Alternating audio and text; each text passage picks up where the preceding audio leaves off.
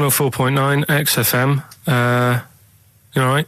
This is Karl, producer of Ricky Gervais and Steve Merchant.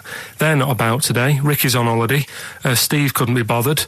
So I'm left here with all the DATs. That's a digital audio tape of all the shows they've done since they've been here over the last, I don't know, year and a half or something. So we'll play you some of the best bits. All right, so here's the first bit. I had some exciting news this week, Karl. You'll be pleased to find out. I'm worried that you might get a little bit jealous because it's obviously going to impact on your world quite strongly. Because I know you think you'd like things to be quite, samey. You like the status quo to be maintained. You like the fact that in the past, we've had some crosswords. Because I remember. What did you think of me when I first walked in? When I first came in on the first day of XFM? I don't know why you're making a big deal out of it, because I'm just being honest, though. I'm just being honest about a lot of people who see you for the first time sort of go, well, he's a bit weird. I know that, Steve, that you brought it up, and then you're again. But I'm sure that wasn't what he said before. No, did he say before? Well, he's a bit weird. Yeah, well, he looked at you, and I knew. I could see by the look on his face. You know when you know your kid, and your kid's sort of scared of something, and they go, "Why's your kid?" He goes, "Oh, he doesn't like pigeons or spiders." Right. It was like that when I saw Karl, and I brought you in, and I went, "What do you think of that, Karl?" I could see the look on his face that he was disturbed. Sure. And then, as he said, you get used to it, don't you? Yeah, you get used to it. And you have changed a little bit. Your hair's a bit smarter now, and you got some nicer glasses and that, I think. Or I might have just got used to it. Whoa, don't bring it up, Steve. Don't look at me like that. So you say that you think some other people in the office thought the same? Do you know that for sure? Karl. Did you discuss it? Karl. Yeah, I think they do, yeah. Okay, leave it there then. But not just in the office, as you walk through the building. It's worse than you ever thought. Well, no, it's not worse than I ever thought, because as you well know, Ricky Gervais, what did I do on Thursday morning? Oh, is this the thing...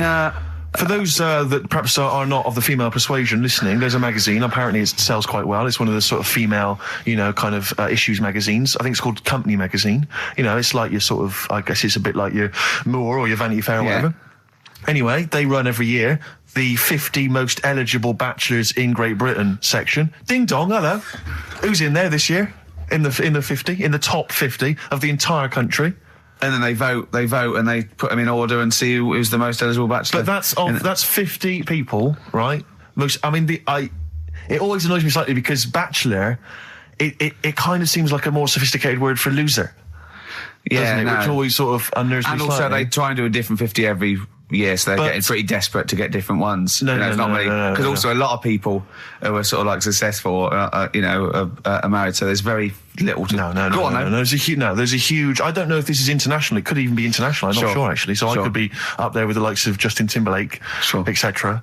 So Fred Durst... Yeah, that sort of person, So anyway, this is what's exciting, right? Although I'm slightly frustrated because they were telling me that last year, all right, because what happens is the readers of the magazine, they vote for who they think is number one most eligible bachelor, right? Last year, the prize was a 2-week trip in the Bahamas. Okay, this year, I'm rather annoyed because all I'm going to win is a moped. That's the prize this year. That's the prize this year, a moped. Whoa, backtrack. What? Sorry? Last year was a 2-week trip to Bahamas, and this year just a moped. All I'm going to get is a moped. All you're going to win is a moped. Yeah, you've got no chance. You've got no chance. Who else is in it? Well, I mean, I don't know lots of people you've never heard of. I know Duncan from Blue. Ding. So you're second to him at least already. I imagine you're going to come behind the other 49. Because there'll be people voting for me. They get to vote for me. Yeah, Steve. They'll see my photo and then they can vote for me. Yeah, according to Heat, I was 22nd most sexy man in the world. I better take that helmet back. I would. Rick, you may remember that last week we opened with some quality knob news. Knob news, yeah. It was Hitler's knob. Hitler's knob was one of them. That just sparked off into a whole bunch of other kind of knob-related discussions. Yeah. And I'm pleased so far to see that we're almost at the halfway mark for this first hour. And so far we've only talked about nudity and/or Todgers. Yeah. So excellent work from us. Well done, lads. Yeah. I'm looking forward to Dr. Fox and the rest of the Sony award committee listening to this one. Yeah.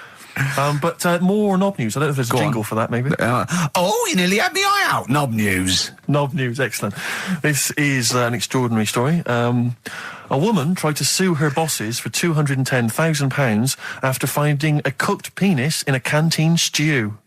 Hospital cleaner Sophie, something, I can't quite pronounce that name, was eating goulash for lunch and could not cut one of the lumps of meat. Oh, you can see where it's going. I've got so many questions already. I know. She picked it up and tried to chew it, but it was too tough. Then she inspected it with workmates, who all agreed it was a penis. Imagine that discussion. Yeah. Miss Matlata said she vomited for the rest of the day, instantly became a vegetarian, and had to have psychiatric help. It's not known whether the organ was from a human. The case continues. Well, it can be found out, so that's one thing. Obviously, the doctors aren't confused. They're not going, I don't know, I've never seen one like it. Yeah. Also, why is she eating goulash? I know. I mean, that's my first question. Why? Yeah. Lunch. What do you want? I don't know, I fancy some goulash. Yeah. Oh, some gooly lash. Gooly lash, Thanks very much it. Indeed. Lancashire cockpot. Oh, is on the menu. Brilliant. Only £5.50. Wangers and mash. I'd love some wangers and mash, please. Coq au vin. Coq au vin. It's already done for There's you. there's wangers and mash, coq au vin, Lancashire cockpot. That's just off the top of our brains. Yeah. So if So you've got if any you of your wanna- own, keep them to yourself. We're not interested. What do you make of that knob news? And he's in a hospital. Oh, yes, it was. it- No, hospital cleaner. You're right. Hospital Oh, cleaner. God. I know how your mind's thinking already. There's been a mix-up. That's been a mix What kind of mix-up? I love that. What, some bloke's gone in, some lesbian's gone in wanting a sex change. She's got a carrot for a cock. Bit of stew and steak.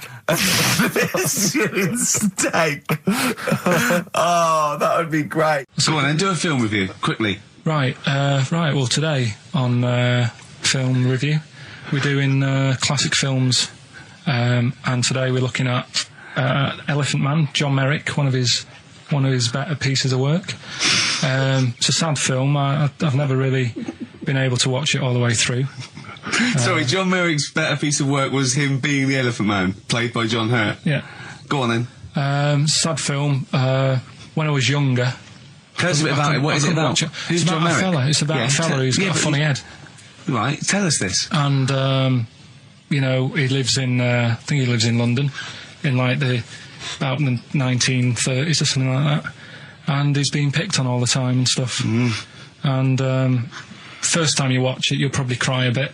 And then the second time you watch it, you're just sort of thinking, God, that would be bad. Sort of having a head like that being picked on all the time. Then the third time you watch it, you might think, how does he get his jumper on? Then, I don't know, I'm probably bored of it the fourth time. but it's well worth watching, so Elephant Man. Brilliant. Yeah, see it. Brilliant. I think if you want to get on TV, Carl, you'd be better as the subject of maybe like an omnibus documentary. Living with Carl. XFM 104.9, Ricky Gervais, Steve Merchant, Karl Pilkington. Tell us about this monkey, Carl. You're going to love this one, Steve, right? So last week we were talking about how, like, a lad left his family because there was problems at home and that. He went and lived in the wood. He got airy, right? No. Leave it there, Rick. We haven't got time to go into Right, it. so... That's what happened. And that's what happened. He lived with the monkeys. He went airy. That's what happened. Looked into some other stuff about, like, airy kids and all that. Yeah. Came across this story about a bloke, right, who worked in a zoo, Oh, dear. right? So... Trouble's brewing. Loving his job and that, but it's quite a lonely sort of job because you don't see many people. You're just dealing with animals all the time, right? So anyway, he gets a bit pally with a monkey because it's the closest thing to a human. Well, that ape is. Right. Yeah, but you can't really go that close to apes. It's dangerous. What do you mean? What type was it? Do you Just mean let him tell the story. Was it a chimpanzee? I reckon it was a chimp, yeah. Yeah, it was You a don't chimp. even know, so it was it's a an chimp. ape. It was a Okay. chimp. Yeah, but it doesn't matter, does it? So he It's the gets story. pally with him. Right, so he gets pally with What, him. do they go on and holiday together? Well, no, I mean, it starts On the off. pool together. Starts off just checking each other out and probably sharing lunch and that together. Yeah. Right. Anyway, this goes on for a while. They're getting on well on that, and then after a while, right, the monkey starts sort of imitating him a bit more and sort of walking upright. Oh, God. Yeah. Right. So he thinks, oh, that's a bit weird. Anyway, they get on really better and what have you. So he thinks he could live at home with me. Because we're getting on a storm. Yeah. Right. So he takes him home, and before Is you this know the it... beginning of Beneath the Planet of the Apes? I think it is. I think you've seen this on video. I'm worried, because he's already imitating him and they're moving in together. I'm thinking it's maybe a bit like Single White Female. Single White Zookeeper. Oh, brilliant. Right, so anyway, so he's moving in, and it's getting used to sort of the normal human life. He's having a cup of tea in the morning. Yeah, PG tips. He finishes the day off with a Finishes the day off with what? He doesn't have to move a piano at one point, does he? Finishes the day off with a little brandy. Yeah. He pours himself on. Is he wearing a smoking jacket? Yeah, I'll tell you what, Carl, you're a maniac, mate. No, this is why it attracted me. It's amazing, right? So he's having his brandy and that, loving his life. Next thing you know, he sort of, I don't know if he loses it or he gets shaved, but the top half of his body is hairless. Right? Apart from his head. Right, so he's got a nice... So it's the opposite of the kid. Well, yeah, this is what I'm saying. That would happen. Right. Well, hang on, but so you don't know if he was shaved or if it's How did it say, then the hairless... What? I'll bring it in for you, the story, and then you can see if I've gone wrong. Keep going. Anyway, so this is going on, and he's having a great life. Then the zookeeper starts getting a bit annoyed because he's having a better life than the zookeeper. The zookeeper's in the zoo. This is such So the zookeeper's still got to do a day's work. The monkey's at home, he's partying, well, he's it gets got his to a other point when he chipmates says there's no point you coming in to the zoo because the whole reason of you being there was because you're being kept there. Right. And he didn't want to bring the memories back, so he said, you stay at home. So you're talking such... Just let him finish. God, I don't know if I can sit here and listen to this drivel. I'm fascinated. It's nearly over anyway, right? It sounds extraordinary, Carl. So he's walking up, right? He's having a tea in the morning, finishing the day off with brandy.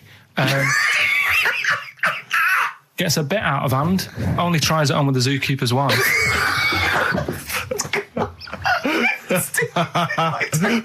Make him go away, Steve. How does he do that?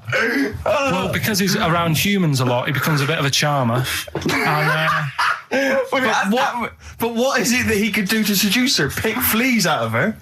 he didn't say. He was built. Yeah, he's well done. So what about that?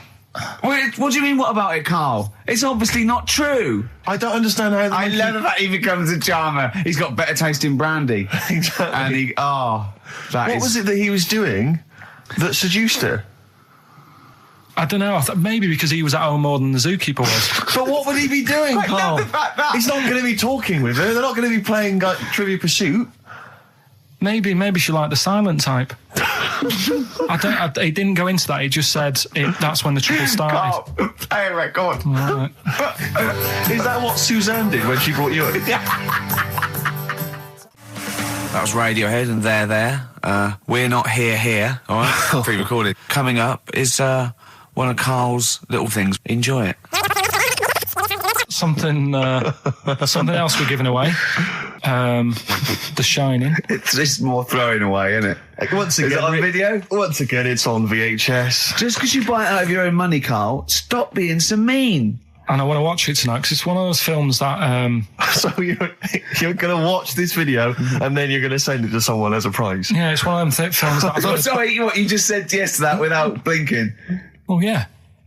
You don't think, like, Les Dennis doesn't have a quick go in the car on Family Fortune before he gives it away? It costs Jim Bowen has $5.99. a go at those his and her towel racks. It costs $5.99, Carl. Okay, this is Carl in the classic The Shining. And what's the question? Well, we might ask that afterwards. Okay, then. Fine. Still trying to write the book, then? Yeah? Yes. Good. Funny, someone told me the other day, weird thing about a typewriter, the top row of letters, the longest word you can write is typewriter. I'll just show you. That's weird, isn't it? It's just the typewriter being... You're not in the mood, are you? You're in one of those grouchy moods again, like you get into when you're writing. I'm not being grouchy. I just want to finish my work. Yeah, just being a bit funny, a bit offhand and that. Let me explain something to you. Go on. Whenever you come in here and interrupt me, you're breaking my concentration. You're distracting me. And it will then take me time to get back to where I was. Understand? Yeah, but I just was coming in to try and cheer you up. You know, if you... I mean, I'm full of ideas as well. You know, if you're having a problem coming up with stuff, got loads of stuff, loads of ideas you could write about. The other day I read about this airy Chinese kid. What do you want me to do about it? No, it's just that it could make a good book. Do you know what I mean? Sort of following round. That's swell. Well, I'd buy it. You know. But if you don't want to know, we'll have to... Don't bother doing it, but... Do you know what I mean? It's just airy Chinese kid. It's weird because they're not normally that airy over there. Yeah, this kid caked in it. But if you don't care... I wouldn't touch one hair on his goddamn little head. You don't have to touch any hair on his head. Like I say, he's covered. Leave the head alone if you want. Touch his hands. He's totally covered in it. But I love the little son of a bitch. Well, don't go that far. You haven't met him. But I can sort it out. I'd do anything for him. I don't think he'd expect that much. Just take him to the barbers 3 or 4 times a week. You know, he's a good little kid. In fact, I'll do it. I think I'll write a book on him. Yeah? Do you think you can handle that? Yeah. You're not too busy, are you? Well, yeah, I'm pretty busy. I've got to sort out some monkey facts for the show this Saturday, but I reckon I can still... Why don't you start right now and get out of here? All right. I will. You're going to be like that. Couldn't borrow a pen, could I? See you later. There you Haunting. go. Haunting stuff there. Karl Pilkington in The Shining. You know, in the film, Jack Nicholson goes crazy because the suggestion is he's maybe possessed by demons that maybe are in the hotel. But, you know, if I was stranded in a desolate hotel, removed from all human contact with Karl, I'd go mental with an axe without being possessed by demons. That's more chilling to me, trying to get some work done and you keep wandering in. I'm trying to get Karl to spend a couple of days in the caravan with me, just for the hell of it. And he won't. I've offered him money, won't I? I think it'd be a great laugh, wouldn't it, Karl? Oh, yeah, great. That would be terrifying. No, I want to film it. I just want to film it. Like a little video diary. There's Karl there, he's just waking up. Well, if I was stranded in that would be like being... I may as well be with Freddy Krueger and Jason Voorhees. That's more scary. The thing is, Ricky doesn't mess you about as much as he messes me about. No, you see, you've given him an inch. You've given him an inch and he's taken a yard. 12:30 you got in today. In 30 minutes between 12:30 and 1. The old bin lid on the head. He wanted to do that again. Yeah. Squeezing my head, think he had a go at. And karate chop on the back of the neck. Yeah. All in 30 minutes. Yeah. Who else can say that? Anyway, Karl, look, you almost let it slip then as you were talking about your filling out that application form. There's some big news that everyone needs to know, which we were stunned by in the week, although the more we sort of talk to you, the more it starts to fall into place. Yeah. But Karl, what's the story? That I haven't got me exam results from the GCSEs. He never turned up to get his exam results. I was working. And so, how many did you take in the end? Because you weren't even sure about that, were you? You think you took maths and English, don't you? Yeah. And you think you've handed in the artwork for art, don't you? Now, art was continual assessment, wasn't it? Coursework. And what was it that you made? I made a man sort of putting his arms into a car. You've made a model of a man putting his arms into a car. What was this? So that one's passed. Was that this a homage to break-ins in Manchester? Was this? What was this? Oh, look, he does what he sees. Yeah. So you've got that. That's safe. You've definitely got that one. So you've taken art, you've taken English and maths, you think? So this is what we're going to do, listeners. We're going to try and find out his exam results for him and tell him next week. Live on air. We're going to call his school, we're going to try and track him down, and we are going to have a little envelope, and we are going to give Karl, at the age of 29, his O-level results. GCSEs, yeah. Now, Karl, so you took maths, yeah. You think, you took English, do you remember turning up to do those? Do you remember sitting in the room filling in the forms? Yeah. Okay, and how did you feel you did? I don't think I did well. You don't think you did well? Did you revise? No. Why didn't you revise? Because I don't really believe in it. Okay. Well, it's just that if you don't know it, then you don't know it. You shouldn't have to start looking at the book. If I went to like the hospital, yeah, and the doctor said, "Oh, you need your appendix out," but hang on a minute, I've just got to read up on it. Yeah.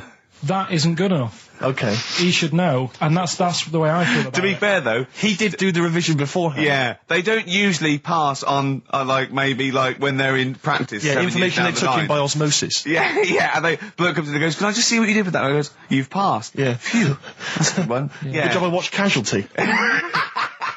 You don't talk to anyone, do you, in the week? You just hide in your little sound booth thing, and you really don't talk to anyone, do you? Much? Not really. No. I mean, you might call up. Yeah. But no, I keep myself to myself. Yeah. Then you don't get bogged down in the office politics and stuff. Yeah. Is there a lot of office politics here? I don't know. I don't get involved in it. Oh, yeah.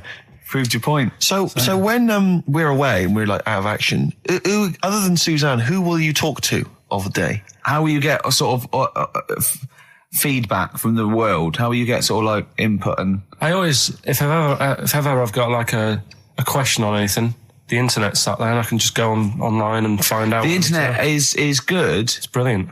But it's not all verified. It's not all necessarily factually accurate. Anyone can put things onto the internet. It's it's freaks and things that put on things like... Here's one that I read in a week, right? Go on. About this woman. Yeah. She was a bit of a punk.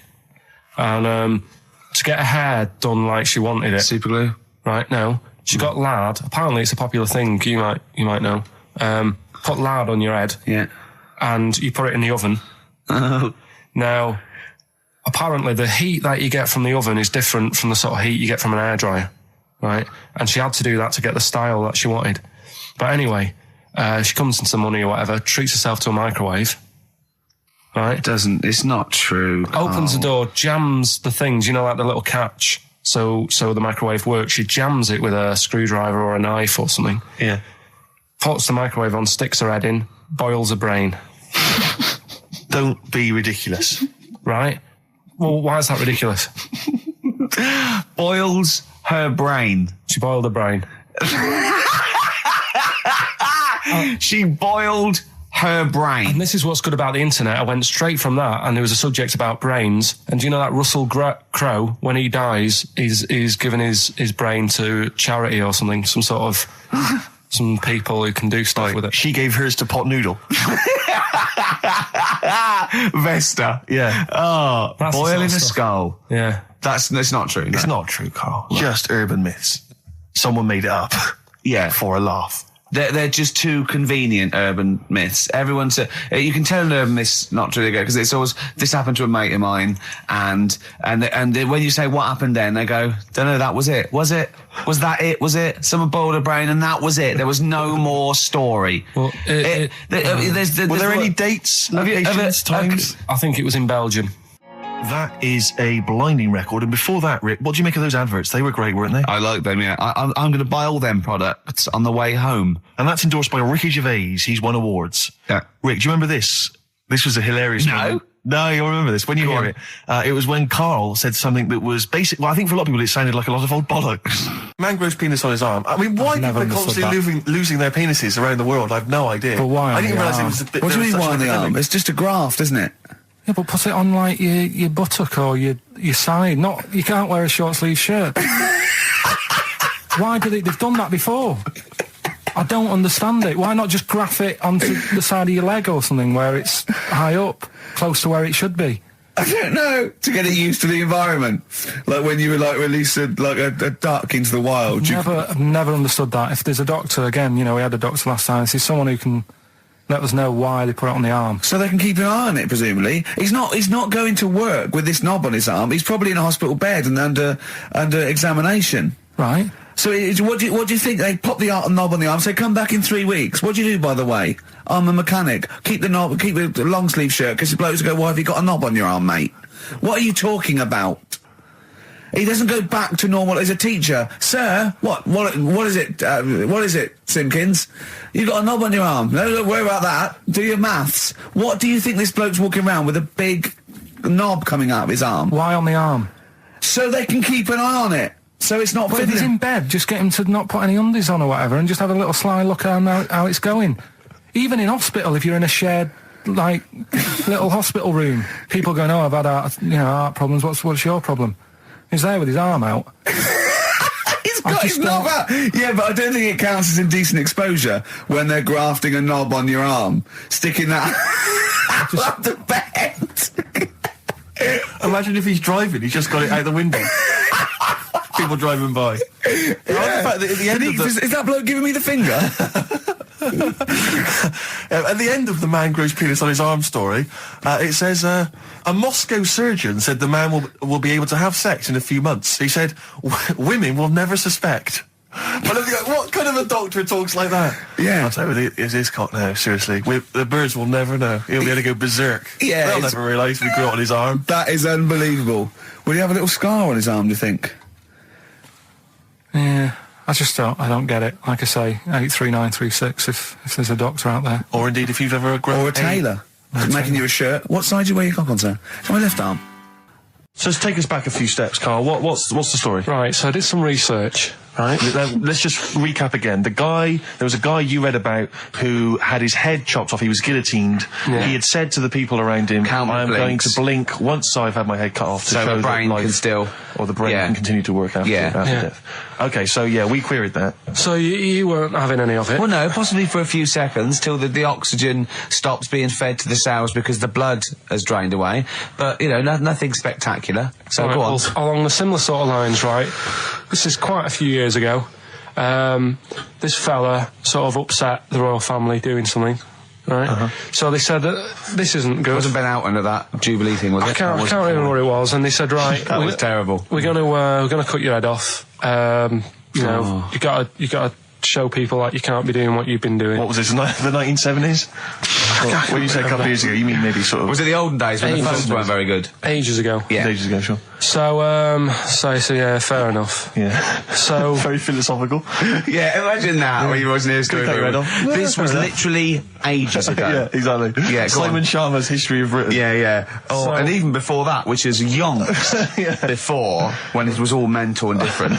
Sorry, Carl, go on. So he's having his head cut off, and he's resigned to it. it's the day before. He's kind of got it into his head now that I'm not going to have my head much longer. Sure. So he said, let's make use of this. Yeah. He said, I wonder how long the body can stay alive without my head on it, right? So they were like, I don't know. So Hoover. so The jailers? whoever he was asking. These jailers with one eye. Yeah.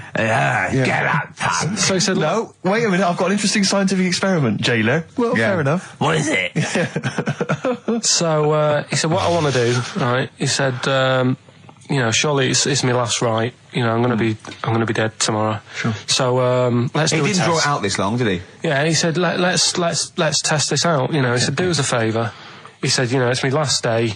What I want you to do is, you're going to cut my head off. Let's put a white line on the floor.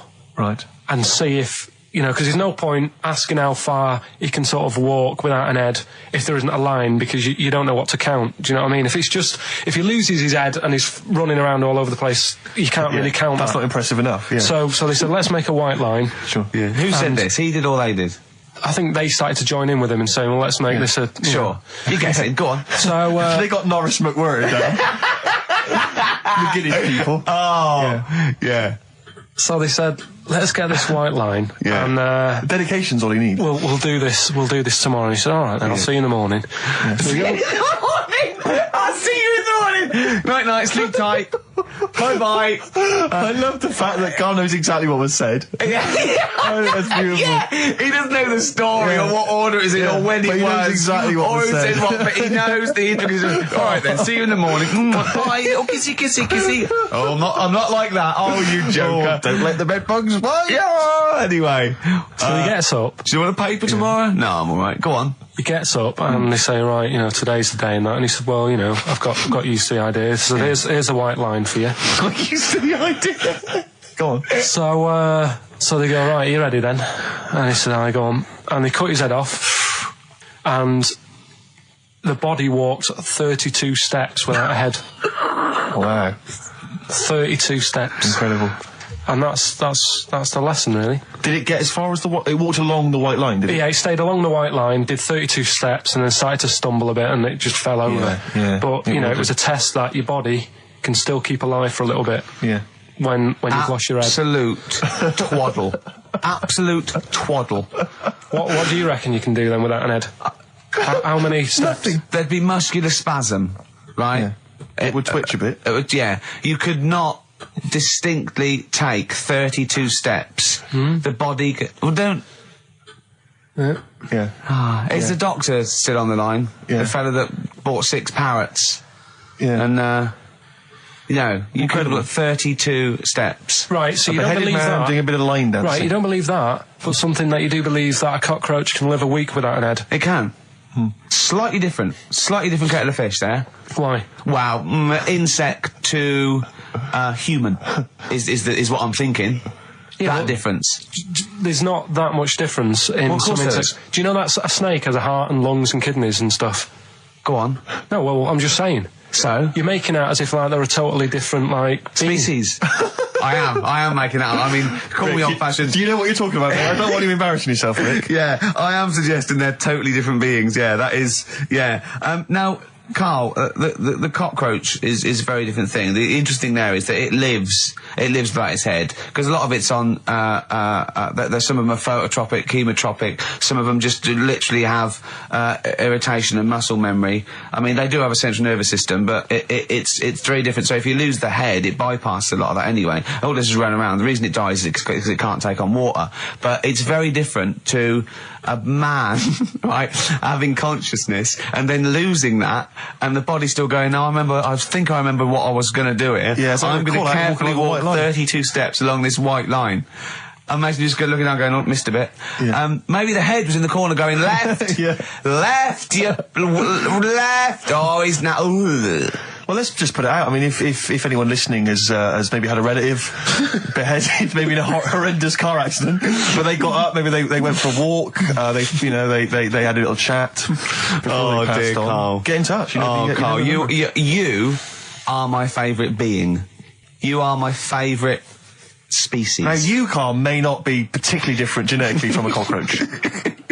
You are. Why can cockroaches do that? Why whoever made them went... Let's play a record. Do you know what? When I told him this fact, I send him little facts on text messages just to inflame his, interest. I just sent him a cockroach can live 9 days without its head. He texted back, "What's the point of that? Yeah. What's the point of They're that?" not doing experiments, these cockroaches. He's a boring last week to have. And he went, and on top of all that, you're thirsty. So it's the worst week of your life, isn't it? That week without your head. Play a record. Carl. Competition time next. Oh, look at his little face. Look at his little You've not face. heard Carl's competition. Oh, he could live without an head. Made famous, of course, by Jimi Hendrix. Yeah. That's All Along the Watchtower, as originally done by Mr. Bob Dylan. On XFM 104.9. So, Carl, just take us through the moment where you gave this gift. Firstly, So you went into Boots, right? You thought, all right, 100 condoms, brilliant. Okay, did you wrap it I up? don't know if it was 100, probably 80. Right, okay, yeah. Right. You don't want to go mad, do you? Wrap them up. I'm just resting easy knowing that he's not trying to breed. Right? No. Yeah. So I got her them. I got her Grease on DVD because she's always watching that. Yeah. Right? Yeah. So just think of when her mum said, what did Carl get you? Some condoms and grease. I was just, I'm glad he said on DVD. And, she was surprised anyway, right? Because Yeah, I bet she was. no, when she got she was thinking like jewellery. no, So right? that showed her. That surprised you, hasn't it? All right. So hang on, wait a minute. You thought it was a holiday, didn't you? Yeah, look at your face. You don't know me at all. So hang on. So did you give these on Christmas Day? Right, what happened is she got in from work that Saturday, right? And I said, look under the tree. Knackered. Oh, at least it's Christmas. Yeah. At least I'm going to get a little bit. Yeah, I said, look, you got some stuff under the tree, right? So Did you give her a sugar lump? Right, she was really chuffed with that. But she said she was a bit puzzled because I didn't know we had any wrapping paper, right? So I ended up using wallpaper. You didn't take it off the wall, though. You had some... No, it was some left over, right? So she said, why have you used wallpaper? I said, well, I didn't have any paper and you were getting in a bit and I wanted you to have a surprise. So she said, can I have a feel of them? I said, no. Presents. She thought, right, I've got the right thing. Yeah. Right. And then Christmas Day, I said, no, don't get carried away. It's nothing really good. You know, we said we weren't going to buy each other much. So there you go, open them. Yeah, go on. And Can I just ask, had you received your present from her yet? yeah. So what had you received? What did he have? Had some shoes. Nice. Right. Getaway game for PlayStation. Nice.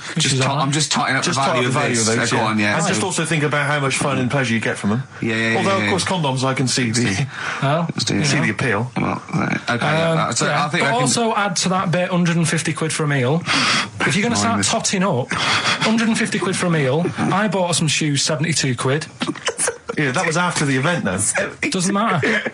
All right, so you received these, dare I say it, thoughtful and nice gifts. You handed over the box of condoms. They were wrapped up. She unwrapped them. Yeah. Go on, take us through it. Walk us through it. Well, it's not something you play with on Christmas morning. Oh God! Oh, right. But when she opened them, what did she say? I wrapped them twice as well, so she thought it was something really good. Extra protection, right? And so she thought it was something really good. And then the disappointment would be doubled. Yeah, go on, yeah. Then she just opened it and went, "Oh yeah, so what's on the telly?" And that was that. Ungrateful. What an ungrateful woman that is. Well, fancy not wanting.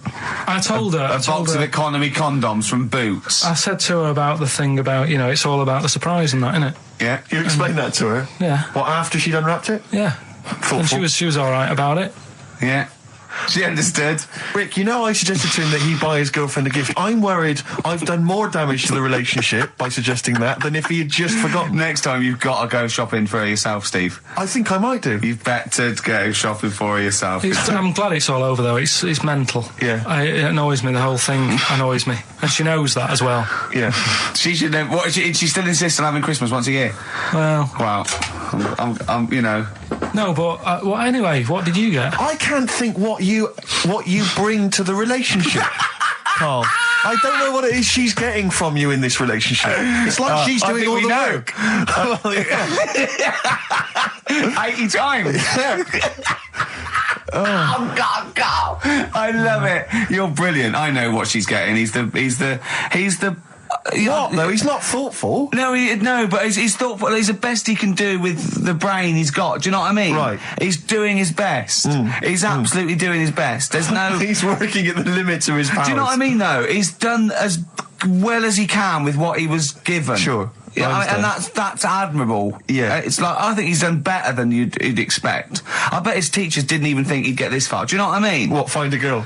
No, well, yeah, a job, a girl. Yeah. Do you know what I mean? Clothe himself. He's done really well. What do you think, Carl? You think you've done well? I think I've done all right compared to some of my mates. What are they doing now? Probably not that much. Do you know what I mean? Mrs. Matthews said I wouldn't be an high flyer. I think I'm doing all right. Yeah. Do you know what I mean? I have a holiday every year. Got somewhere to live and that. Yeah. Got a new flat, haven't you? Yeah, so where are they then, the condoms? Did she show them to her family and friends? No. Take them into work? Look what Carl I'm surprised she told Ricky, actually. I was a bit disappointed in that. Yeah. Because I didn't go shouting around. Well, she was so excited, Carl, clearly. She was just so pleased and proud. Yeah. All right, play records, we'll come back to it. No, that's it now. All right, XFM 104.9, Ricky Gervais, Steve Merchant, Karl Pilkington, not here. It's the best of. You've been voting in all week, sending your emails. So here's the clips that you wanted. Something I watched the other night, that was just good. Again, I learn stuff from the telly. I don't watch the news. Well, you don't learn stuff from the telly. I'll tell you what, though. You told us there's a fat baby in the world. Forget about them. There's a spider eats chickens and there was a fat kid. Forget them in Iceland, right? Yeah. We'll give them Rockbusters later to do, right? Iceland! But what's her name? I tell you what is interesting, Steve. I didn't know that much about it. Autism. Okay. Oh, good. With some more entertaining stuff on XFM 104.9. Just to cheer up people. Go on, and what? Go on. No, right. Have you heard about it, Steve? What autism? It scares me to death when he comes up, when he touches on a serious subject. We've been talking about wheeling a dead pope round, the Chinese don't age well, and ginger people are hated. And now we're going to touch on a really... I mean, no, I said, my heart's in my throat. Go on, Carl, then. Tell me your insights to autism. Right, well, there was this... Again, Channel 4 coming up with some good stuff at the moment, right? It might have been Channel 5. But what's the name? It's the attention span I like. It's these people who they've got like this autism thing going on. Yeah. And they sort of take in a lot of information. They get sort of they get so into it that they know everything about that subject and what have you, right? And there was this lad who, he knew everything, right, about EastEnders. Right. He sort of, the cameraman was saying to him, so, you know, why EastEnders and that? And he said, I don't know, I just like it. And he said, I remember when I first watched it, it was a Thursday, it was 5 to 8, Pauline Fowler walked in, she had a pink jumper on, she said, all right, love. And he remembers everything from that moment on. Yeah. Right, and everything, which is great, but then the way the programme was making out, it was almost like they were saying it's a disability. Right. When in a way, it's more like a superpower. Sure. Like Rain Man. But if you can take It's Rain Man. No, I'm he not. has special autistic powers. Oh God! We must send for Rain Man. I don't know what to do. So I you don't know mean what to so do. he would be a But great there's contestant other on Mastermind, things. sort of autistic Sorry. Mastermind. He'd be Well, what I'm dynamite. saying is, don't be watching EastEnders though. Sort of, why didn't they give him an encyclopedia and say, get into that? Sure. That'll be useful. Yeah. Keep him away from EastEnders. Wasting his time there. But I don't think it is a disability. No. Yeah, I but always- there are other things, and they're not. It's also autism is a matter of degrees. From what I know, and I'm sorry to have to do this, but I feel that I have to at least be the voice of reason, as ill-educated as I am on the subject. But I think there's degrees of autism. I think some are higher performance than others. There's other issues with it. It's not they're just got good memories. They don't go around doing tricks for people because they can remember stuff. There are other issues with it. Do you know what I mean? Well, I mean, they seemed a bit... But you watched the programme. What did you learn? That he knows when Pauline Fowler came in. Yeah, I mean, there was other bits where they couldn't control her emotions and stuff. Oh, But- that other little bit, yeah. But the main bit of it was he can soak up information and stuff, and I'm just saying it didn't seem really bad. Do you know what I mean? There's disabilities where people say that's a bad disability. It's Go like on. how people say about... This is I don't brilliant. know. This is just like this is amazing to be in a room with this man. It's incredible. You just wind him up and listen to what comes out. And I'm going to sit back now. I'm not going to defend you or explain anything. Just go on and tell me about the other disabilities that are worse. What I mean is how people can sometimes easily get mixed up. How people are scared of like a cyclop. When at the end of the day, he's got a disability. A bloke with Who's scared of a cyclop? No, it's apart just from like that's- Jason and his Argonauts. Where's this cyclop that you're scared of? No, I'm just saying in history and in books and that. No, not in history. History happened. Yeah. But What are you thinking of? You're mixing history with Greek mythology and Roman mythology and every other type of mythology. What do you mean there wasn't really a giant cyclop that went round picking up ships and throwing them around? That's not history, Carl. Do you think Batman's history? No, but this was it was ages ago, wasn't it? When we were sort of No, I'm not saying it didn't happen ages ago. I'm saying it didn't happen. Well, it might have done. There's no. I mean, what's so ridiculous about a fellow with one eye? In the middle of his head, and he's big and scary and lives in a Why is he cave. scary? Because he's got. What if he had 8 eyes? I'd be scared of him. At the end of the day, he's got a disability. Oh, we'll talk about it in a bit. That's the sort of thing I think we need now, right? We've covered a lot of stuff. What, education? Teaching, yeah. Well, okay. What do you want to know? Don't know. Have you got just- something? Can you educate us on anything? I've been reading bits So and could we bobs. bring back just for one night only, educating Ricky? Oh, I'm excited. Yeah. Do you think it warrants that? I don't know enough about it. Do you know what I mean? About what? It sounds perfect. Play the jingle. Educating Ricky. He's getting smarter. A couple of things happened in the week that I read about. Okay. Keeping up on what's going on and that. Sure. Yeah. One was about that Galileo fella. Okay. Was it about 1636? Was it? I think it might have been not earlier. bad. Go on. Did some stuff with light and that. Is he, Yeah, he did lots of physical experiments, yeah. Is that it then, Carl? Is it? He did That's some sort of stuff with light and that. What did he do with light? What was that? Well, I think he invented the first... Telescope. Telescope. So I think it's a particular lens, though, and he did experiments where he dropped famously two different weighted balls from Pisa, and they hit the ground at the same time, showing that it doesn't matter, the weight doesn't matter, but air resistance does and stuff like that. I think he probably He explained it a bit better than that. Yeah, but I'm talking to Carl. Sure. Did they need to know He's stuff? just thinking about pizza. Yeah. Did they need to know stuff like that back then? What do you mean, did they need to know stuff like that? It's just... There weren't people going around going, I've got to drop these 2 things off the Bleeding Tower of Pizza. I just don't know which one's going to land first. Yeah, I need to know. Why do you need to Bring me know that? Galileo. Yeah. It's for a bet. Yeah. No, but if I was knocking about then, I'd be like, stop messing with that. We need a telly. Or, do you know what I mean? I bet he thinks the Flintstones is real. I know. That'd be brilliant. That's what I'd do if I was a caveman. I'd make a telly out of rock. Yeah. And a pelican And a as car a that I cement just mixer. ran along the road with. Yeah, exactly. Yeah, we need a car. Yeah. Well, we haven't really got the internal combustion engine. Can you stick your feet through the bottom? Yeah, just get me a car, for Christ's sake. Anyway, so I learned that. And Yeah. then, What? He learned his name. Yeah. Other people I learned the Brilliant. name of this week. Oh, if a chimp could watch telly. Go on, Carl, go on. Right. Badly drawn boy, born again. Right, just get this educating Ricky out of the way. So, Turkey, yeah. So what is this again? This is educating Ricky, is the tip included. Right. Apparently a fellow was on holiday in Turkey. He's just having a normal holiday. Weather's good. You know, he's having a good time. Weight is all normal height. Yeah. He's having his meal. He hears a load of screaming going on in the kitchen. No. As his girlfriend wandered in there. And they do, With a step ladder. the circumcised people in the kitchen, and apparently... What are you talking about? Whoa. Slow down. We were Sorry, sidetracked there for a minute. what are you talking about? I'm excited about 2 things at once here. One, they circumcised people in the kitchen. 2, I guessed it was someone losing the end of their knob. He did, yeah. I started thinking like Karl Pilkington. Extraordinary. That is amazing. Apparently it was going on. It wasn't just a one-off either. Well, when I say a one-off, I mean they did it more than once. Yeah. Right. And there was it was there for a week, and apparently the first night it was quiet, and then the rest of the week, every day it'd be like having his breakfast, or even his lunch, or even his tea. Yeah. Right? He'd be doing it all day. Oh. You'd be hearing Lunch and screams. breakfast, fair enough, really. Yeah, Circumcision at tea time. Don't do that. And apparently it's a tradition over there. You can't even make a complaint about it. It's like, well, you should have found out before you come over See, it. I can't believe this is Sorry, true. I'm a little I bit can't lost. believe this is He was true. in a restaurant, in a hotel, and there were people having circumcisions in the kitchen. Yeah. Is that right? I'm even worried that we're bordering on the racist here, suggesting that is tradition, that Turkish people cut the end of their cocks off in the kitchen Yeah. at meal times. I think you're wrong, Carl.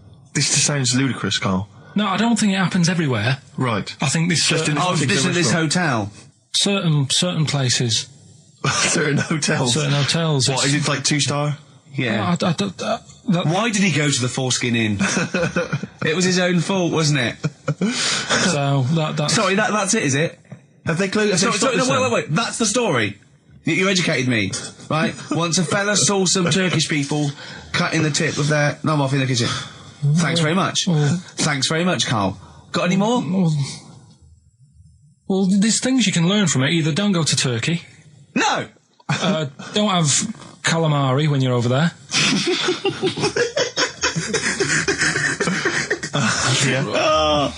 Carl, you've done it again. Well, It's the best of. You've been voting in all week, sending your emails. So here's the clips that you wanted. all right. So here's the first bit. What's the best job you've ever had still, Carl? Talk like basis. It is still Paper the, round. Is it still the paper round? Yeah. That's ridiculous. No, it was good though. If you look at it, like, you know what I liked about it, you're your own boss. No, you're not. You're not your own boss.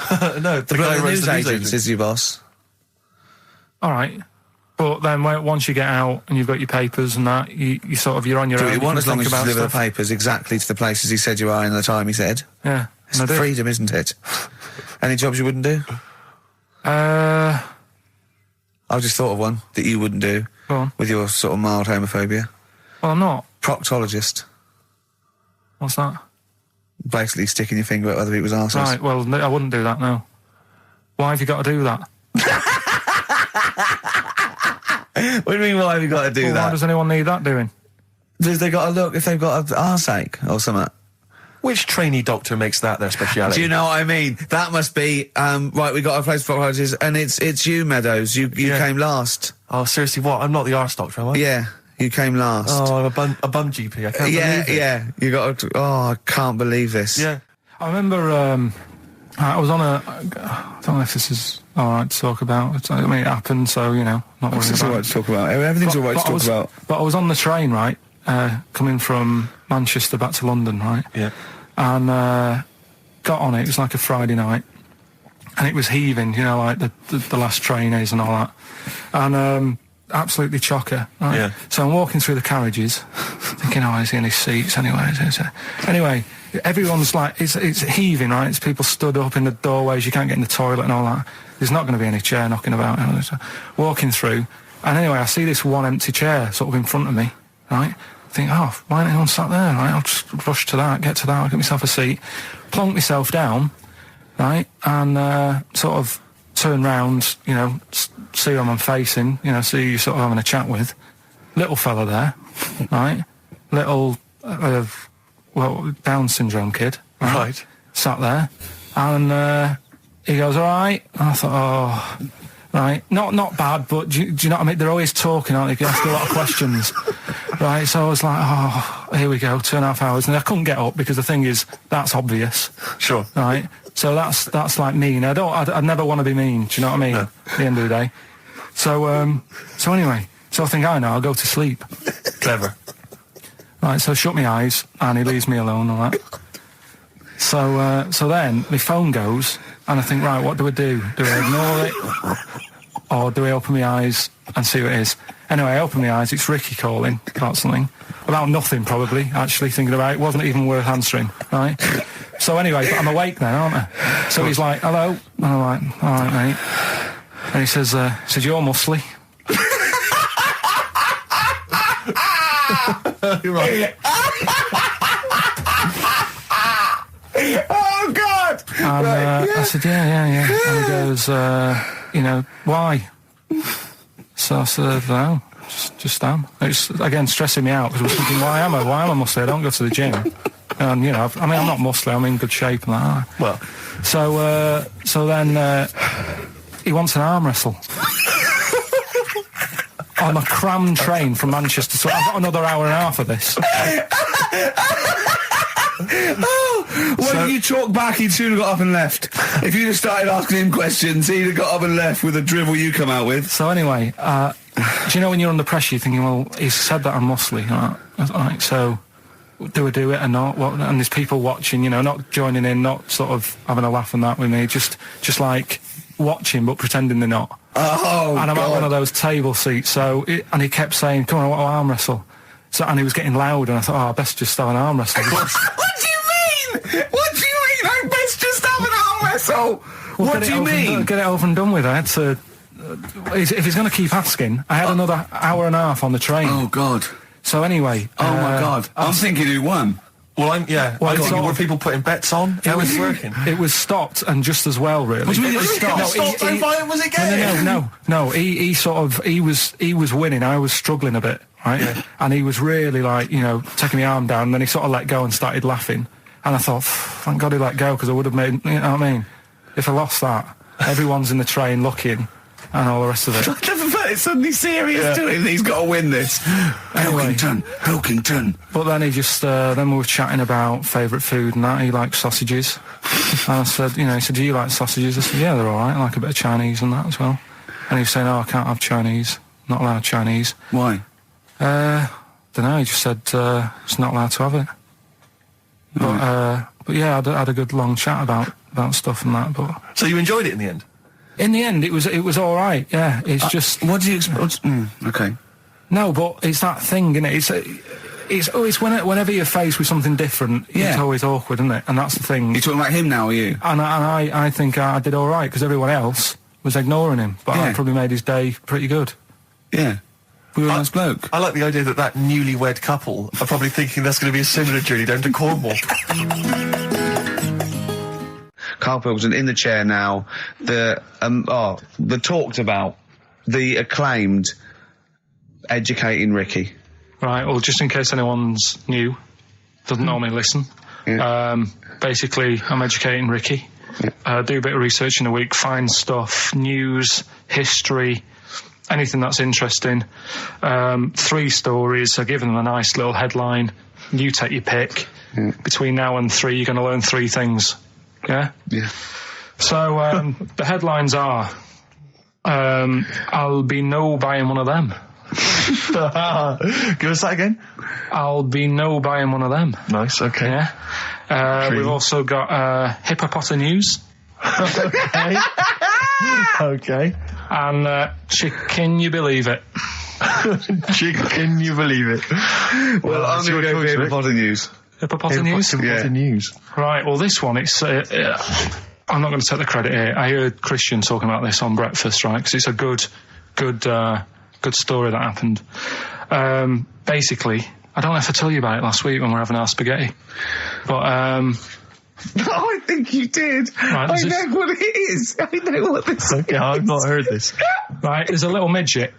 Right, there's a circus. I'm loving it already. Circus going on somewhere. I think it was in America. And is that present day or old times? I'm talking like in the last 3 weeks. Okay. Right, little midget. Circus, really packed out show. People are loving it. Right, Steve, you're asked the same question I did. I know. So there's a little midget jumping up and down on a trampoline. That's what circus is. Right. I pay good money to see it. So everyone's clapping, and he's getting carried away. Because he can't believe he can't believe they're loving it. I didn't know they'd like a little person on a trampoline, but they love me. But you know what it's like when if there's a crowd of people sort of encouraging you to sort of go higher and stuff. Yeah. And I'm sure he knew it was getting out of hand. But he was jumping and he was coming down the road going higher, and he's going really high in the air, right? So he's doing this. Crowd are clapping. There's a hippo, right, just sat next to the trampoline, getting ready to come on and do his act. Oh, right, I thought he was in the audience. It's it. Getting ready to do his act, Steve. Yeah. So the He's a ventriloquist.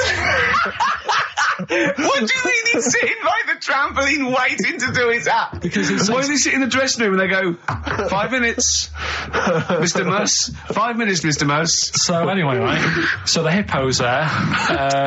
He's getting annoyed, is he? Because the midget. He's going, how can I follow this? How can I, this is really annoying. They're going to be, no. So he's thinking, he's already done the trampoline, my pogo stick act is never going to work. Yeah, go on. So there's a hippo waiting. See, it's a great story, and I just know he embellishes it or it gets slightly wrong. Go on. So there's a midget jumping up and down. The hippo's getting annoyed. The crowd are going mad. The midget's loving it. Can't believe his luck. Although you think he probably knows he's dicing with danger. Yeah. So next thing you know, they're all saying higher. He gives it one big, like, heavy sort of landing on the trampoline. Goes really high, but goes off at a funny angle. Oh, hypotenuse. Okay. Yeah. And sort of flies off. Hypotenuse! Sure. Flies off at a funny angle. Oh, dear. Hippo's there, swallows him whole. Crowd are clapping, thinking that's why the hippo was waiting there. Rubbish. Rubbish. It's not rubbish, though. But no, maybe there was an accident in a circus with a midget and a hippo, but at no point was this hippo waiting to go on, going, come on. The midget flew off at hypotenuse and landed in the hippo's mouth and was swallowed whole. This is what you embellish it. That is great. And I have to say though, Rick, when I heard midget, trampoline, hippopotamus, I was thinking accident waiting to happen. Yeah. So.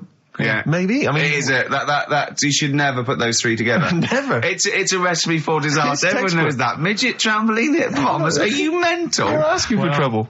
Well, you know when he told me it, he said, and the midget. He didn't mention the hippopotamus, and he said the midget went on, and soon he fell off, and the hippo ate him. And I said, sorry. What was the hippo doing there? He went, it's a circus. I've never heard of a circus having a hippo. No, what do hippos do? What can they do? You can't train them, can you? What do you Aren't they like very deadly? They're huge, aren't they? You can't have a hippo in a circus. Are you sure? You're not thinking of Zippo? Isn't he the clown? Yeah. No, and it wasn't some sort of where Zippo was eating a midget, and it's some sort of horrible sexual act. No, it was definitely. I heard it on breakfast, right? Oh, okay, sorry. No, it's definitely fact. Yeah, okay, right, truth. Okay, good. XFM 104.9. We're not here. It is a bit like being Dennis Norden, playing some great moments from the show. I was just imagining Dennis Norden one day sort of just like waking up out of his stupor. He's doing this, and he'd go into the producer and go, I've just seen a couple of my programmes. I just saw It'll Be Right on the Night 18. It's shit. It is terrible. Why didn't someone tell me? Well, we didn't want to upset you because, you know. But I've been doing it way too long. Well, you could just let me go on forever. Well, until you died, yeah. Well, why can't my son take over? Well, he's 80, Dennis. And the jokes I'm doing, they're awful. They're just, why have I got that clipboard? I've written these jokes, they're not funny. There's an audience, they're laughing. What are they laughing They're not at? laughing. They're not laughing. That's canned laughter. Who are those audience? Who goes to an audience for It'll Be Right on the Night? A lot of them are older than you. It can't be right. Do you know we have a 15% fatality in one of your audiences? But I went home at Christmas. I watched one of the episodes. Yeah. I was with my family and friends. I said, watch this, you'll love it. Stony face. No one laughed. They all thought it was shit. Well, it is. Well, why didn't you tell me earlier? We didn't want to hurt your feelings. You're an old man. You may be upward of 102. I didn't realise. Yeah. I noticed the other day when Karl was sitting on your knee having his picture taken. It's a long story, right? He's got a completely spherical head. It's slightly too small. I'm not being funny because, I mean, you know, well, I'm not perfect. But he's got a completely spherical little head. He looks a little bit like a baby hamburger. You know hamburger off McDonald's? Sure. He looks like a little baby hamburger. And it's sort of quite put upon. It's Suzanne thinks a lot like that thing in that Dulux advert. Do you know when the woman pulls the head off that? That little plasticine morph type and then they make a new head for it. And it's like a little head. Really? And that's your girlfriend saying it. I know. I'm getting excited now because we've had loads of calls and emails, not only backing me up, but going a little bit further. Apparently, Johnny Mango called in again. He's become our sort of official researcher on this show. There is evidence that Queen Victoria in Balmoral, with a young house guest, Winston Churchill, used to consume cocaine-filled lozenges. So there you go. Also, MDMA was a precursor of sort of ecstasy, a derivative, and that was big in the day, giving soldiers, you know, a little pick-me-up. So it's not so mad, is it? It sort of makes sense because he was into his speeches and that, and they say that coke gives you sort of, you know, the balls to stand up and say like... Not that that's a good thing. And no, it's not. No. Definitely not. No. Right? But... Apparently it makes you confident, doesn't it? So you can stand up and say, you know, we're going to fight them on the beaches. Yeah. And all that. And sound like you mean it. It's exactly, yeah. When he was sort of like, you know, a little bit pissed up with his cigar on, coked off his tits, he wanted to fight. He didn't care where it was. He'd fight on a beach. He didn't care. He didn't care if he got sand in his new trainers. Exactly. He was boozed up. Yeah. You want to fight. Yeah. That's why he was coming hard. He was very much, you got to think of him as the Liam Gallagher of his day. Yeah. Oh, dear. Bad. Are we allowed to talk about this? I mean, I don't mean in terms of referencing drugs, but are we allowed to... Is this like libelous to Winston Churchill? One, you can't libel the dead. Yeah, but two, it's a lot is that only in America? I'm asking, and we're not saying, you know. Two, I think you'd probably going to also a fair comment. Three, we say we were joking. Yeah. 4, it's a satire. Yeah. 5, we love him. 5, we're not condoning drugs in any way. 6, this is Dermot O'Leary's show. I didn't have a go at him anyway. I said he's all right. If there's any law against Rasputin, we might be in trouble. Law against you did willfully Rasputin. Yeah. All over you the airwaves. You did slag off Russia's greatest love machine. Yeah. You didn't shoot him till he was dead, did you? Oh, put some poison into his I'll tell you wine. this, if there's any other historical questions that people want answered, then we're the men. Because really, with the three of us, our knowledge of the fact that the Hindenburg was filled with helium, the kind of coke habits and various drug habits of Britain's most famous political leader, we've got the answers to all of it. Einstein. Go on. I found out in the week that he didn't talk till he was 6. See, it's all these people who are weird. Churchill couldn't read, could he, till he was 8 or 9? Really? Yeah. So there you go. He got a D in history apparently, GCSE. Just one better. And the story, it's all sort of you know, how he's being pushed about by his Again, wife. that's not literally. By his wife, she's wheeling him about. What do you mean? He's wheeling him about. They go to a party. Everyone sort of looks round and looks at him. What makes you think that he's in a wheelchair? What's the clues? What's the words? There's loads of little things. It's like, like I say, something about his wife walking around with me and all that. Well, of course she is. She's pushing him about. But walking around. If someone said, "Oh, she was walking around with me," I'd think they were both walking round. There's a few. But that's not. There must be another. There must be a reason why you suddenly thought that fella's in a wheelchair. Right. My wife's walking around with me. Put on your makeup, and I feel alright. No, and she's always saying, "Do you feel all right?" And that she's always asking him how he is. Yeah, but she's just listen. Let me play it, right? And try and picture the scene, right? But now I'm only thinking of a little fella in a wheelchair. Well, have a listen to it, and you know, just everything that's being said. Okay. Understand why I'm thinking what I'm thinking. No, never. Right, you ready? Yeah. No clue yet. Yeah. He's just sat there watching, probably. No. There's no. Wait until he's done. Yeah, no clue. Okay. No, that's all right. Right, that's just a woman getting ready, and he's fine. Yeah, he's just sat there, and he's got a great pair of legs. Right, well, he's sat there in the wheelchair watching. No, he's not in a wheelchair. Listen. Right? Yeah. Everybody looks at him. No, her. He's saying she turns heads. Walking around with him. Yeah, walking around with me. We're both walking around. Are you all right? Yeah, nice thing to say. He's all right. Right? Yeah, he is all right because he's got a great pair of legs. Right, he might not have any legs and that, but he's happy. He has got legs. Right. He has got legs. I don't know why you think he's in a wheelchair. There's no clue whatsoever. It seems to be based solely on, do you feel all right? Yeah. Which she's just saying that because they're together at a party. Maybe he doesn't know anyone else there. Leg. Right, just hang on. So he can't drive. Because he's drunk, probably. He's had a great time. He's been dancing. Puts him to bed. Because he's drunk. Well, is he though? He's turned out the light. His hands work. Is that it? Yeah, there's no clue. But the thing is, that's what I'm picturing. But that doesn't mean it happened. You picture people that are half man, half moth. It doesn't mean it's possible. Do you know what I mean, Carl? What you think is usually not true. Suzanne is totally right. There is no reason. I have never, ever thought that Eric Clapton was singing about a little fella in a wheelchair. And the one clue in that, there's two, isn't there? Are you all right? Oh, let me say that, little cripple. Right, and I'll give her the car keys. Oh, why is she driving? He ain't got any legs. Pushing him around and that. No, pushing him around. So we'll do one more next week then. Could do that again. It's fantastic. Waiting on a Friend by the Rolling Stones. Yeah? Go on then, Carl. On XFM 104.9, Ricky Gervais, Steve Merchant, Karl Pilkington. Go on. Right, this one. Remember Blockbusters? Uh-huh. Right, this one is good, and we'll do this one. Rockbusters. And remember how Bob Holness used to give you a letter?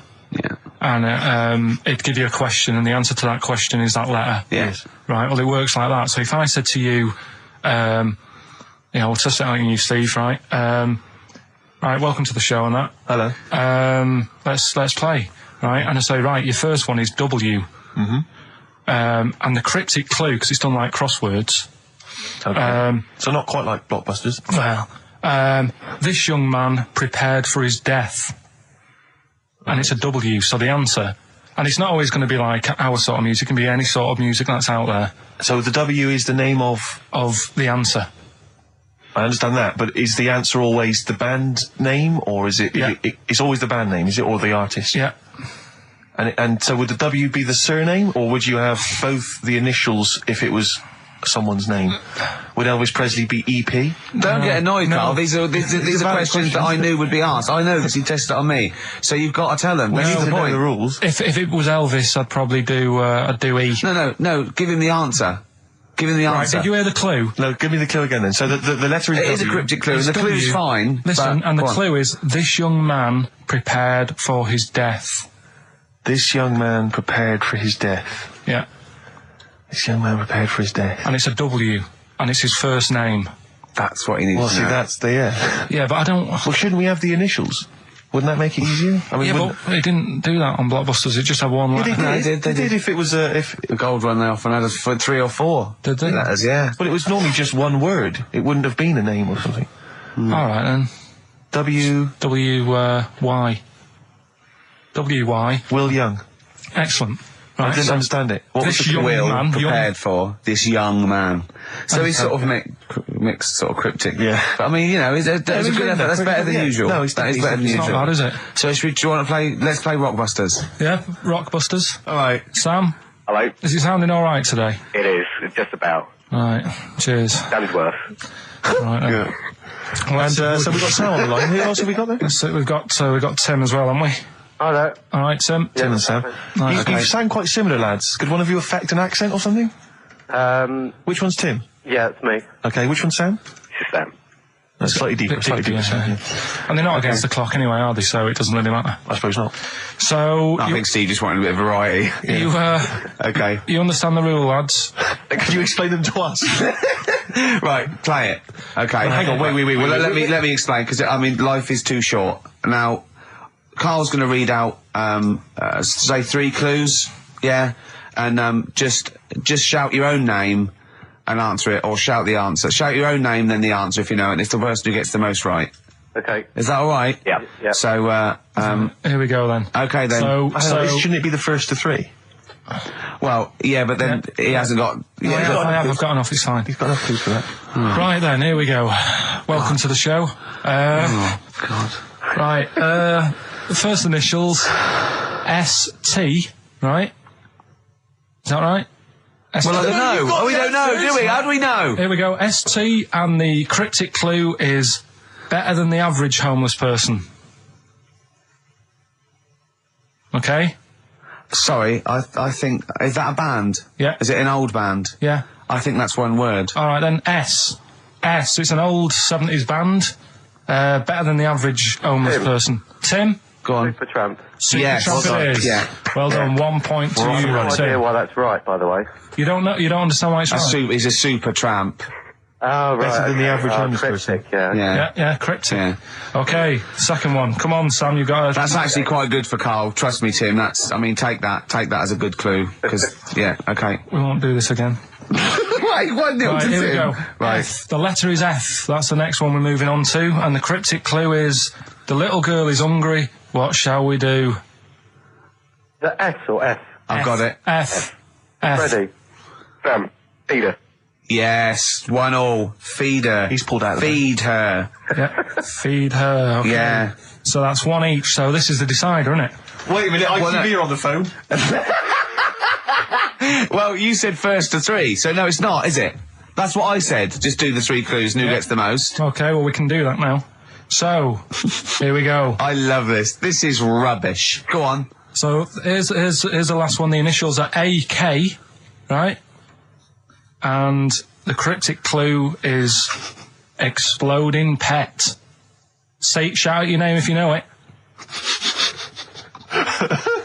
Last orders at the bar, please. Last orders at the bar. Exploding pet. AK. You're tuned to XFM 104.9, Karl Pilkington's quiz, Rockbusters. The format is still available. The highest bidder, please give us a call, or you can email ricky.gervais@xfm.co.uk. Is it a band or a singer? I'll give you a bit more of a clue. It's a pop band. Okay, we wouldn't... Sam. Tommy Kissam. Yes. Hey. Oh, this is amazing radio. So who was that won? That was Sam who won. So it's 2-1 to Sam, so he wins... What does he win, Carl? He wins some CDs and some videos. No, he's got... obviously now, Sam, if you're ready, take the spot, you're going to do the gold run. Away you go, Carl. I haven't got any more. You're a fool. Right, stay on the line. We're giving both some presents. Play a record for... Rick, I'm going to shoot off. Not come!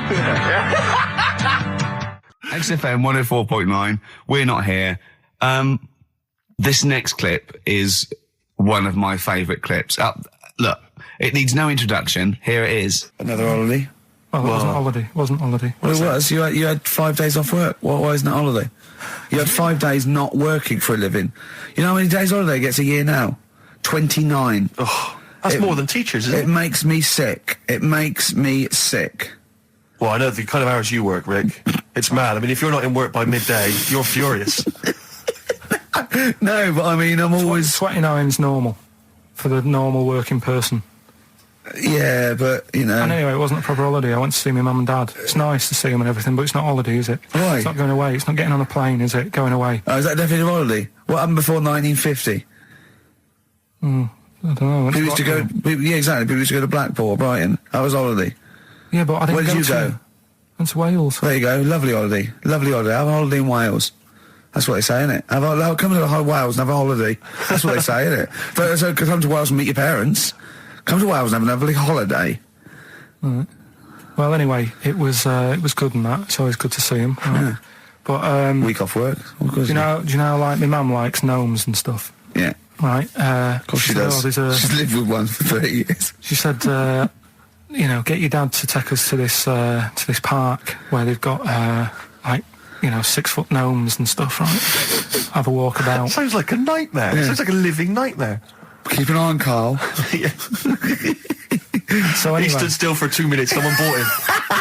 No. You can't buy them and that. It's like a little exhibition thing. Yeah. Right? And it's part of a hall. Right, this big hall that you have to pay to get in, but we didn't want to see the hall. I just wanted to see the gnomes. Of course you did, yeah. So anyway, my dad says, yeah, well, we can get in there for free. Of course he did. Clever. Right? So we parked up on this little country lane, right? No one about. We walked How much um, was it to go in? Like £2? About £3 each. Yeah. But he said, well, yeah, but if you don't have to pay, do you know what I mean? You enjoy it even more, don't you, when you're walking about and you're thinking, I've got this £3 in my pocket, no one's having it. Yeah. Right? No, looking over shoulder for a bloke with a peak hat saying, can I see your ticket, please? I wouldn't enjoy it more, no. Go on. Yeah, but you don't worry about it, do you? You got a bit of money now then, Rick. You've changed. So anyway, so we had to walk across about 4 fields. For £3. Right? And what happened was, we're walking through all these fields and what have you, big grass and muddy bits and all that, 'cause it'd been raining, and climbing over fences and stuff. And we're in this field, right? And I look to my right, and there's about 30 cows all staring at us, right? And Suzanne started to panic a bit. She said, we shouldn't be here. And Dad says, of course we can. We're allowed to go wherever we want. You know, all this land, it's ramblers' rights and all that stuff. Yeah. And take a cow if you want. So, unattended. Serves him right for leaving him in the field unattended. I'm having one. And keep us fed for a week. Across. Anyway, these cows start surrounding us. Surrounding us. And, brilliant. Oh, no. Face off. And Suzanne's panicking, going, this isn't right. We're not going to make it to the fence in time. They're moving faster than us, and he started sort of running a bit. Wow.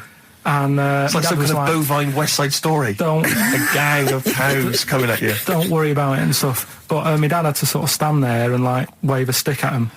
Of course. And we got away, but Suzanne was like having a bit of a sweat on. Got away. Saying, we could have got killed. Sure. And my dad saying, no, it never happens. And I just wondered if it does, if there's a risk of... Yeah, it is rare, but there's been a couple of cases of being trampled by cows. They're not aggressive, they sort of run through you. Well, they're aggressive if they've got a calf. They got kids. What? They had kids with them. Kids, yeah. That's goats you're thinking of. Yeah. Maybe they were trying to sneak into the gnome thing, and they were worried that, like, if too many people did it, they thought some cows, we can just sneak in. They where were trying, no one's expecting cows. And the cows were going, walk upright like a human. Don't walk upright. They thought you'd blow their cover. Yeah. Yeah, people have been killed by cows before. Yeah, that was like the highlight, and then... So when you arrived there, you were presumably covered in mud, looking like something that had just come from Glastonbury, staggering around this exhibition. It wasn't that bad. It was just like a woods, and it had like a funny sort of funeral, like a graveyard thing. Right. Yeah. With bodies sort of hanging out the ground and that, and we had What? these 6-foot gnomes. Right. And then we just set off again, walked back. But we You didn't sure have to this go wasn't through a the field. dream? No, it was good. And called up Ricky. I said, right, are you about? Have a chat and that. So he said, I'll just come round. It's a nice day. Have a drink and what have you. So I got round there at about 6:30, right? Go up to his door, knock on his door, right? He stood there with his tackle out. Oh. Yeah, what did you make of that? What was wrong with that? What do you mean, what's wrong with that? Why were you looking at it? Why were you looking at it? I tried not to look at it. But again, you're always sort of attracted to it, aren't you? Kind of like... I've never been attracted to another man's tackle. I don't know what you mean. You can't help but have a little sly look. Especially when it's there. When you ring the bell, and I mean the one on the door, right? And that's hanging out. And does he dress to the left or the right? It was to the left, wasn't it? Yeah, it was left, yeah. Just popped it out of my shorts for him. Just popped him out of the shorts. Should have seen the state of him. Shorts on, no top, cigar, Looked like someone out of The Sopranos. It was a mess. Yeah. And then, Then we sat on the balcony drinking wine, didn't we? Did you pop it back in, or was it? Yeah, I popped it straight back in. I got the laugh. Sure. I got the laugh I wanted. Yeah. He walked in, he went, it's not that hot. Straight away. It's not that hot. Oh, brilliant. then, was that knob news, or is there more? no, it's got more knob news. That's just a taster. Just a taster. Listen, let's play some adverts. Let's play some great music, and maybe we should have some early knob news. Early knob news coming up. XFM. Do you believe in God, Carl? Don't know, I don't really worry about it. It was ages ago, wasn't it? So, you know, if he's about, whatever. Not that bothered. Adam and Eve's pretty interesting though, isn't it? It's not. Well, how is it interesting? He made man out of dust. Then just because he could, he's having a laugh. Then he made her out of one of his ribs. Again, he'd like to vary it a little bit. Then they had 2 sons, which gave rise to the entire human race. What was going on there then? What would have happened if they didn't get on? That's interesting. Sometimes with pandas, they don't fancy the other one, do they? They go, well, that's my choice. One. You've brought me one panda from Lisbon Zoo, and I've got to shag that. What if I don't fancy it? What if they bring in a right slapper? Do you think What if it's the equivalent of like Love Island, Well, I whatever it's imagine it called? was like Celebrity Love Island. Yeah, and they're going, I am not shagging that slapper. Every panda in the world has seen that dirty old mott in magazines. Why am I meant to mate with it? I've got some dignity. Are you talking about Adam there, or Panda? Was that? Either is fine, I suppose. Pandas. Do you think that Adam had any say when God was making Eve? Was he saying, "Can make the boobs a bit bigger, would you?" And I'm a blonde guy. I'm into blondes, really. I mean, I don't know. Did he have any input, or was it just? I don't know. Well, I suppose it was one of his ribs. I know, but it's probably restricted. You go, well, I'm working with a rib, Adam. Give me a break. There's only so many things I can do. Well, he was probably in kind of intensive care, wasn't he? With the whole. They go, well, I can't just keep making the boobs and things bigger because their legs will get short. I don't mind short legs. Yeah, make the legs longer. I don't mind no legs. As long as the boobs are sizable. I tell you what's weird though, Steve, right? Everyone's heard of like Adam and Eve, yeah? What's the surname? Yeah, where'd they get their post from? Unbelievable. One of my uncles, right, Tattoo Stan, he's just caked in them. Tattoos. Right. I don't think he's my proper uncle, but he's just like my dad's Tattoo Stan. No, my dad's That's a province in Russia, isn't it? My dad's got loads of mates who. When you like, say he's not your names. proper uncle, Do you know how, like when Just a bloke someone who used to comes hang around around, with the all school? right, Uncle Stan? Yeah. Do you know what I mean? And there was my dad had loads of mates like that. There was John the Screw. right? So he either works in a prison or he likes to have sex. Cabby. Cab driver. Okay. There was Jimmy the Hat. I don't know where he Jimmy did. the Hat. Yeah. And, Did he wear a hat? No. No. There was Fred the Veg. You sure he wasn't a relative?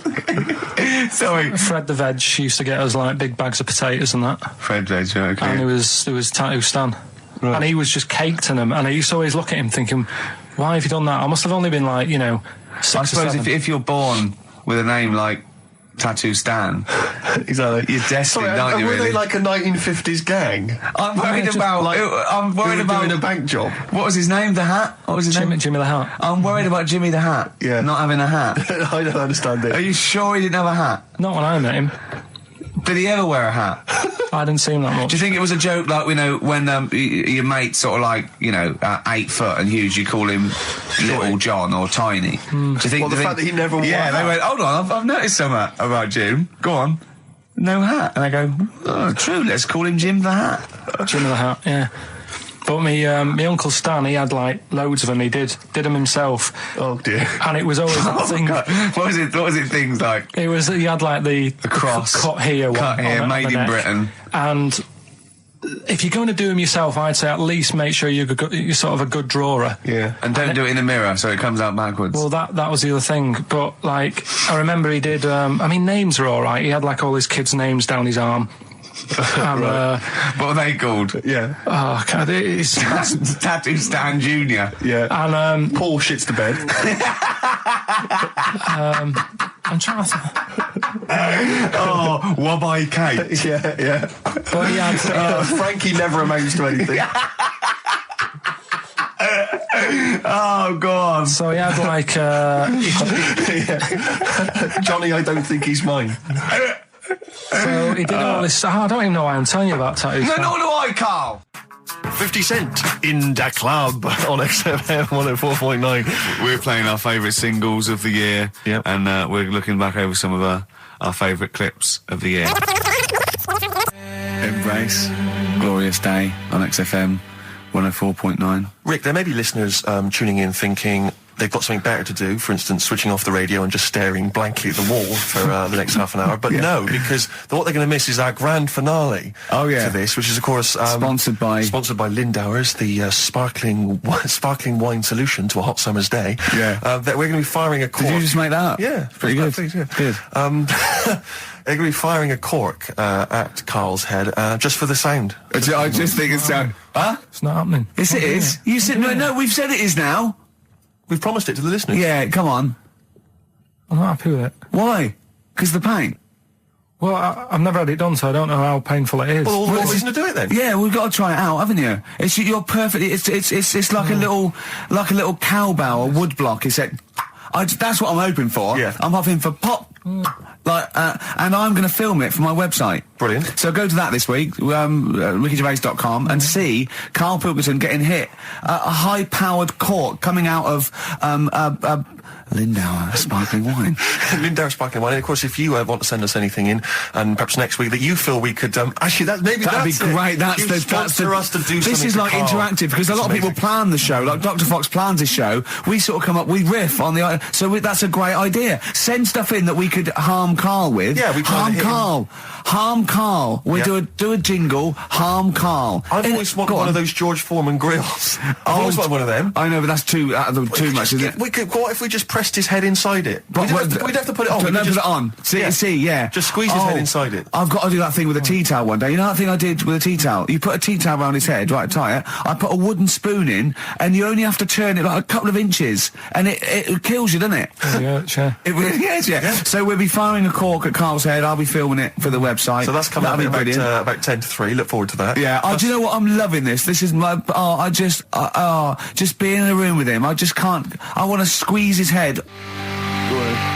XFM 104.9 playing Green Day. The studio's falling apart. I know, his microphone broke. I'll be honest with you, Rick, I don't know why Lindauer's, the sparkling wine, want to be associated with this shambles of a show. It is falling apart. This is awful, this studio. It's got to be fixed.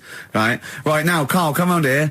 It's the time where I'm going to let a cork off. Do you want to film this, Steve? For the website? That'll be available on the website next week, rickygervais.com. So see Karl getting hit. One bloke suggested we leave the metal cap on because it's get a better pitch, but we take that. He's straight. It's dead out. Let's get the camera ready. Get the camera ready. Ready? So if you just joined us, we are using some Lindauer's sparkling wine to basically, what can I say? We fire a cork at Karl's round ready? head. Hang on a sec. Let me just put the headphones on. All right, film this then. Okay. It's in position. Look. Just firing up. Okay, Karl, come on there so we can see your head a little bit. We want to get the noise, the microphone there. Right, ready? Hold on. Good. So you're just doing it. Hold on. Now it's in position. What if it? Oh. Ready? Yeah. Oh God! Oh no!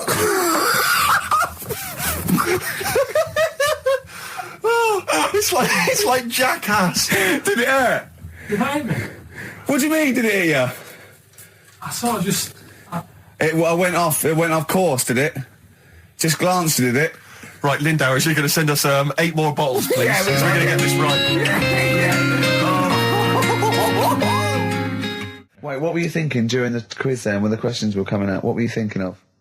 Well, what it was, right, just before the quiz started, I had to go to the toilet, right, because the rule is, right, people who don't go to it, once it starts, phones off, no more toilet. They take it dead serious, don't they, right? Yeah. So, I went to the toilet. Now, I'm not being out of order here, it just got me thinking, right? I went to the toilet, the gay fella in there, right? There was a gay fella in there? Gay fella in the toilet. Now, how could you tell? How did you know? Just typical, you know, everything about it, right? Everything about it, right, yeah. Oh. What, large handlebar moustache, leather cap. Butt plugs, amyl nitrate. Could I just say that These views do not reflect the views of the management of XFM or me and Steve. Or most of the people in this country. Go on, Carl. What's your problem? Yeah, but this is what I'm worried about, really. But this is why I only got Danny Minogue right. Right? Because this was floating around my mind. Went She's to a the big toilet. gay icon, Now, isn't she? go into the toilet. They have like men's cubicle and they have women's cubicle. Yeah. Now, without sounding out of order, is it wrong for me to think gay men should have their own little cubicle? Go in. They should have their own... Well, not cubicle. You mean an actual toilet, I suppose. When I was at the urinal, Yeah. normally, you know, there's a fella there and then you go, all right. And there's no pressure. But I couldn't go. I was thinking, should I wait? If I go into the toilet, it'll look obvious. Yeah. I had loads of pressure and But this was what were going you on. worried about? I'm so sorry. What were you concerned about? Viewers? I'm so Well, sorry. it's like, right, listen, when I was a kid, right, and it's all right for you to go into women's toilets when you're a kid, it's like, oh, it's a bit cute, right, as long as you're not, like, over 15 or something, right? Right. But when I was a kid, I went into a toilet, and women, when they use their little cubicles, they don't shut the door. Some of them just sit down on the toilet, Yeah. right, and you see everything. And, no, seriously, that's probably one of the first times I saw, like, a woman. Yeah. That, right, and my Auntie Nora when she was staying over. What happened with your Auntie Nora? She was, she's into wearing caftans. Into wearing what? You know, caftans. Oh, yeah. What caftans? Big, bellowy sort of dresses. Right. And, yeah, I used to sit on the floor at home in front of the telly. Sure. She was on the chair behind. Yeah. She did a bit of a sort of a Sharon Stone scene. Oh, God. Yeah. Did you see it? There was no underwear. No. What age were you? What was it like? What age were It you? was like a ripped tennis ball. What?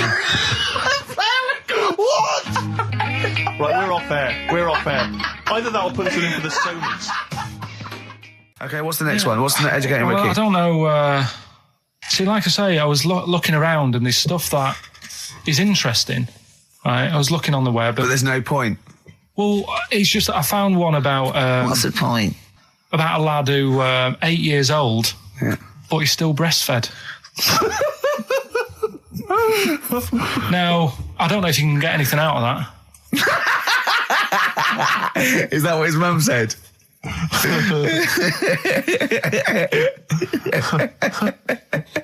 What do you mean I don't know if I can get anything out of that? You don't need to. No, it's just that, you know, Where did you read that? that was on the internet. Oh, well, yeah. You're always unspecific when you mention it. It's just it was on the internet. Well, Yeah. I'm trying to think what I put in. I think I put in Y to see if I'd confuse a computer. And then- Go! You are... No, I did, No, honestly. I did a search, put in why, and he came up with funny things that, like, why is this person doing that? Why is that? And it had a picture of this 8-year-old lad, sort of, you know, on his mum's nipple, and it was saying, you know, is this healthy?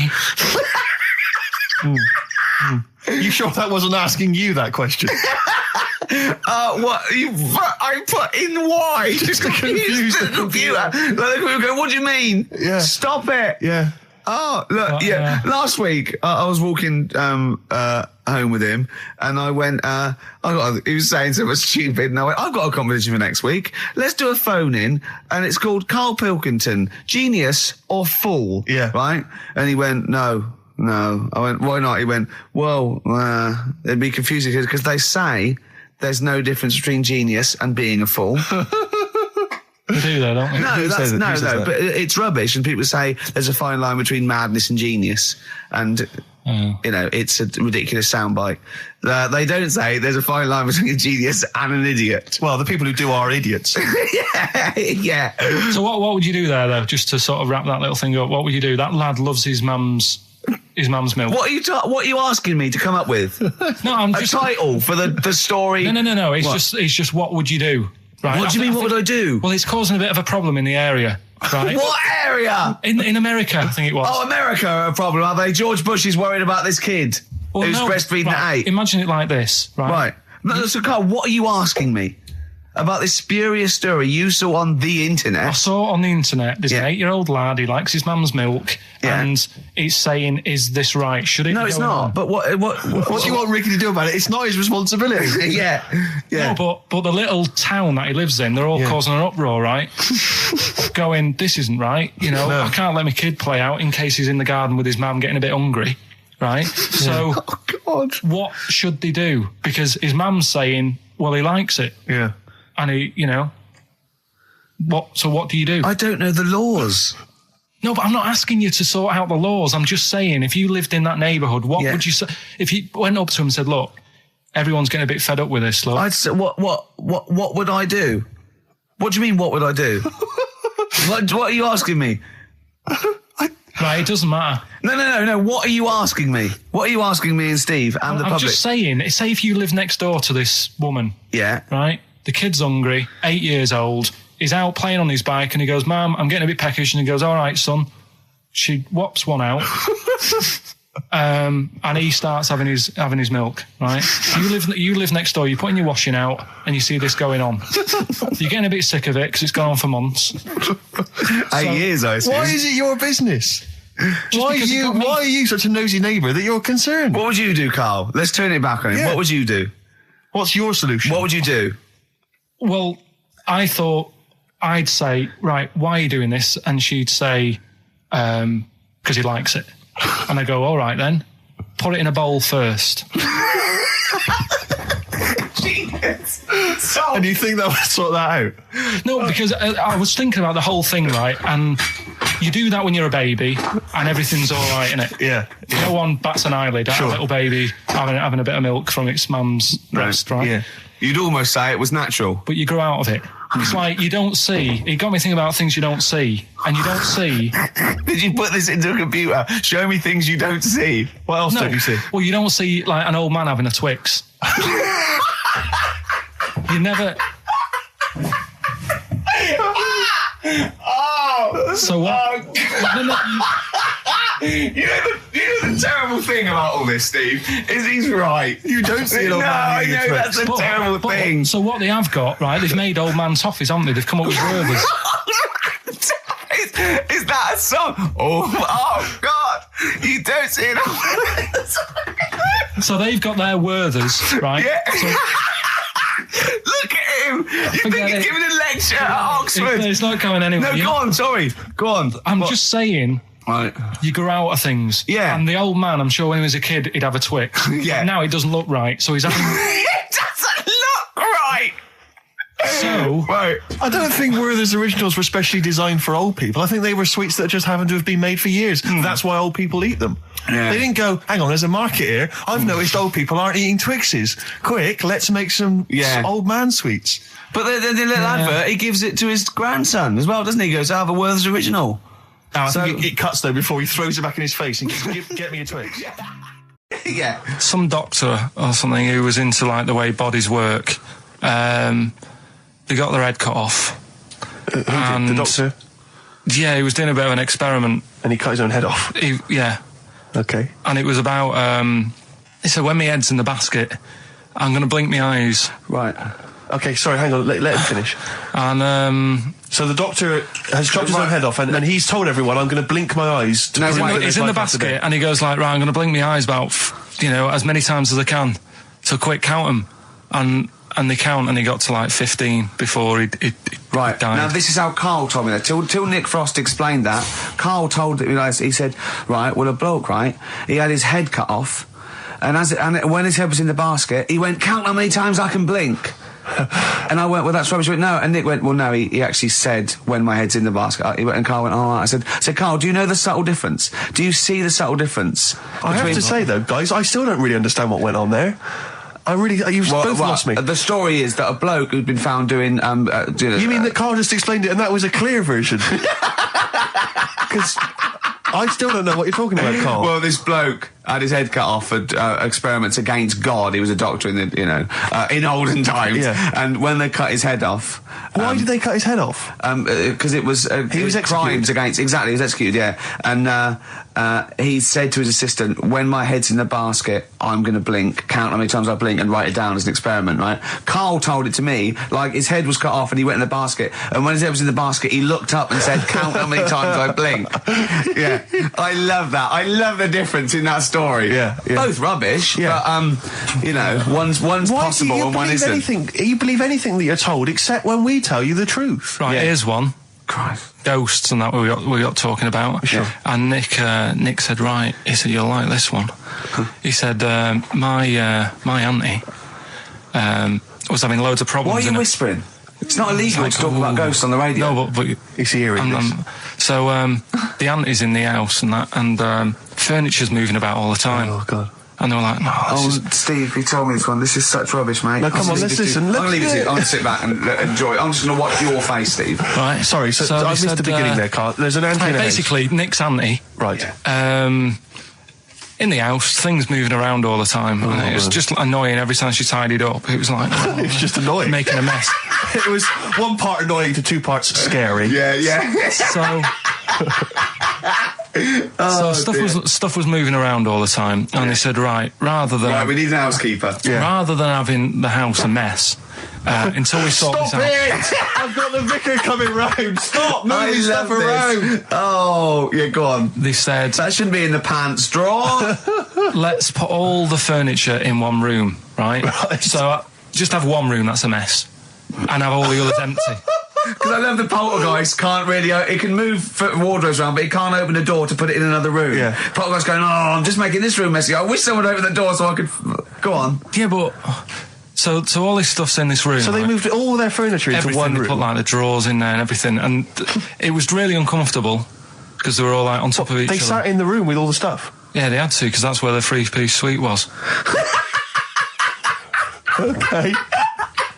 Oh, God. Right. All right. Oh, God. So they sat there like all crumpled up and that, but nothing can move because it's so tight. I think things were trying to move. Yeah, but yeah, everything yeah. was so tight. It's They just like, foxed that poltergeist. So anyway, one night they sat there like sort of a bit awkward watching the telly and that, and they hear some banging Yeah. in the next room.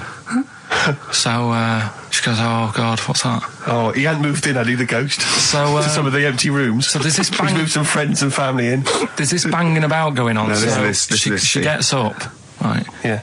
And what it is, they had the baby in the next room because there wasn't much room for the cot. Right, so they left the baby with the ghost. So they go into the room where the baby is, and the banging Yeah. is like, do you know those plastic balls you get that you can chuck around the room and like they go mental? Right. The ones that you chuck once and Yeah. keep bouncing Yeah, for yeah, ages. yeah. That was bouncing around the room. Wow, what, the Hitting baby had thrown it? Hitting all the walls, and the baby was there, stood in the cot, sort of laughing Right. and looking at the ball, and wherever it looked, the ball went. Yeah. And then she said, "Stop doing that," Yeah. and the ball just stopped. Did it? And it rolled a bit and stopped. Right. So the baby had thrown the ball and it was watching it as it bounced around the room. It wasn't throwing it; it was in control of it. No, the point is, Steve, the baby has been doing it. Would have been the baby all along. The baby had been messing with the furniture. It was So the it's baby a that had super the power. baby. Yeah, it's the baby that had the power. Special baby. It's a baby that had the power. It's What a baby that had the power. What- the what's power the power? of telekinesis. Right. They were then trying to convince me that telekinesis was not like all the other stuff that I didn't believe in, but that was a science. Right. Telekinesis was possible. Yes. Yeah, it's not like ghosts and demons and all that stuff. Telekinesis is different. Yeah, That's yeah. science. But Nick's auntie saw it, and I love the fact that you're telling me that someone else's auntie saw it. So I should be satisfied with that. Yeah. I should be satisfied with that. I mean, So does she still live in one room with all her possessions? no, I think the baby grew out of it, apparently. it grew The up. baby grew out of it. So it doesn't use its telekinesis powers No. anymore? Well, no, it's No. like in Carrie, innit? She was upset for a bit, and then she got over it. Okay, I'm just going to say one thing, Carl. That was a film. Do you want to play a record or? Can I just tell you a story that Carl told me a couple of weeks ago? Is this another ghost story, another yeah, spooky it is, story? Yeah. I called him out. I was, what are you doing? He said, I've just been reading ghost stories again. He said, you don't believe in him, but how do you explain this? Right, I went, go on. He said, I'll tell you as he told me it. He went, bloke, right, just sitting at home, doing, watching telly with his cat, and the phone rings, and it's a bloke going, is that fire in your oven okay now? Because your wife called. And he went, Carl went, well, 1, there was no fire in the oven. 2, he wasn't married. I went, right. Go on. He went, well, then, right, there was a knock at the door, and there was 2 sort of people in sort of white coats, and they came and said, we've come about that fire. Your wife called us. He went, 1, there isn't a fire in my oven, and 2, I'm not even married. Right? And he said, they saw the cat, and they looked at the cat. It looks a bit weird at the cat came out, nothing. And he said, and then he went back, sat down, phone rings, and they said, did they sort out the fire in the oven that your wife told us about? Oh. He went, 1, there is no fire in my oven. 2, I haven't got a wife. And Carl went, what do you think of that? I went, that's not it. He went, yeah. I went, that's the end of the story. What? He went, well, how'd you explain that? I went, explain what? I thought he was going to say, a year later we got married, but she died in an oven fire. Right? I thought it was going to be that. And I went, that's people winding him up. Yeah, or someone did report a fire oven, and their name was Johnson, and they looked up Johnson, they got the wrong thing, it was the gas board, and they sent it around to the wrong person, right? You know, he went, yeah. I said, I explained it to him, he went, yeah. Why did they look at the cat funny? Oh, man alive, Carl.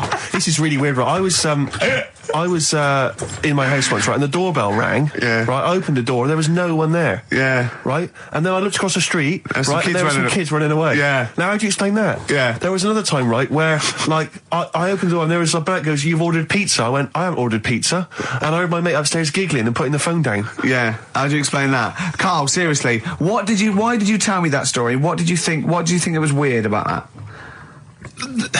The fact that it was 3 different people. Is this all the information? Is that the entire story? It was 3 different people. Did you fall asleep and not read the end? A fire that didn't happen, about a wife that didn't exist, and a cat that didn't look happy.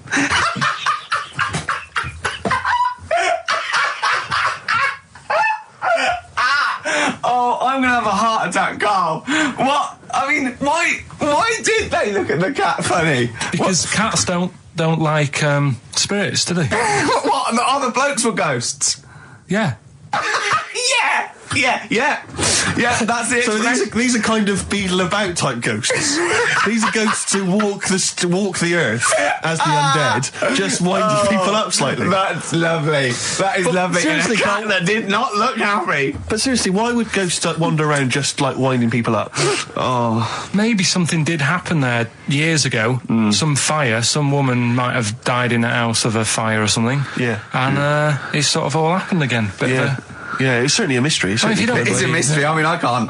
What's this book you were reading? You were reading a book, which is interesting enough. It was the For Tea and Times. Oh, Carl.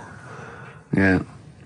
Well, I don't know what to say. Carl, let me ask you now. Carl, you will be a little bit unnerved about this. Have you seen the film Jurassic Park? Yeah. You know what happened there? Well, according to the Sun here, it says scientists are planning to clone mammoths for a theme park. Look at his face. Look at that. He looks like a dog caught in the headlights of a car. He's terrified. I love Carl. He's sprung to attention Carl. there. Is that the best news you could have? Man moths.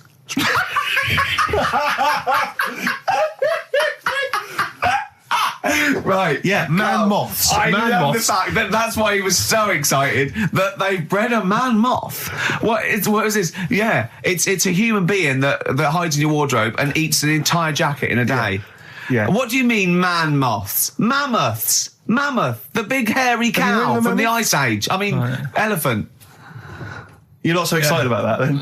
You can take or leave bringing back mammoths to life, but a man moth... A man moth is a different matter. Oh. If we'd have never brought that up, he'd have gone and told someone now, Yeah. you know, I've bred an half man, half moth. This is what we This is how mean. things start. This is what we mean when you hear these ghost Are you stories. slightly deaf? Is that it? When you hear these stories, is it... Carl, is English your first language?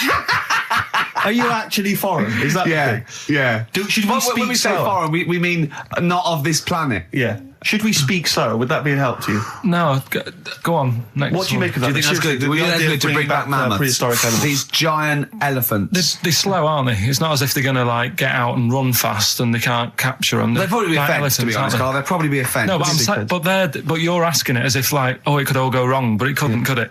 Well, Really? but the point was about Jurassic Park is they thought it wouldn't go wrong. They thought they had it all under Yeah, but control. that was And Have you learned dinosaurs. nothing from Jurassic Park, Carl? Dinosaurs would say, "Oh, think about it before you do it."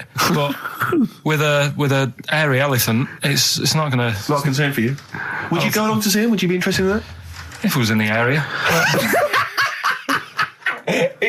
He's great, isn't he? I'd love a queue, Nothing right? impresses No, him. but what I'd like to do is Carl sitting like Yoda in a little cave, and I'd just like to see people like Tony Blair and Stephen Hawking's in a queue, and they go and say, "Carl, got a bit of a problem." And thinking of cloning a man and a moth. Problem? Not an issue. No, if I'm in the area, I might cruise around and have a look at it. Otherwise, just don't send it near my clothes. Oh, that's fantastic. So it's just for a second. As the words man moth came into your head, how excited were you? I mean, were you both terrified and excited? For the moment when you thought that they'd cloned a man and a moth? I pictured What kind of face did he have? Did he have the moth's head or was it a man's head? just a little man head. Right, what was his face? What did it look like? He just was like a bit shocked. Perplexed, yeah. Yeah, it was like he'd been grafted onto the body of a moth without his consent. And when he was asleep, Yeah, he'd woken up. he just went in to have a goiter removed, and they said, "We've He replaced woke your up with goiter with the body of a giant moth." Yeah. Is that all right, Mr. Jenkins? So he had the head of a little. Was it a little boy or a man? little man, Right. Okay. and he's just bumping into a lamp. Just running into the. If you went into hospital and they'd done something, what's the worst thing they could do, right? What would you rather have done, right? You wake up and you've got lobster claws for hands. Right. You wake up and you've got duck's feet. Or you wake up and you've got one horn coming out of your head. The worst thing, Yeah. probably the horn coming out of my head. Why? Get in the way. That'd be useful, wouldn't it? In fights and stuff. And for like parties, people play Well, I suppose quoits. the lobster claws would also be quite handy there. Well, listen, I'm a big fan of that TV show. It's on digital TV. A lot of people won't have it, but Inside the Actors Studio with James Lipton. Yeah. And he interviews lots of big Hollywood stars, and he always asks them these same questions at the end. Can I just run a few of them past you? Go on. Okay. So, if you could do any other profession other than the one you do now, what profession would you do? Can you just change that to apart from a paper round? Apart from a paper round. Oh, If you do any other okay. profession, Carl. And it doesn't matter about like. It doesn't matter if you've got the skills or anything. In an ideal world, if you had the ability. Well, I think I'm about to buy somewhere, so I reckon something, using tools and like doing a bit of plumbing and that. So a plumber. Well, sort of an all-rounder. Right. A handyman. A handyman. Well, yeah. Yeah. I think, you don't get paid that much, but it's useful, isn't it? So, But you get your own show, couldn't you, with Carol Smiley eventually? well, all that, but the money that you don't make, you save by not having to pay someone else to do the chores. Do you know what I mean? okay, I don't know what that sentence meant. Right. No. A plumber, how much is the average plumber on? The money you don't make, you save on not getting someone else to do it. No, just think of that. No, look, break that sentence down. Are there any... Sorry, Rick. Sorry, but people who live in glass houses. Yeah. Anyway, let's just go back to Lipton quickly. We've got a couple to get through here. So, your favourite noise or sound? Favourite sound or noise? Oh, Is it me? no. It's not me. Hang on a minute. It's not me. Are you sure it's not me, Carl? I like Elvis. Noise. Elvis. Elvis. In the ghetto. The sound of Elvis. Elvis in the ghetto. Brilliant. Okay. Yeah. And your least favourite noise or sound? I don't think it should really be records and music. Noises, things that you hear at home or whatever. Maybe like a sound of a The least favourite noise. least favourite. The sound of... Probably like sound of ghosts. fire engines and that. Right. That's annoying. Except if your house was on fire, presumably. I think it's a bit unnecessary. You think they're just doing it to wind people up? I live on like a busy street and it's happening all the time, and it is like just sort of have a blast of it and people will hear it. You Sure. don't have to keep it going. Yeah, Sure. yeah, yeah. Sure. So that is pretty annoying. And if heaven exists, Carl, when you get to the pearly gates, what would you like God to say to you as he welcomes you into heaven? What would you like God to say to you? Who asks these? What show's this? It's a programme where celebrities are interviewed by a guy, an American interviewer, and he always asks these questions at the very end. What would I say to God? What would you say to God if you believed in heaven, and if heaven exists, when you eventually go up to heaven and you're welcomed in through the gates by God? Parker in your Stussy t-shirt and what do you want God to say to you as he welcomes you in?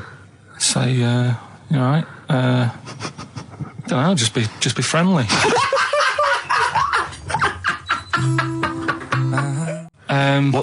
Is this something that happened to a friend of yours, or is this... No, I read about it. You read about it, okay. There's this little lad, right? Okay. First of all, it's years ago, right? When they didn't have decent doctors in, like, every town and that. Yeah. And this little kid is dead ill, right? Yeah. And the local doctor...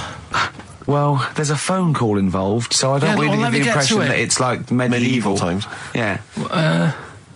Yeah. But I didn't say that. I just said it's years ago. So this kid's ill, right? Yeah. And he's lying in the bed, and he's all going funny colour and that. Yeah. And his mum says, "I'm going to get the local doctor round." The local doctor comes round, and he says, "Oh, so I don't know what's up with him." He said, "Leave it with me." Leave it with me. The doctor said that. I'll have. He said, I'll phone up a top doctor, okay, who was in America or somewhere like that.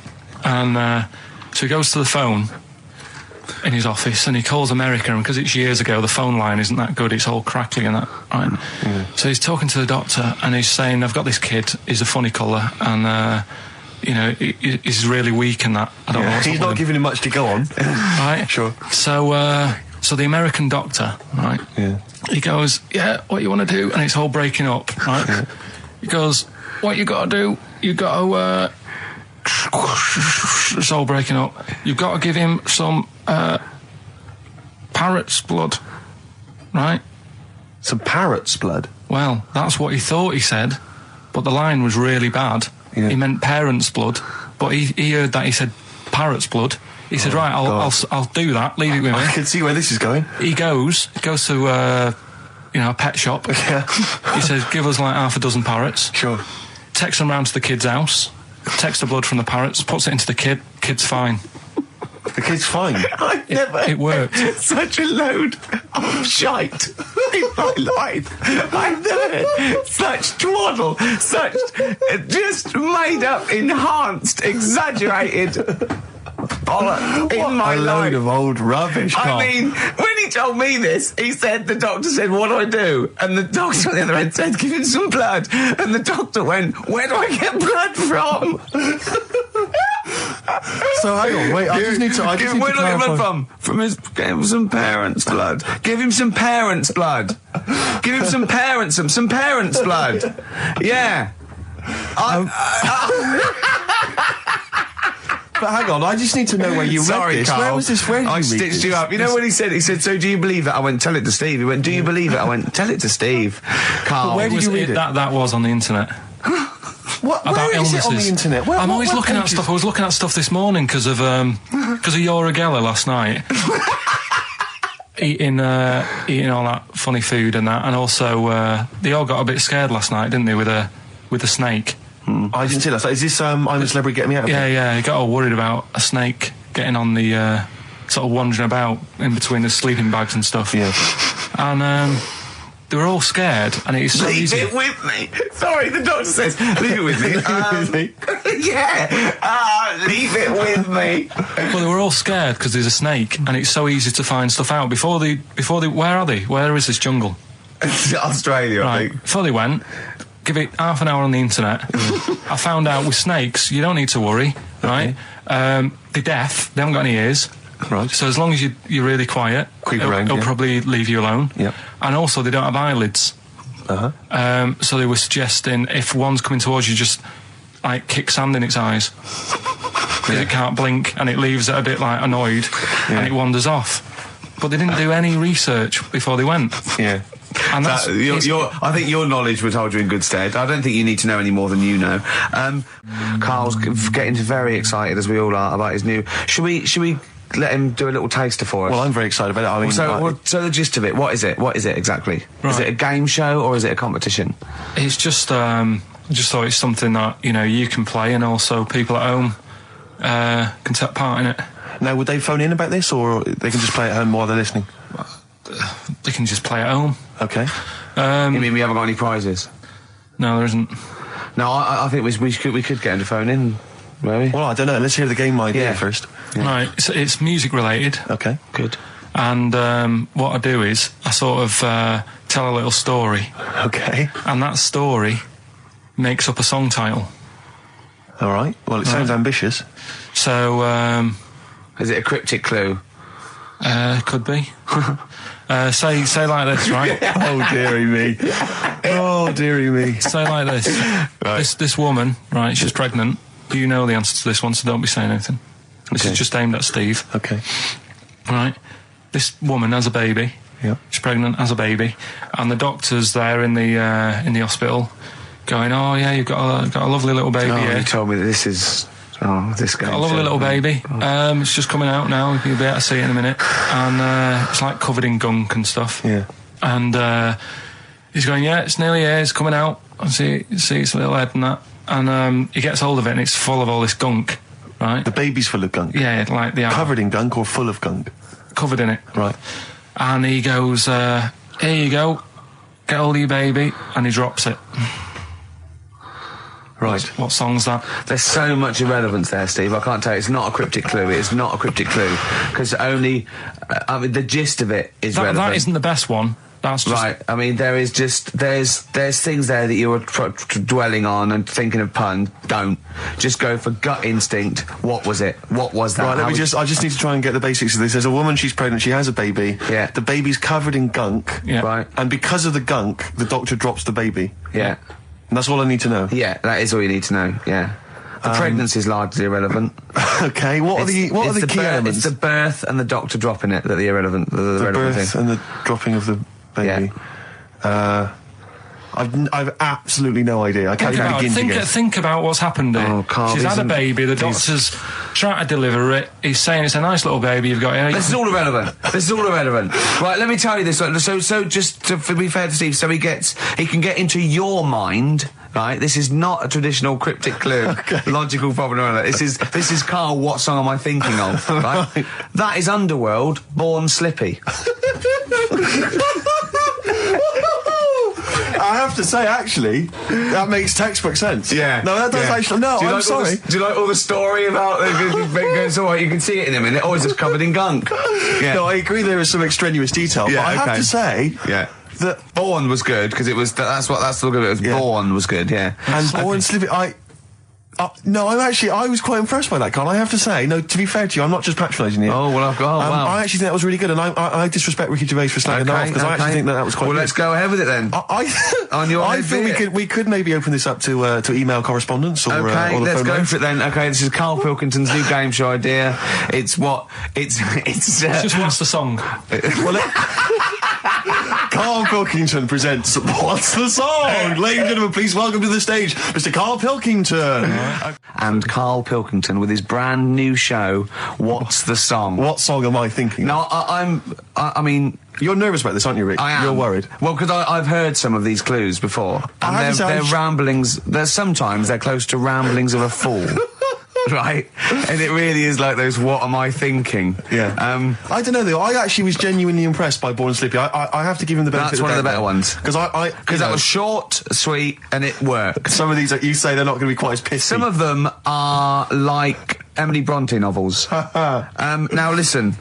We're just going to go for it then. You do it, and we'll just get people to call up because I want to see the general public's confusion trying to work out. Well, why don't you give us your next clue, and then we'll play a track, and then we'll hopefully have people on the line after the track right. to try and answer it, and you can recap briefly. So give us your clue now for what song am I thinking of? Right, this one, it's about a woman, and she's just normal, nothing wrong with her, or so she thinks, right? But there's the twist. Is this like the Tales of the Unexpected? And she's got she's got her mates and she's having a normal life, having a good time and that, and then this thing happens, right? And she starts to stink, and she can't have a bath. right? And she really wants to have a bath. She's dead sweaty and stuff. She's going about her daily stuff. She can do everything else normal. She can eat, she can talk, everything. But for some reason, she can't have a bath. Is there a coal mining husband in the bath? Yeah. Is this born stinky? She can't have a bath. So a woman can't have a bath. Yeah. Even the rest of her Or a life. shower. She can't. Okay, leave it there, Rick. Don't try and guess. It's not for us to guess. The general public can phone up and ask questions, so I just I'm go not sure for they it. can they? I think so. Otherwise, we don't want just people just phoning Well, up and I'll tell getting you what, it. what about this? Why don't they can ask one question? Yeah. They can ask one question of Carl, then they have to make a guess. Okay. 08700 800 1234. Have we got someone on the line now? We'll just Let's do it. Let's go for one. Let's go for one. This I'm is excited. edgy radio. This is Letting Carl dynamite stuff. Right, live. Go on. Hello, XFM. Hello, I'm ringing about what's the song? Absolutely. What do you think? Well, I'm going for Dirty Diana. Dirty Diana. See, that works. That's a great guess. It does. Yeah, but it doesn't work because why can't she have a bath? Okay, so the answer is in I was there. going to ask you. Well, that's your one question. That'd be the answer. That would be the answer, I'm afraid. What was your name? Shelley. Shelley, thanks very much. Shelley, I'm afraid the I answer- should tell you that, you know, that you should never take this personally because no one can really get into the mind of Carl. So don't, you know, beat yourself up about this. I don't expect anyone to get these clues. No. So well done. That good is guess. a fine guess. A strong Thank you. guess. Thank you. Okay. Anyone else there? Let's hello, XFM. Who's that on the line? It's Chris. Hello, Chris. A question for Carl? Before you give us your guess? I haven't thought of a really good question or anything yet. You just want to go for the guess? No, what I thought was, I'm sure Simon Mayo used to do this when he did the breakfast show on Radio 1 years ago. No, it didn't. So you've just pinched this idea, Carl? If you're going to rip someone off, Carl, do not rip off Simon Mayo. I haven't ripped this off. I thought this was a new idea. I was going to do it with sound effects instead, but that's Yeah, he used to do that, and he used to get his team to play other characters. In the You story. idiot. Well, no, hang on. Not you, Chris. I'm saying you idiot to Carl. Yeah, but nothing's new anyway, is it? So I'm not getting annoyed about it. Very true. What do you think the answer is? Is it Cornflake Girl by Tori Amos? Good answer. She couldn't have a bath because she'd go all She goes floppy sloppy and and that. then go down the plug hole. Good answer. She's all soggy. Yeah. So It's you- not, is it Cornflake Girl? No, it's not, but That's a great answer. It could have been. All right. Okay. You're already seeing the error of this, aren't you? I think this is great radio. I'm know. really hooked on this. I'm But genuinely excited This now. is really like that. Those so-called lateral thinkers. A man got into a field and dies. Why? Yeah. He ran out of air. No, Yeah. not the one I'm He thinking was of. shot. No. Yeah, That was a good Well, answer, but couldn't Simon Mayo sue you or something for doing it? Will you stop? Don't mention that. Yeah. Listen, I think if you're going to steal ideas from someone, it should be a brain box like Mayo. I mean, he's the man who The steals only from. example of one I can ever remember here on his show, because I was quite young then, was some people were pretending to tap someone's phone or something, and then they got caught, and the answer was just bugging by whistle because they were Genius. That was absolute genius. That's Yeah. absolute genius. See, Chris, we're gonna- I don't know Carl, if that's the sort of Carl's ever standard been you've got to come up that. against. Yeah. Thanks very much, Chris. the phone lines are hot. hello, XFM. Hi, is it Candy Perfume Girl? Is it what? Candy Perfume Girl. Candy Perfume Girl? Yeah, Candy Perfume Girl. Is it? Well, who's that by? Madonna. No, it's That sounds like an obscure album track. No, Wow. it's one of her songs. just That think is it. about it. She stinks and everything. She's a normal life. I didn't say she was a sweet or anything. But for some reason she can't have a bath or Is a this shower. a big song? Just to give him a clue. Is It's a bigger song than Candy Sweet Girl. Thank you was very a much single. indeed for your guess. It really is Thank right. you. Cheers, sorry. We Okay, play- one more, then we go to a record. Come All on. right, Okay. Go on. Hello, XFM. Carl, Yeah. is it High and Dry by Radiohead? Hi and dry. High and dry. Now that's great. She smells, which is another word for high. She's dry because she doesn't have a shower. Carl, if it isn't that, yours will never be as good as that. He's the winner. Whatever you're thinking of, that clue is brilliant. What's your name, mate? It's Richie. Richard. I mean, you can't beat that. That's a bit too lateral. Don't be stupid. It's perfect. He's made yours into a clever clue. He's made high, she smells, dry, she never gets in the bath or shower. It's not that, is it, Carl? No, it's You not. don't even get that, do you? Not Have really. have you ever heard of the word high being used to mean sort of smelly? No. No. Oh, what? That was where you went wrong there, mate. Richard, I'm declaring you the winner, even though that isn't the I answer. don't think Thank we you. should give up this early. Can we Rick. just What? let's play a song and, Let's play a and song. give it one more chance because Yeah. if people think about it, it is really easy. I'm not So, going to find out the answer now because I've got to go out. okay, we'll do it very quickly. Stay in for 10 minutes. We're just going to play a new Coldplay track out. Okay, let's hear Brilliant. Coldplay and then we'll come Cheers. back with this. Coldplay. One I Love. That's for Nick, Neil, Olivia in Tower Bridge. Absolutely, and also Nikki from Bromley, who emailed in. She's enjoying the show, and she wanted a bit of Coldplay. That's the B-side of the current single. This is a great show, isn't it? We've got great music, we've got laughs, tears, we've got requests, we've got Simon Mayo games. It's just like Radio 1 for less people. Exactly. Radio 1 for less people. This is great, isn't it? So go on then. So listen, Guy, you were so excited about this game, weren't you, earlier? You came in with a hop, skip and a leap in your step. Although I must say, the phones are going mental. We're going to have to take some more calls. People love Carl. High and Dry is great. I mean, it works. Can we have a very quick just recap in case someone's just very quick? Can you make it so High and Dry doesn't work now? Give us a bit of information that makes it different to High and Dry, or can't? So for those that have just tuned in, Carl describes in a roundabout way a story which somehow is representative of a song. Is that right? Title. A song title. Yeah. Okay. So this woman, she's all right. You know, she has a normal life. Pretty much. Kind of. Yeah. There's probably a few things actually that she can't do thinking about it. But the main problem would be having a wash or having a bath or having a shower. Yeah. Maybe going for a swim thinking about it. Right. I think water is the clue, isn't it? That's the clue. Who's that on the line? Hi there, it's Mark. Hello, Mark. Hi, Mark. Right, What do you it think? Smells Like Teen Spirit, Nirvana. No, it's not. That's a great guess. Smells Like Teen Spirit again. He's also No. brilliant. Thank you, Mark. Well done. No, it's not that. All right. Hello, XFM. Oh, that's a dodgy mobile. Oh, that's a bit of a clue. A dodgy Hello, mobile. XFM. Oh, they've just given up. They've all been going for Smells Like Teen Spirit. They just hung up. Hello, XFM. Hi, is it She's Electric? Excellent. She's electric. It makes sense. That's fantastic. Oasis, Carl. she's electric.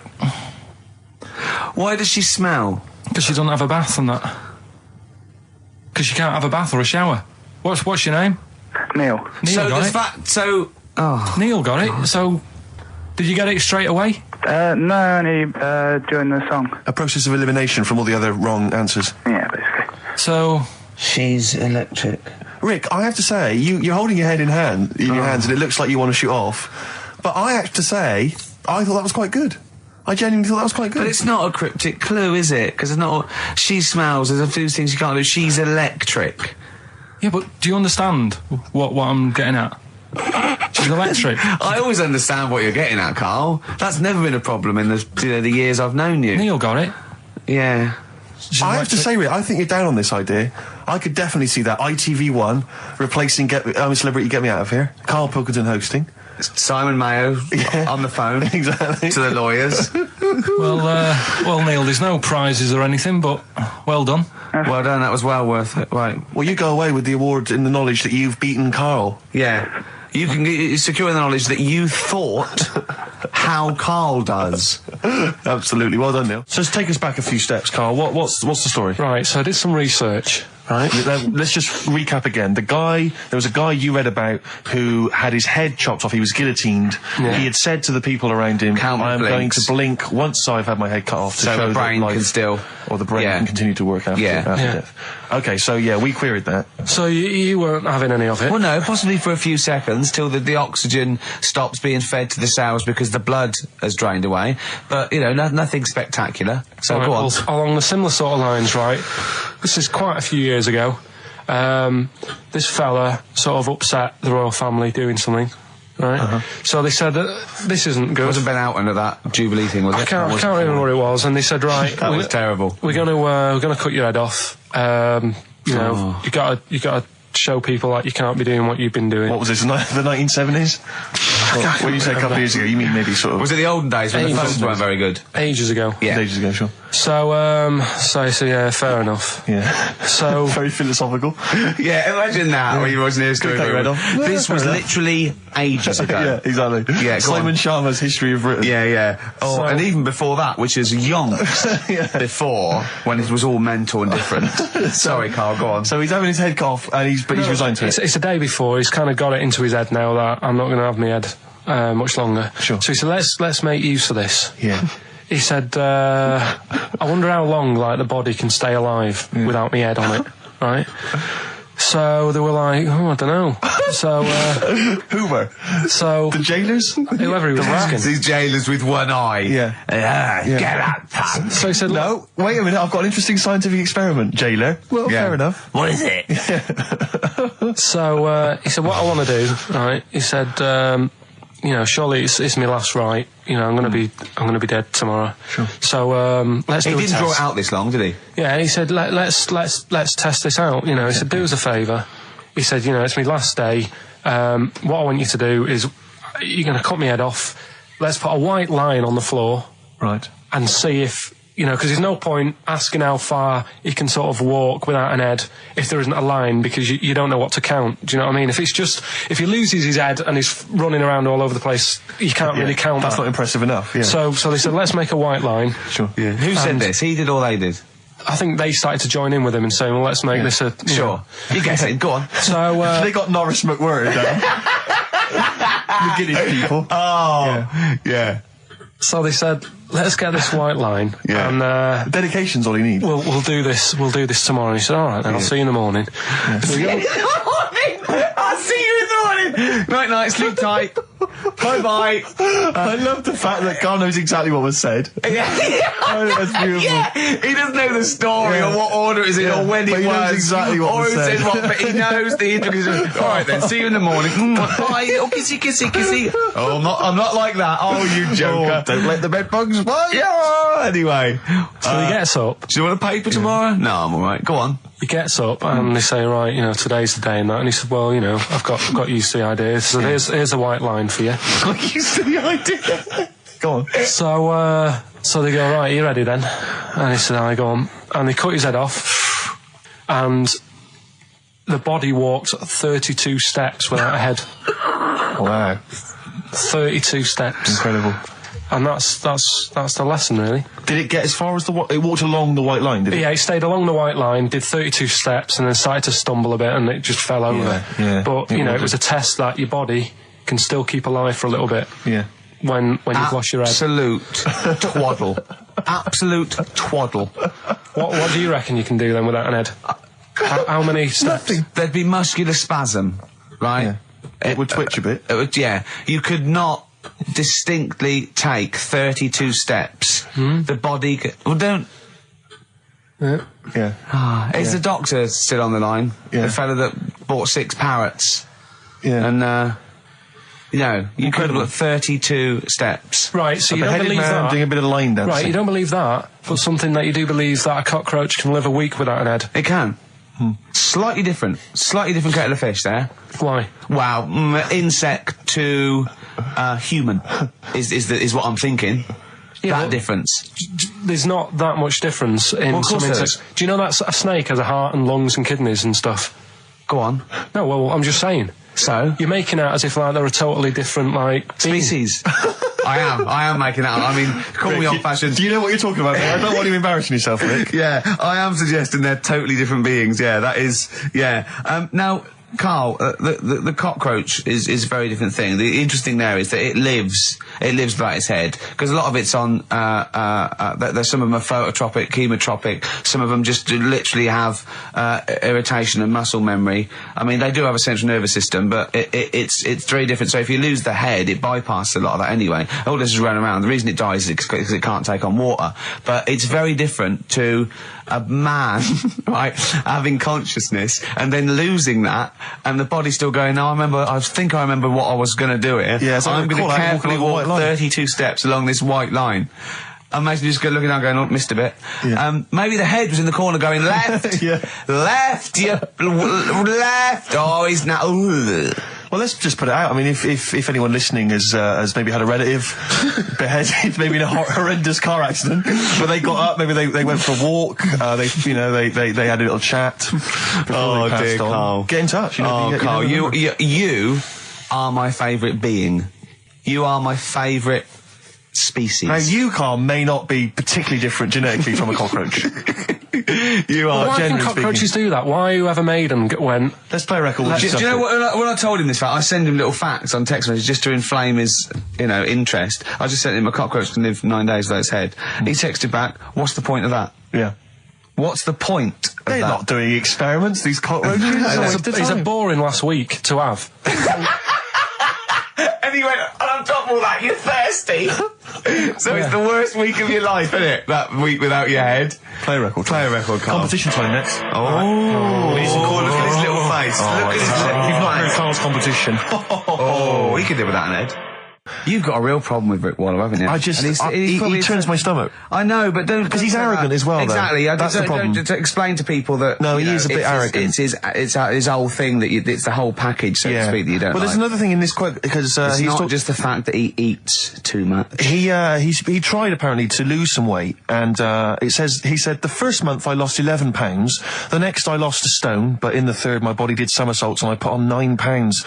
I had a slip up. I can't say when, why, or how, but it just sneaked up on me. Yeah. I don't believe it. Yeah. Don't believe it just sneaked up on him. That body's never done a somersault in its life. No, it just sneaked up on him. Me, yeah.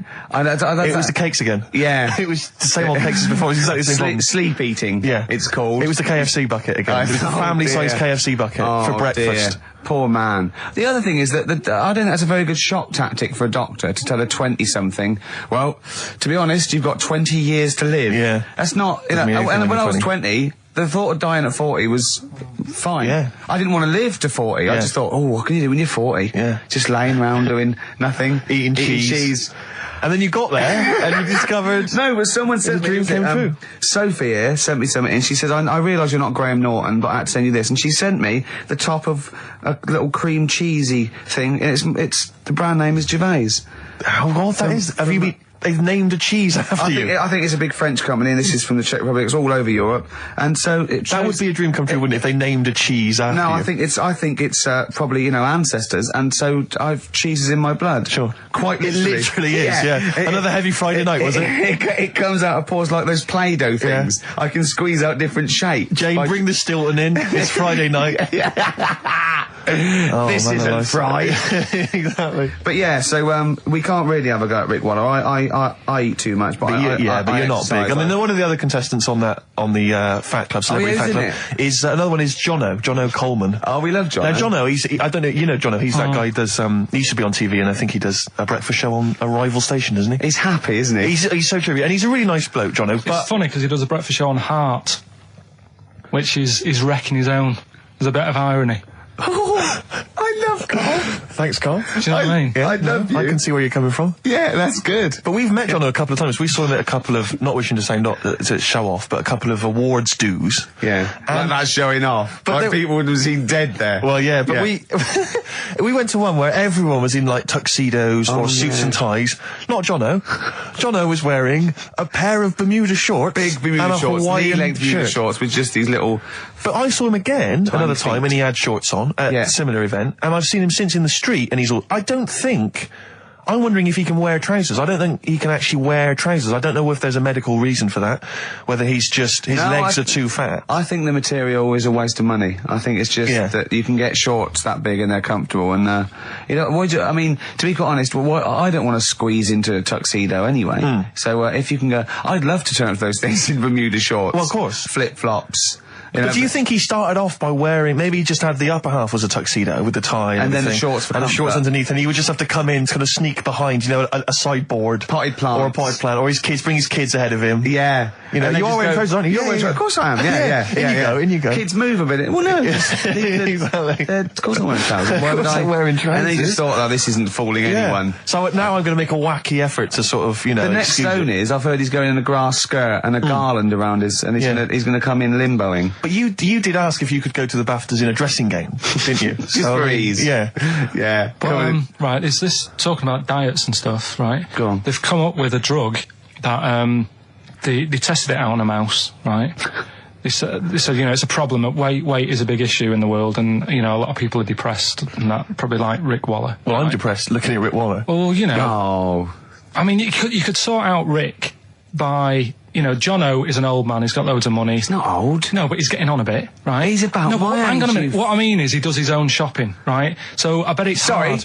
What do you mean? Because he's like, how old is he? 35.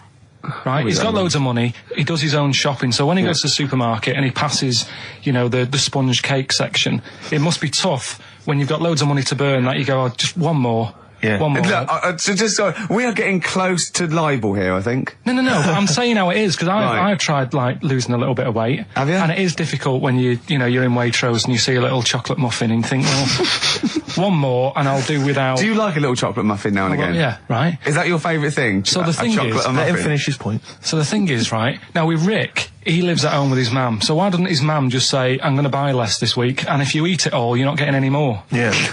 That's sort that Does out. he live A with his short, mum? sharp shot. I bet he does. 'cause So he- you don't actually know if this is true or not. No, but anyway, right, so this drug they've come up with... They've tested this on mice, haven't they? They've tested No, I'm worried if they haven't tested it on mice. Thank God for that. It's definitely been tested on mice. Definitely. They fed a mouse a load of cake, Yeah. right? And it went a little bit chubby, and they said, right, stop a minute.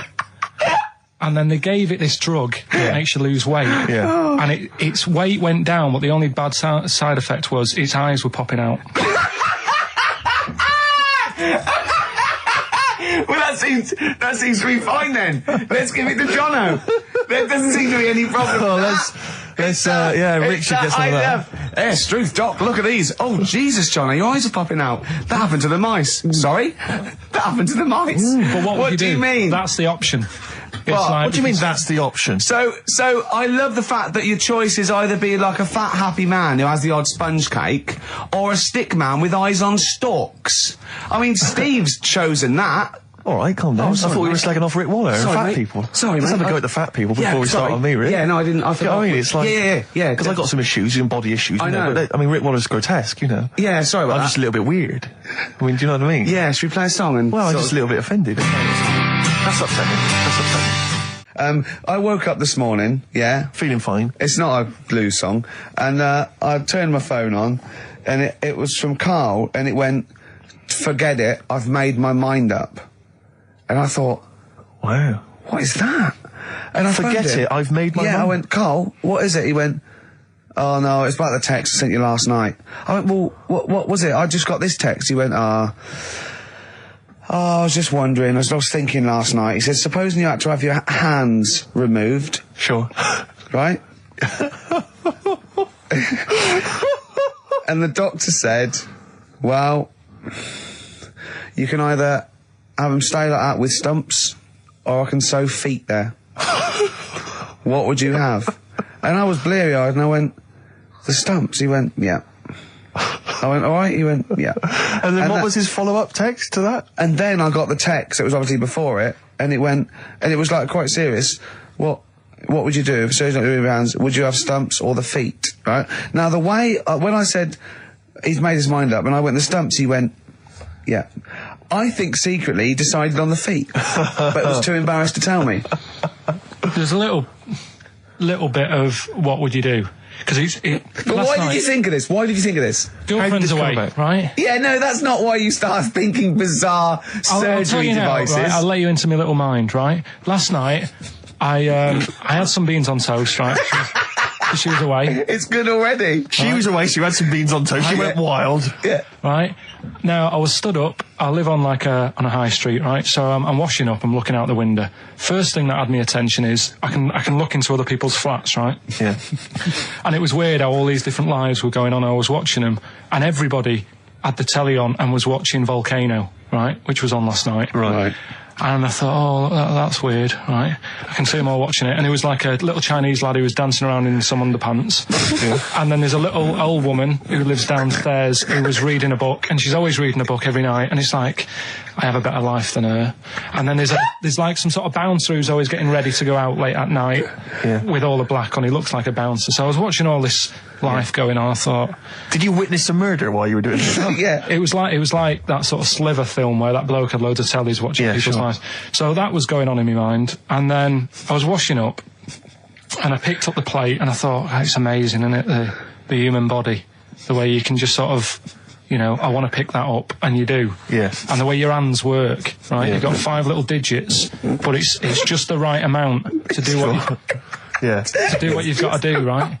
So I'm cleaning the plate. Sorry, Carl. Stop. It's just the right amount. Might be one of the most genius things I've ever heard said. I would love David Attenborough to phone you up and say, Carl, how do I word this about the evolution of the mammalian front limb? Just go, we'll just say it's the right amount. But it is. One of course extra it would is. get in the way. Yeah. And one less would just make it that little bit more tricky when picking up a bit of a slippery dish. Sure, or buying gloves. Yeah. A slippery dish. So then I was thinking, imagine like going to the doctors and he's saying, yeah, everything's all right, your heart's good and everything, but Your art's good? What, your Larry's, or? yeah, your heart, you're in good form and whatever. Sure. Yeah, it's good news. You know, I had Giano in earlier. He's not looking good. Yeah. I had fat swaller. But you're all right. But your hands need to come off. Right. Blimey. But That's bad. Like, I'd get a second opinion initially. But I better good news, I've got a nice pair of feet I can sort you out with. Yeah. And he puts them on, and then I was thinking, right, first of all, washing up, what would that be like? I thought, Steve. that'd be tricky. And then the second thing was, it'd probably ruin the sort of the shape of your jumper. Because you have to keep putting the feet through there. Yeah. And then I thought, but I could still cycle in Okay. to work. You could run in. Well, that's the thing. You'd be really fast. Well, that's what I was thinking. I thought I could still cycle because I could balance, and then I thought, but the only thing is I probably couldn't pull the brakes. Because of the little short things. Yeah. And then, like you, I thought, but then again, you'd run in half the time. So that's what was going on in last night. Right. That's what I was thinking about. Did you How have long did this take? Well, how long does it take to wash up? Right. Because I imagine you just being there for, like, all night. Probably 25 minutes. How long did the little Chinese fella dance for in his pants? He's always doing it. Last night he was at it for like 10 minutes. Yeah. And his girlfriend never sits in the same room as him. She's always sat in the bedroom. She's going, you dance in pants again, I go in next door. Well, she was in the bedroom. She's always in the bedroom, sat on the floor, on the mobile phone. Right. All the time, yeah. It's weird how people's lives are just like, it's like that Groundhog Day thing. It's like, you know, he's jumping about in his underpants. The old woman's sat there reading a book. Yeah. And that's what got me thinking about my life. Do you think she ever Are goes... you sure she's not dead? Every time you look down there, she's just flicking through she's just reading this book. The pages never turn. She never seems to finish it. She never moves from her chair. Are you sure the Chinese Her girl's cats going... are dead around her. I'm going into next door again. That little round-headed the fella's smell. looking in. He's looking in at me. The bouncer goes, don't worry, love, I'll go and beat him up. But he's always true. getting ready. That's true. They see you staring at him, washing up, going, I could have feet here, and they get scared. The old woman's dead. Oh, Carl, dear. can you tell us roughly which neighbourhood you live in, so that we know? It's central. Central, is it? Yeah. Wow, imagine if that little... Was he a Chinese fella, did you say? Yeah. Imagine if he was listening now. I'd love him to call in and explain his actions. Well, he might be on some other radio station talking about a lad who's always washing up and looking at his hands in a mysterious way. But do we know this doctor that would go, well, all right, Carl, you can either leave them as stumps or I've got a lovely little pair of feet. Why? I mean, I told Jane this, and Jane went, is that the only choice? Is he could say, can I have some dead man's hands? Have you got any? Where do you get the feet from? Where do you get the feet from? Can I have? What would you rather have then? Human feet or monkey paws? Well, I mean, that wasn't an option last night. That if the doctors said... No, it wasn't an option last night, but don't forget, it's in your head, Carl. This didn't happen. No, but I'm just saying, at the time, that's all the doctor had to offer. But you know, it's your head, you can go anywhere. No, it wasn't a real doctor to offer. It's in your head, you can go anywhere. You're not trapped. Yeah, but if you can do anything, then you'd say, we'll sort us out some other hands. Fair point. Let's play record. We gotta come back to this. It was my birthday, right? Went home after working with you a couple of Saturdays ago, right? Girlfriend was like, open your card, and I said, no, it's my birthday on Monday, I'll open it then. You obey by the rules, certainly on birthdays. Birthday rules. Well, there's no point. Well, exactly, chaos leads that way. Yeah, right, so... Not an anarchist, never has been. So anyway, she was kept going on, it was doing me head in, so I said, alright, I'll open it. Yeah. So I opened it, ticket fell out. Surprise holiday to one of the Canary Islands. So... And what was your reaction? I mean... The first one was, we haven't got enough money. Right. For this, but I didn't want to ruin it, so No. So I didn't go on about that, and I said, "Oh, it'd be great." So I can't wait. So, did you say it in that tone of voice? Well, it was good timing because I was tired and everything, and I'm not a big holiday fan, but the timing was right. Yeah. Do you know what I mean? It's the same as last night. I don't always like a curry, but last night You're in the mood. you get that sort of, oh yeah. Curry, you had a feeling. Yeah, you had a feeling You for thought, curry. and then lo and behold, like you were eating the curry. It's weird, isn't it? Isn't it weird, the paranormal? Isn't it weird? Isn't it weird? They work in mysterious ways. Yeah, ghosts. yeah. So anyway, right, the island, if I was on with you here, I'd probably say it's a bit barren. Okay. Not much there, but if you get a hotel, you guarantee good weather. Right? Are you? No, what I mean is, it'll be a good holiday. If you get a hotel, right, the weather's always good, so you'll have a nice time. Yeah, it was a comma, yeah, it was a, yeah, go on. And all that, and the food was alright, and everything was going alright. I was just having a nice, relaxing time. And how do you sort of spend your time on a holiday? You just lie around? Is that Sort of holiday, just lying around. I bought a book. You bought a book? Yeah. Okay, ghosts? No, it was short stories, right? About It was ghosts? it was about like special days in our time and time before me and stuff. Oh, yeah. And it was like it was telling you about how in, I think it was 1814, the Thames frozen up. Yeah. And all these stories are told by eyewitnesses. Yeah. Right? So there's some fella who was around in 1814 and the Thames was frozen and people used to put market stalls on there and they'd do the shopping. It was like an Oxford Street. Was that Mad Liar Charlie? No, because he's famous for that. Well, I'm sure, you know. No, I think that was Mad Liar Charlie. Right. Yeah. So I was reading that, and then after a couple of days was a bit like, Boring. yeah, you can only do sort of so much lying around. And so much reading. So Suzanne said, let's go on the beach, have a walk. You ain't gone on the beach? Where had you been up to this point then? In your room? No, just like around the pool, just relaxing and having a swim and that. Yeah. So she said, let's go on the beach. I said, all right then, yeah. So wandered down to the beach, and first impressions are, yeah, it's all right, it's clean. Your criteria is so basic, it's brilliant. Hotel, yes. Roof, good. Food, adequate. Beach, clean. Next. So I'm walking along and everything's good, and there's a woman feeding fish bread, which I thought that's different.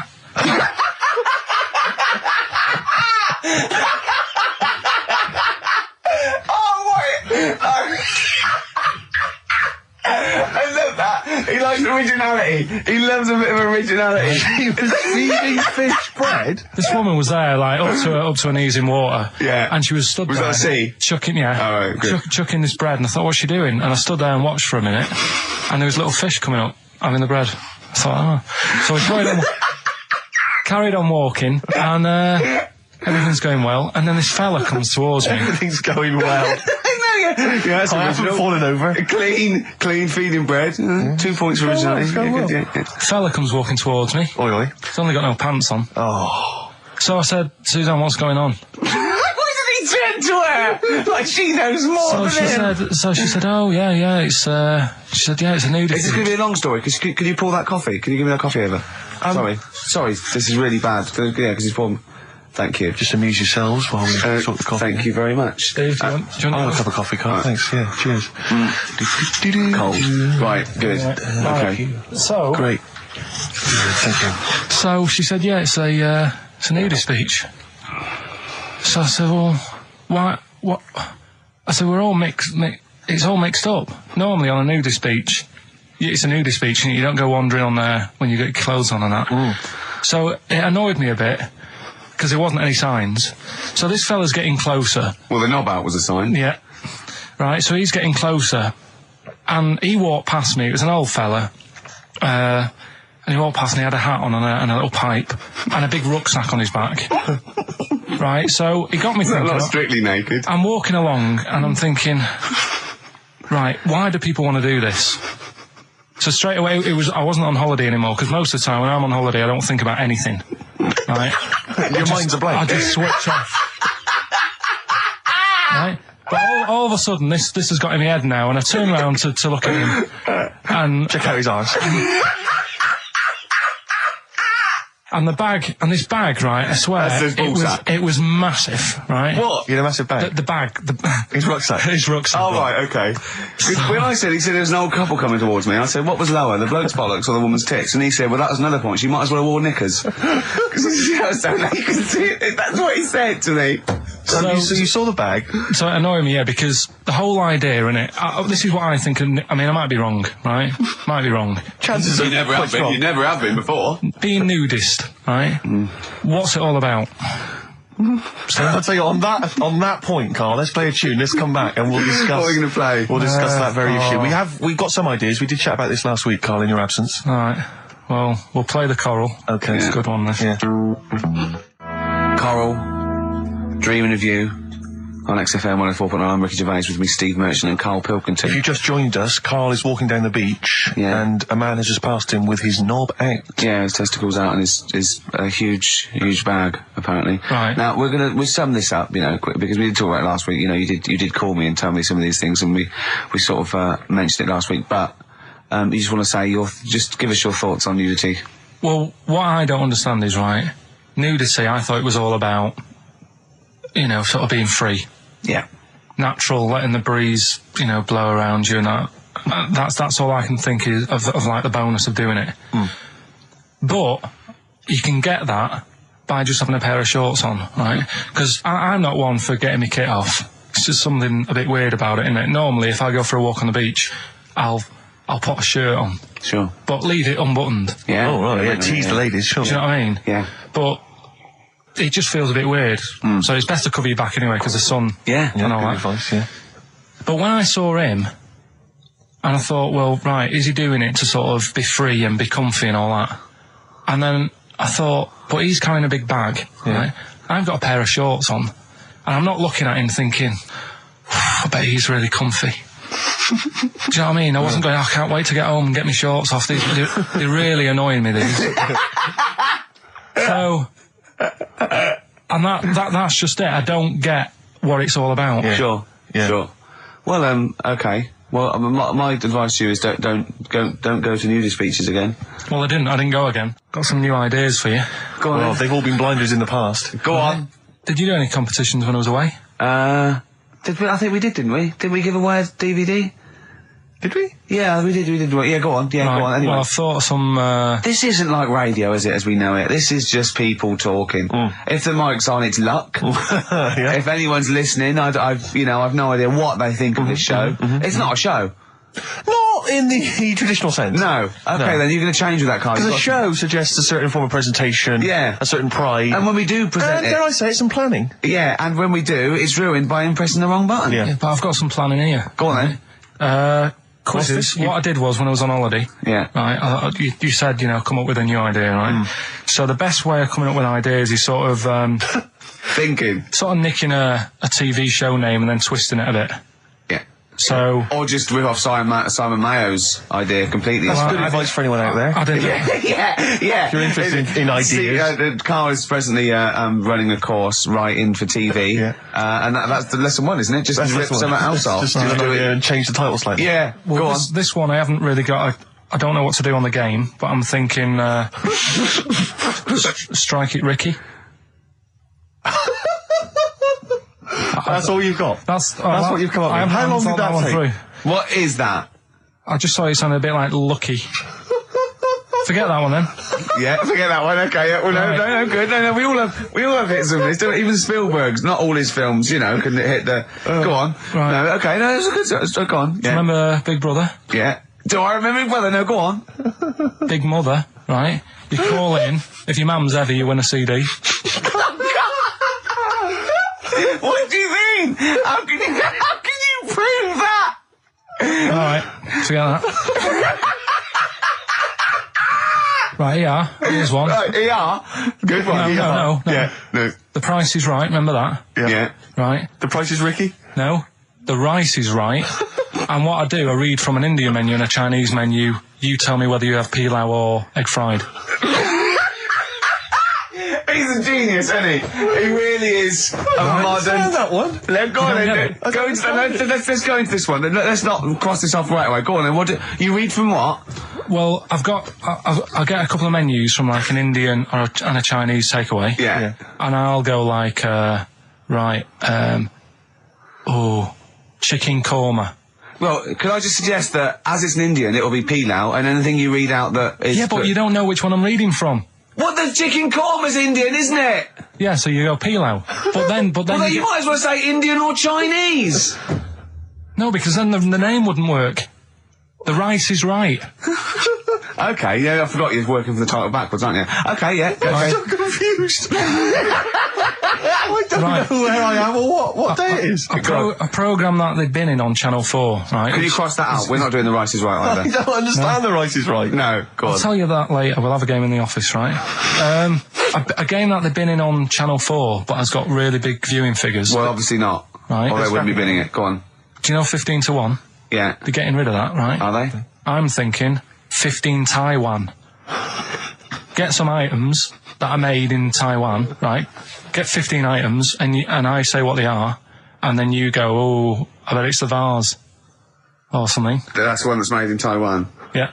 Can you just explain that again very quickly? No, don't go. Alright, Cross it out. forget that. Cross it out. 15 Taiwan. Right. Go on. This is the one that I've prepared for, because I think this is lively. This is good. Let's play a tune and let's hear it after that. Oh, God. I'm very excited. Are we going to play it after that, or are we going to say... No, you can explain it after it. I'm very excited. Good to hear that again. It's fantastic. Waiting on a Friend by the Rolling Stones. Yeah? Go on then, Carl. On XFM 104.9, Ricky Gervais, Steve Merchant, Karl Pilkington. Go on. Right, this one. Remember Blockbusters? Uh-huh. Right, this one is good, and we'll do this one. Rockbusters. And remember how Bob Holness used to give you a letter? Yeah. And it'd give you a question, and the answer to that question is that letter. Yes. Right, well, it works like that. So if I said to you, we'll test it out on you, Steve, right? Right, welcome to the show and that. Hello. Let's play, right? And I say, right, your first one is W. Mm-hmm. And the cryptic clue, because it's done like crosswords. Okay. So not quite like Blockbusters. Well, this young man prepared for his death. And it's a W, so the answer... And it's not always going to be like our sort of music, it can be any sort of music that's out there. So the W is the name of... Of the answer. I understand that, but is the answer always the band name, or is it... Yeah. It's always the band name, is it, or the artist? Yeah. And so would the W be the surname, or would you have both the initials if it was someone's name? Would Elvis Presley be EP? Don't get annoyed, Carl. No. These are questions that I knew would be asked. I know because you tested it on me. So you've got to tell them. We That's need the to know point. the rules. If it was Elvis, I'd probably do E. No. Give him the answer. Give him the Right, answer. did you hear the clue? No, give me the clue again then. So the letter is It is a W. cryptic clue. It's The clue's W. fine. Listen, but- and the go on. clue is, this young man prepared for his death. This young man prepared for his death. Yeah. This young man prepared for his death. And it's a W. And it's his first name. That's what he needs Well, to see, know. that's the... Yeah. Yeah, but I don't... Well, shouldn't we have the initials? Wouldn't that make it easier? I mean, Yeah, wouldn't- but it didn't do that on Blockbusters. It just had one letter. No, they did if it was if... The gold run they often had us for 3 or 4. Did they? Letters, yeah. But it was normally just one word. It wouldn't have been a name or something. All right, then. W... Y. W-Y. Will Young. Excellent. I Right, didn't so understand it. What was this the young Will man... prepared for this young man. So he's sort of mixed sort of cryptic. Yeah. But I mean, you know, that's a good effort. That's better than usual. No, it's that is better than It's usual. not bad, is it? So do you want to play? Let's play Rockbusters. Yeah, Rockbusters. How many of these have you got? No, because let's just clarify a couple of rules here, Carl. Let's just make sure we thought everything through, because I'm pretty certain when they get these things on TV, they at least have a go at them in the office first before they put them straight on there. I'm sure that's how it works. I'm sure Bob Holness just didn't turn up the first day, and he goes, "We're all winging it. It'll be fine. Bring the students in. Let's have a go." I'm sure they did a bit of preparation. So let's just check. We've got every base covered. Yeah, Firstly, how many questions have they got? I'll to tell get you right? what. Let's do this off air then. Should we play a great tune? Well, yeah. Well, people need to call in, don't they? Because we're doing it, aren't we? Yeah. It'll be all right. And there's good stuff. I've got CDs, right? I've got some compilation stuff and a couple of videos and that. So that's what they're playing for. Call up now. 08700 800 1234. Get them on the air. We'll play the game. Brilliant. What's going on? I don't know. The adverts aren't working today, and I'll have to get an engineer in as well. so Wait, that's don't messy. play the adverts. I don't want to play them anyway. Don't play them. It's not our fault if it doesn't work. It's... Why? Do you realise if we were like live, we'd be heckled off the stage? Right, don't play the adverts. We wouldn't survive in the real I'll world. sort that out. Right, get the people on the air now. Just No, Rick, calm down. Play a record then. Do something for Christ's sake. All right. Sam, Hello? is it sounding all right today? It is. It's just about. Right. Cheers. That is worse. Right. Then. Yeah. And so we've got Sam on the line. Who else have we got there? So we've got Tim as well, haven't we? Hi there. All right, Tim. Tim and Sam. Right, You sound quite similar, lads. Could one of you affect an accent or something? Which one's Tim? Yeah, it's me. Okay, which one's Sam? It's Sam. That's slightly deeper. Slightly deeper. Sam, yeah. And they're not against the clock anyway, are they? So it doesn't really matter. I suppose not. So I think Steve just wanted a bit of variety. you Okay. you understand the rule, lads? Could you explain them to us? Right, play it. Okay. Hang on, wait. Well, let me explain, because, I mean, life is too short. Now, Carl's going to read out, say 3 clues, yeah? And, just shout your own name and answer it, or shout the answer. Shout your own name, then the answer if you know it. It's the person who gets the most right. Okay. Is that alright? Yeah. So, Here we go then. okay then. So Shouldn't it be the first to 3? Well, yeah, but then he hasn't got... I've got enough, it's fine. You've got enough clues for that. Right then, here we go. Welcome to the show. Oh, God. Right, the first initials, ST, right? Is that right? Well, I don't know. Oh, we don't know, do we? How do we know? Here we go, ST, and the cryptic clue is better than the average homeless person. Okay? Sorry, I think... Is that a band? Yeah. Is it an old band? Yeah. I think that's one word. Alright then, S. It's an old 70s band. Better than the average homeless person. Tim? Go on. Supertramp. Yes. Supertramp Well it done. is. Yeah. Well done, 1 point to I have you, no idea Tim. why that's right, by the way. You don't understand why it's right? He's a super tramp. Oh, right. Better than the average homeless cryptic, person. yeah. Yeah, cryptic. Yeah. Okay, second one. Come on, Sam, you got it. That's actually quite good for Carl. Trust me, Tim. Take that as a good clue. Because, yeah, okay. We won't do this again. Wait, 1-0 Right, to here we Tim. go. Right. F. The letter is F. That's the next one we're moving on to. And the cryptic clue is, the little girl is hungry. What shall we do? The S or F? I've got it. F. Freddy. Sam. Peter. Yes, 1-1. Feed her. He's pulled out of Feed her. Yeah. Feed her. Okay. Yeah. So that's 1 each. So this is the decider, isn't it? Wait a minute, ITV are on the phone. Well, you said first to 3, so no, it's not, is it? That's what I said. Just do the 3 clues and who gets the most. Okay, well, we can do that now. So, here we go. I love this. This is rubbish. Go on. So, here's the last one. The initials are AK, right? And the cryptic clue is exploding pet. Shout your name if you know it. Last orders at the bar, please. Last orders at the bar. Exploding pet. AK. You're tuned to XFM 104.9, Karl Pilkington's quiz, Rockbusters. The format is still available. The highest bidder, please give us a call, or you can email ricky.gervais@xfm.co.uk. Is it a band or a singer? I'll give you a bit more of a clue. It's a pop band. Okay, we wouldn't... Sam. Tommy Kissam. Yes. Hey. Oh, this is amazing radio.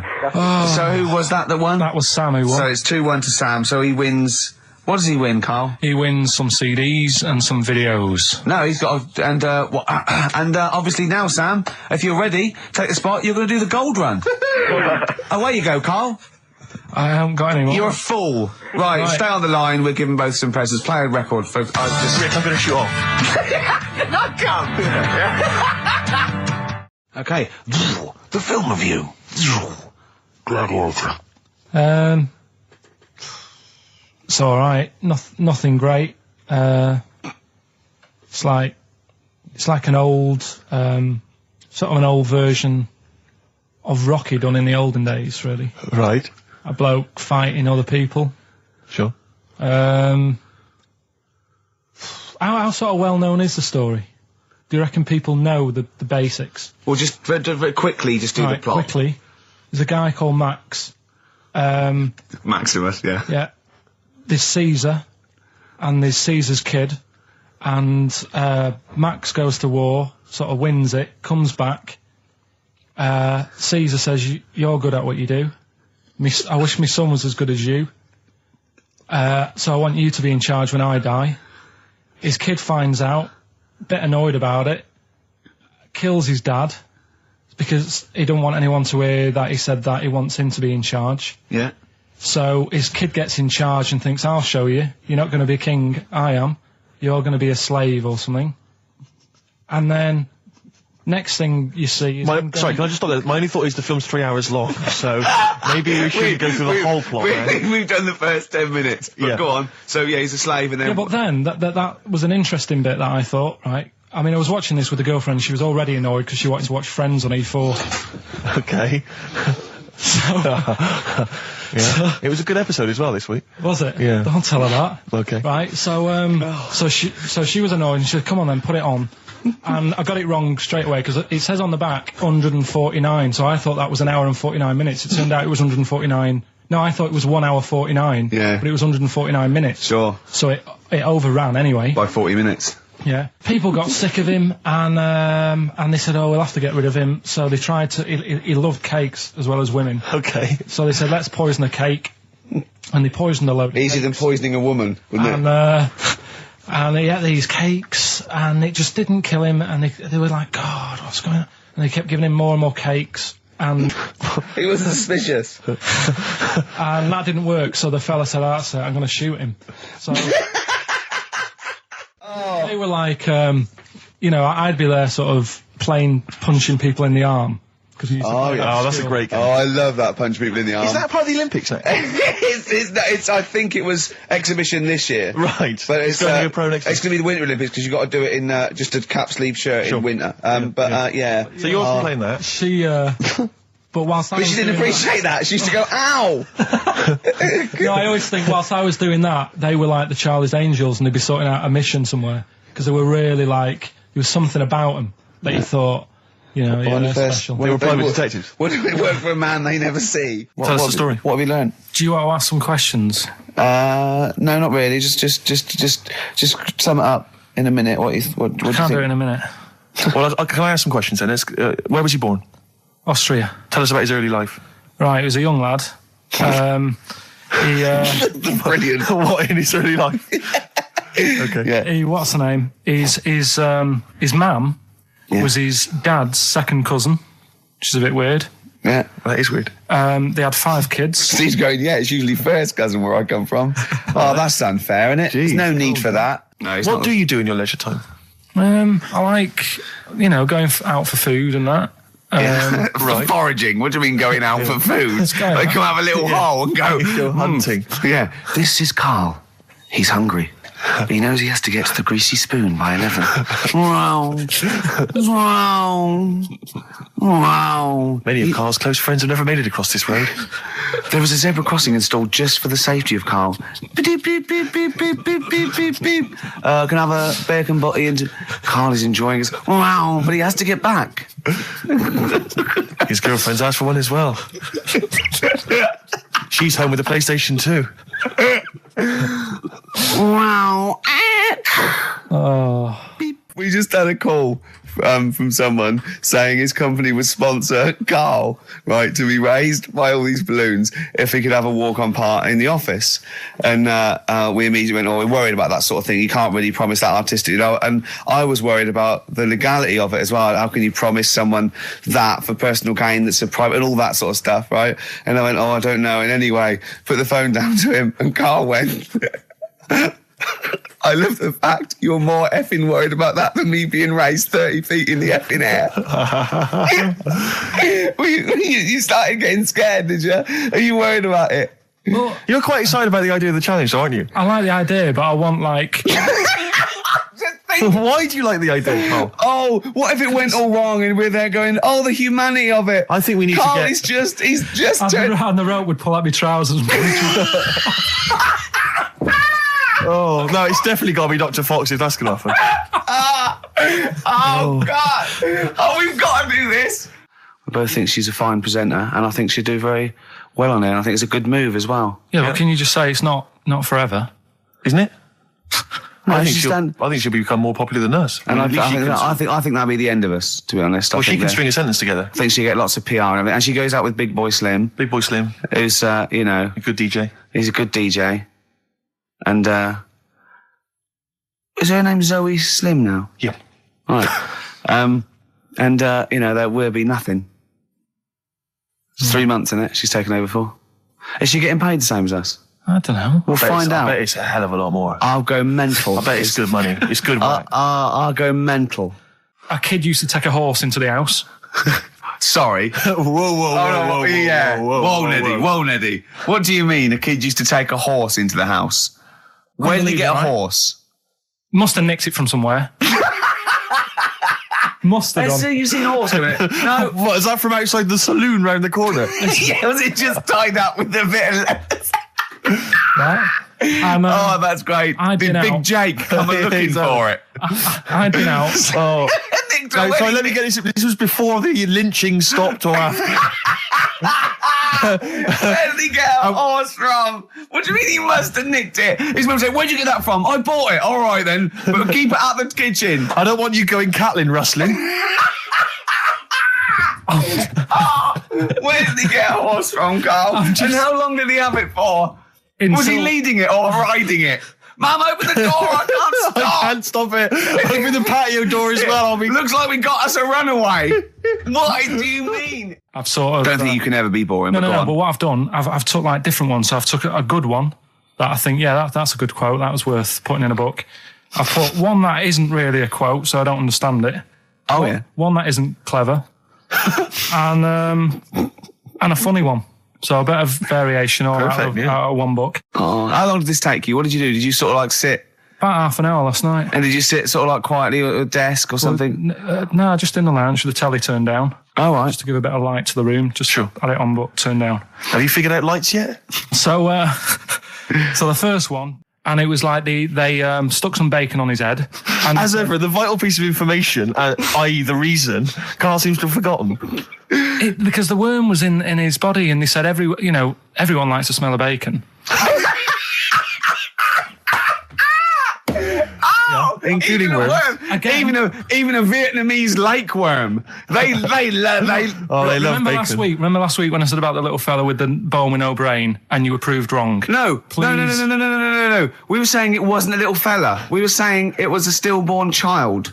It wasn't a little fella. You're changing it now. You weren't having any of it last week. Right, hang on a minute. I'm getting confused. There was a Vietnamese snake that went inside of a soldier. A little like maggot or some sort that you have to get out of your body because it causes problems. Yes, and so in order to get it out of the body, they strapped bacon to his head. Yeah. That is great. This doctor. And did that work? I think so. They had a picture of him smiling. Oh, God, what, the worm or the bloke? The bloke. Oh, dear. Honestly, I hope someone knows the story. And it was about 3 years ago, I reckon. Okay. And, it did work. GI bacon. So this is why the worm burrowed out of his head to get the bacon? Get to the bacon. Right. That's great. When my dad was when he was a taxi driver, you used to have to sort of do your bit for the local area. Oh God! By taking the Forest Gump people to Blackpool. Yeah. Is that what they're called now? The Forrest Gump people? Is that what the organisations that support them asked for them to be referred to? A minibus with Life is a Box of Chocolates.com. Forrest Gump types. It must have been, so you work with these people. The people with learning difficulties. And he used to get 5. Coming home must have been a busman's holiday. So he got 5 of them in the cab. Yeah. And he had to go to Blackpool, and 4 of them were really good, behaving themselves, didn't mess about, weren't fighting and stuff, but there was one who was just causing loads of trouble and he couldn't control him. Oh, and what you've got to be able to do with people like that, you don't want them to get stressed out because it's not good for them. It stresses them out, and you could end up with a bit... Thanks, Dr. Karl. You could end up with a bit of a riot on your hands. So he thought, I'll nip this one in the bud right now. And he pulled up just on the outskirts of Blackpool, and he took the one out that was causing problems and put it in a wheelie bin. Oh, no. Oh, I'm sorry. I apologise. He did what? Oh, he did it for the good of the others. He put it in a wheelie bin. He was having a good time. He thought it was one of the rides. Can you stop saying it? He had another problem similar to it where he had a little minibus and it was his job to take a load of old women to the bingo hall and it was miles away. And he took them there. There was no problem. About 10 old women in a minibus. One of them was causing trouble. So he pulled over it. No, right, so he took them there. Everything's fine. He dropped them off. They had a lovely night. Yeah. Right, they had a lovely night, won a bit of cash. Coming back, it's a bit of a late night, and they all started moaning at him, going, I want to be dropped off here. Take me there. I want to be dropped off first. I've got to get up early, blah, blah. You know, my husband's expecting me. I'm already late. Take me here first. Take me there. And he just pulled up in the middle of nowhere, said, get out. And he made them get out, and they all called for taxis. They charged that company who was meant to be taking him home in the minibus, and he got the sack. My mate, Anthony, his mum called up my mum and said, I've got to meet up with you. I've got to have a word with you. And she said, what about? She said, I don't want to talk about it over the phone. So she goes, oh, right. Well, yeah, come round tonight then. So anyway, my mum sees me. She don't want to be in an awkward position and, like, be a bit embarrassed and what have you. So she sees me and she goes, right, Anthony's mum's coming round. What have you been doing? Yeah. So I go, oh, God. I said, I've been nicking stuff. So she goes, like, what? So, not big stuff. I've had a few calculators and Mars bars and stuff. How many? I'll just work it out. Hold on. Works out at 7.2 per day. So, how many calculators do you need? So it was when that phase. You failed maths, didn't you? Everyone wanted a calculator. It was like a trendy thing, wasn't it? Right. Oh, yeah. In Manchester a couple of years ago, yeah. So anyway, so I told her all this and I confessed to, like, computers will make it there one day. I confessed to There's magic in the back of battery. Go on. Confessed to nicking all this stuff. She comes round. She only wanted to borrow some money. Brilliant. She said, oh, I don't like asking. I was a bit embarrassed to ask you over the phone, but can I borrow 20 quid? Oh, that's fantastic. And there's me. That's great. And it's similar sort of thing to yours. And did you? And he went, hold on, Mum, let's just work out the interest on that. I bank 10%. She'll owe you £4.40. Yeah. Oh, so your mum was a loan shark. yeah. And did she mention? She went, I just with that other, because what I'm saying is presumably you got your mate in trouble. No. Right, you didn't. She went, no worries, I'll just go and get my purse. It's on the dressing table. Exactly. Yeah. Carl, do you want a cigar? Well, quite, yeah, but what is exciting, surely, is the razzmatazz and the brushing shoulders with the rich and famous. I'm not into that. You're not?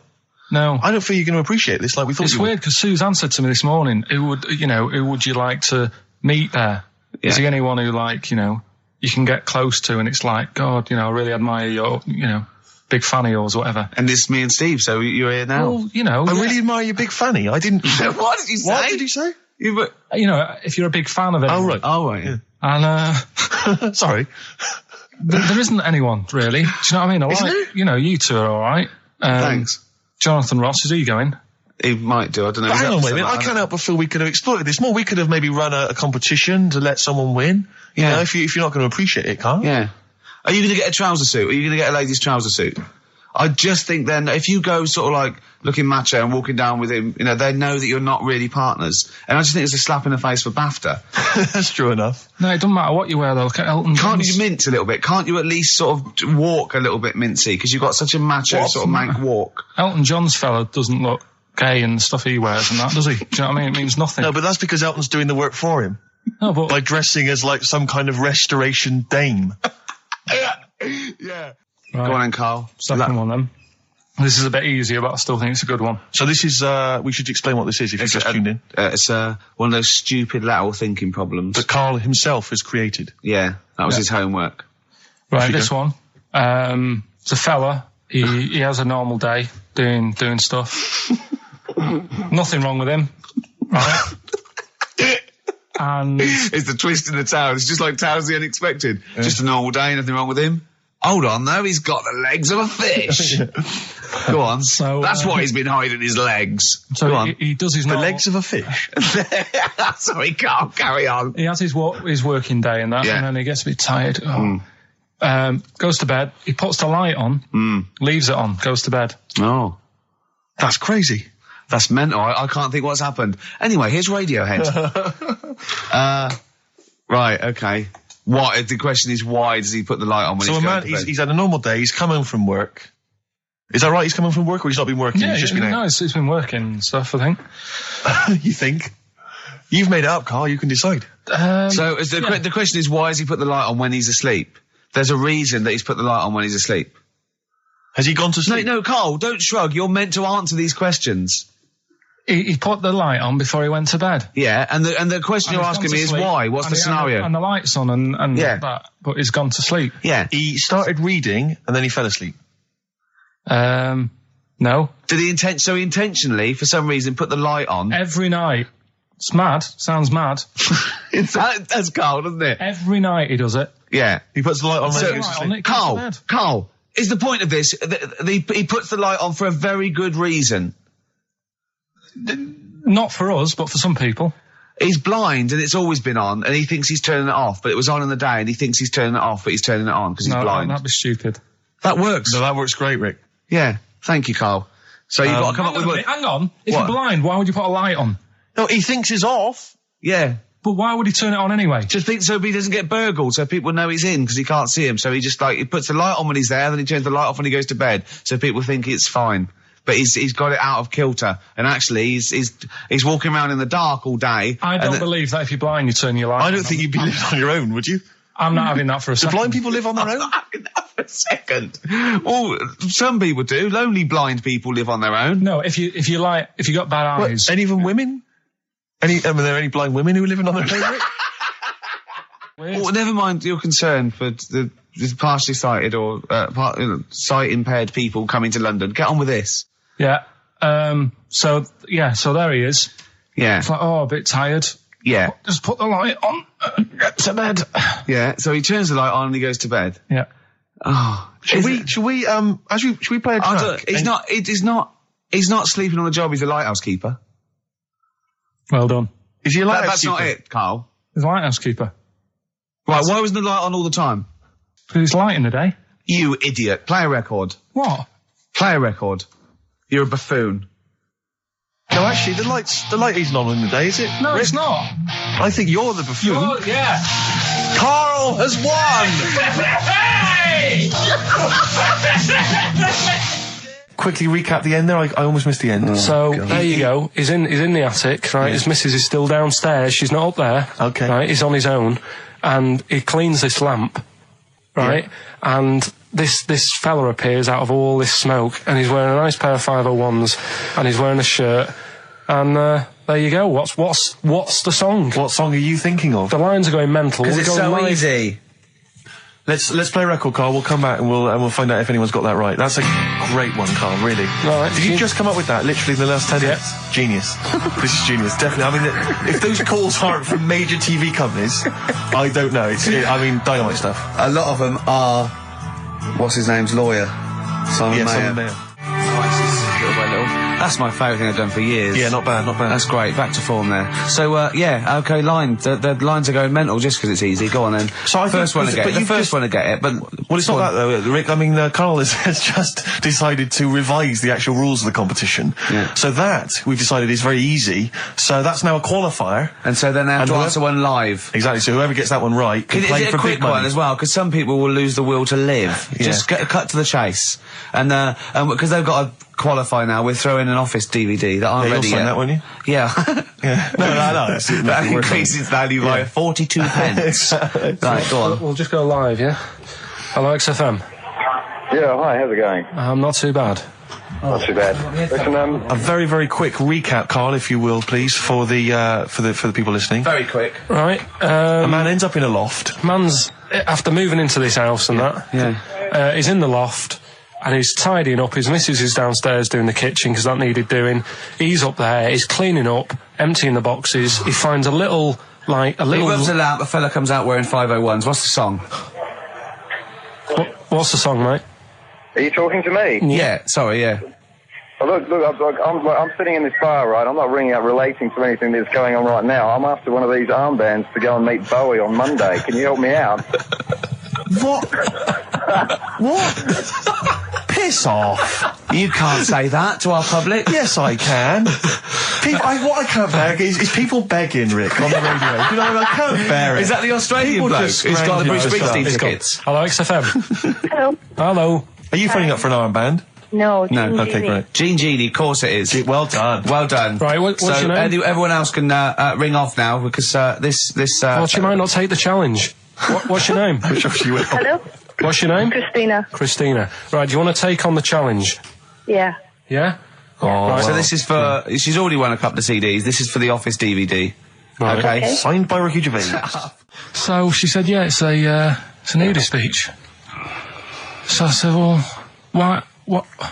I said, we're all it's all mixed up. Normally on a nudie speech, it's a nudie speech and you don't go wandering on there when you get clothes on and that.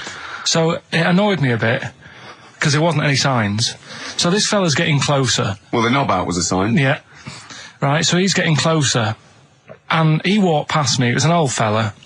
And he walked past and he had a hat on and a little pipe and a big rucksack on his back.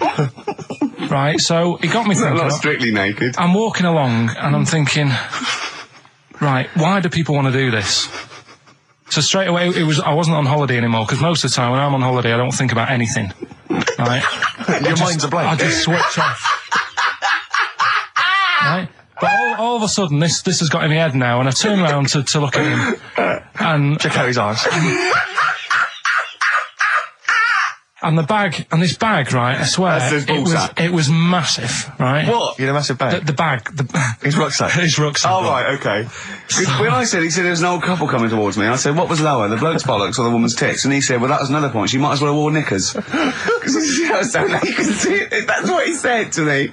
So you saw the bag? So it annoyed me, yeah, because the whole idea in it, this is what I think, I mean, I might be wrong, right? Might be wrong. Chances you never have been. You never have been before. Being nudist, right? What's it all about? Because my Auntie Nora, she same thing, pumped her with loads of drugs. She used to have a cabinet next to the bed is like boots. She's got loads of stuff, right? For all sorts of stuff. And, I mean, she's not that old, but she's on loads of stuff, right? She's a bit coked up, is she? She called up my mum once. And, yeah, you told us this. Go on, tell it again. And she said, oh, how are you doing and that? She's all right. Bit worried though. My mum said, why, what's up? She said, I've been breaking wind. So she goes, well, you know. She says, no, but this one is going on and on and on. And she was like, she was like, what do you say? What's like passing wind, farting for 5 minutes. one thing, not like, you know, trumping and then nothing. Yeah. Continuous drone of a fart. I'm eating. Eh? I'm eating. So am I. Carl, you have to carry on. Right, yeah. We're all eating. Those crisps, food crisps. So last week, yeah, you were playing your feature, that song, I Shouldn't Switch Off, because I'm enjoying the story. Yeah. And we played Living for the City, only you played the single mix, which doesn't have the entire second act, if you will. Yeah. So, Carl, you've not heard it before. You're excited. Heard it before. You're excited to hear the second act, because as far as you're aware, there was a young guy, he's living with his family, they're fairly impoverished in Mississippi, but, you know, they're happy, they're getting on all right. But you're not even aware that he's moving to the big city. No, it just fades out. Well, that's the city in question. I mean, I've liked this song for, must be, you know, 3 or 4 years, and I've always listened to the single version. I had no idea that I didn't know the full story. So, yeah. It's not, I mean, and I know your attention to detail, you like to know the full story, like, where everything was. Well, the whole idea of the feature is to say, you know, you've got to listen to the song. Where was the lead plate thing? Where was the lead plate thing? That was like a few years back. Where was it? In Britain and Scotland. Yeah. It was a problem all over the world. They had to deal with it. You're making it up now. Is it something you saw in Lord of the Rings? Yeah. Right. So anyway. Yeah. So the Lion and the Witch, Go on. Go on. So far then, what did we learn in this story from We Stevie learned so Wonder? far from Stevie that there's a young lad, he's, as I say, he's got a family, he's fairly happy, except they're very poor, and they struggle to get by, but they're happy, they're doing it anyway. He's moving to the big city. Carl, this is the bit you didn't realise. Just play the track. Okay, here we go. So this is halfway through. This is halfway through the tune now. This is, you've not heard this before, have you? Let's go. Sorry, I accidentally played an episode of Kojak. By mistake. We were going to play a song. Carl, what did you make of that then? Yeah, what's happening there then? Eh? He was living with his family, he was fairly impoverished. He went he's on a moved bus. to the new... bus he was on, was it? Right, so what's your take on it, Carl? After hearing that, what I've worked out by it, the first part that we heard last week, everything's alright, but it's not that great living in Mississippi, right? So he goes, I'm going to go to New York. There's plenty of work there. Yeah. They'll sort of accept me as, you know, and everything. So he goes there, And the weird thing is, he's hardly, like, been in New York for a second. He gets on a bus, all of a sudden some cop is arresting him. He's like, what's going on? And then he's got 10 years. I mean, what you can't hear, because the levels are quite bad. I mean, I work with sound. I can't really hear what's going on. You're criticising Stevie Wonder, I'm sort of guessing that he didn't pay his bus fare or something. And 10 years. He got 10 years for that. I really don't know what was going on. And the last one. Got that one. That's terrible. That's terrible. Okay, quickly. Oh, God. And the last one is that bloke who does. Come on! It's making me laugh. Come on, Carl. Be professional. Right, the last one. Right. I can't do it, it's making me laugh. Oh, come on, I'll come and read them then. No, hang on. Come on, Carl. Right, here we go. They don't do this on Blockbusters on TV, do they? No, come on. That bloke who does sport on telly. He's got a little kid, right? Initials DC. What? Right? Is that I'm the completely clue? confused by that. Was that the clue? Yeah, that bloke who does sport on telly. Yeah. He's got a little kid. Initials DC. Okay, is that a band? Or an artist? It's I'm not cheese. This is a well-known sandwich. Is it? What is it? Is it a band or an Right, artist? so just quickly recap. Okay. It's a Come B. on, Carl. Right. Come on. Quick recap. The first one is B. I don't think them birds should be around in this area. Right, that's B. Right. Second one, he doesn't like women, yet he's got a few kids. It's a bit weird. That's PD. And the final one, that bloke who does sport on the telly, he's got a little kid. Right. DC. All right, and it's ricky.gervais@xfm.co.uk if you want to enter for Hellraiser. Oh, I'll tell you what, continue to do a little theme of like some old stuff people haven't heard of. If you're under 30, you probably never heard of this band. It's also a new thing I want to introduce. It's Show Up Camfield. Camfield talks the talk, he doesn't walk the walk. He doesn't play some rock classics on his show because he's scared. I'm going to play the tracks that Camfield's too scared to play. This is Kansas and Carry On Your Wayward Son, all right? Kansas. Carry on your wayward son. The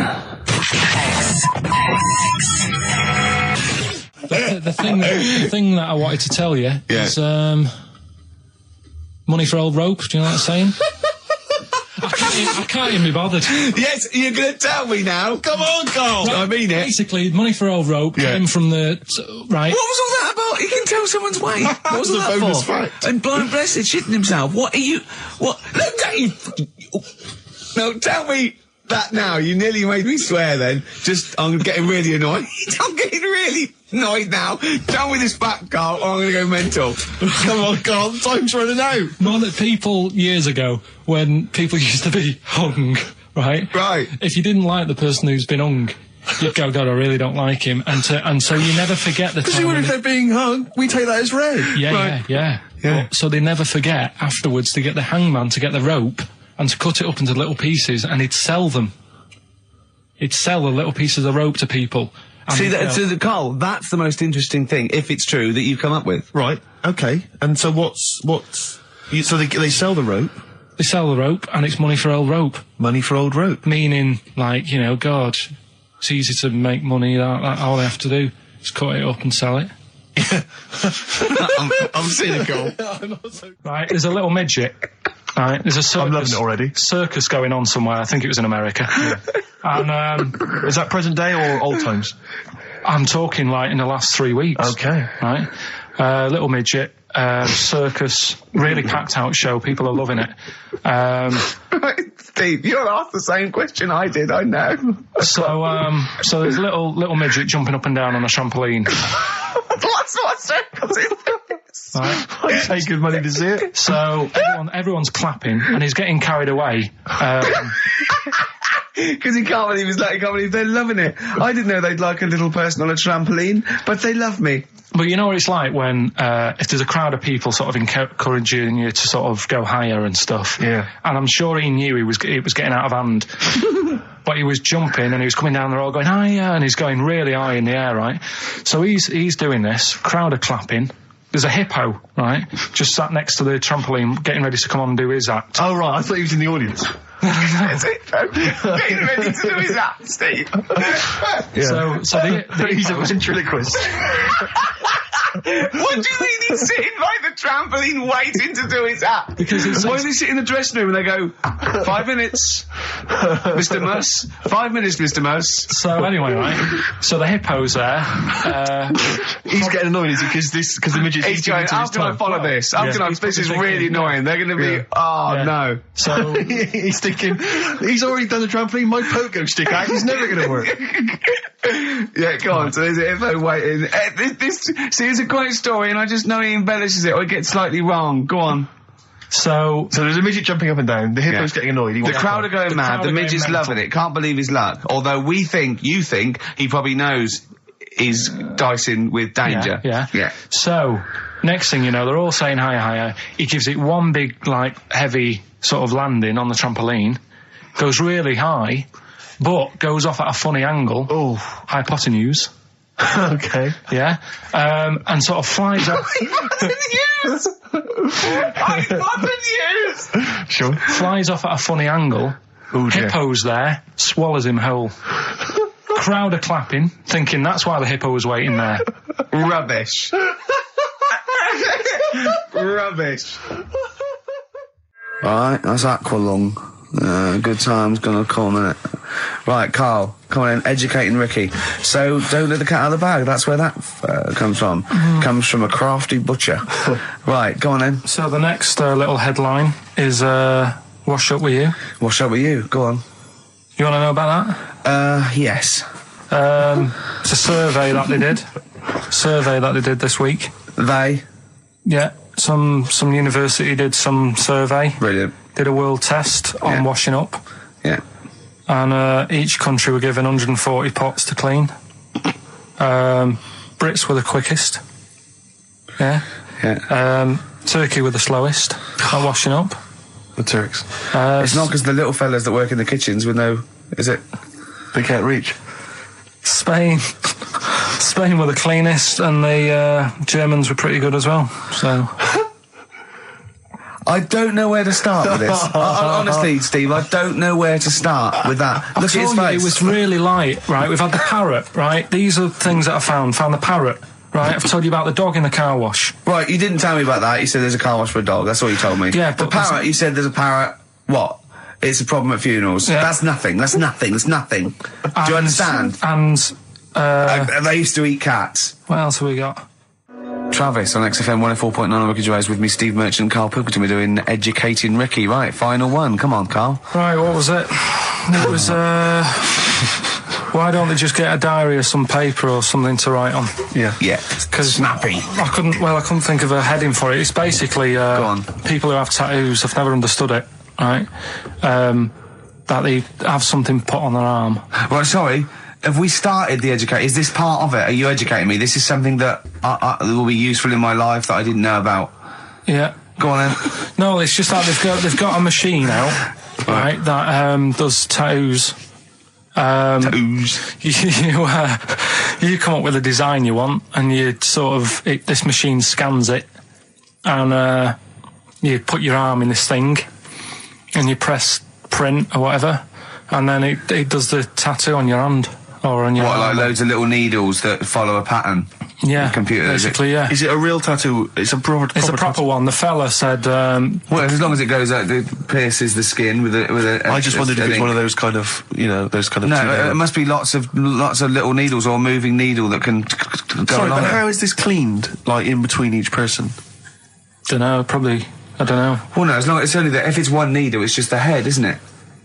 If it's one needle that moves, and does it like like loads of little... What are we gaining from a machine doing it? Just because they're not going to sort of mess it up. But hold on, how do you keep your arm still? Because your skin moves slightly, so the machine it's sort of strapped to your arm. Right, and so it's spread... the fella said that the tricky thing was in all this, it was the fact that, nobody would let him test it out on anyone else, so he had to do it himself. But did it work? Because the thing is with a tattoo artist, they can see when your skin's moved, and they can see what they've done, and they keep wiping it and looking, whereas a machine's just got to trust itself. Yeah. So I think one needle could go wrong. If it was a lot of needles, that it just came down, like, 1,000 needles that was an imprint. Yeah. But obviously I'm asking someone who hasn't delved any further than there's a machine that can give you a tattoo. That's all you've got at the moment, isn't it? Well, yeah, basically. That's all you've got. I mean, that's what I've got because I'm not a fan of tattoos. I don't. But where did you read this again? This was Internet? This was on the internet. Yeah, it was. Yeah. Okay. And I just don't understand why people do it. That's what got me attention. Because me. Sorry, what have I learned from this? That if you wanted to get one, you can get one done by a machine now. Well, you'd think it'd be Bughead, wouldn't you? What? Well, you'd think it'd be Bughead, wouldn't you? You'd think it beat... No, you'd think it'd be... Yeah. You'd think it'd be Buggered, wouldn't you? Bughead. Bughead. This can't be... If this is anything with a bug living without a head, I'm not interested. Because we've done it. All you've done is fun. Let's just do what a cat. So it is that. Do I do that one first? Which one? Which one are we doing? No, do the Bughead one. Right, well, the Bughead one. Well, we've talked a lot about animals and that, haven't we, without heads. Surprisingly, we have. I think a disproportionate amount on it. If you're a new listener, and this is the first time you've listened, you'd be surprised. Yeah, we've done all that. We've covered worms. The way if you cut their head off, it grows back. If you don't cut too high above its neck. We've covered the chicken, the fella who blinked. Yeah, I can't go into it again. Right, let's not go into it again. We've had the chicken with no head that lived for 8 months. Yeah. And we've had cockroaches living for a week without an egg. Right, okay. Well, it's a bit more on the cockroach front, really. Right. They've found, right, that if you get a cockroach and you cut its head off, right, and then you find a cockroach that's still got its head, but it hasn't got any legs. Right. Right, it's not over for both of them, right? Because what you can do, you get the one that's got the legs, right, with no head, sort of running around. Get the one with the head, sit it on top of it, right. Get a little tube, okay, so that the fluids. So is this aunt is go out of the Let room? him finish. This is like Blue Peter. Let him finish. You could get this for Christmas. Right, you get a little tube, you sit that on top, so the bodily fluids are still running between the two. Right. The head of the one on the top will control the feet of the one on the bottom. Okay. What about that? Good.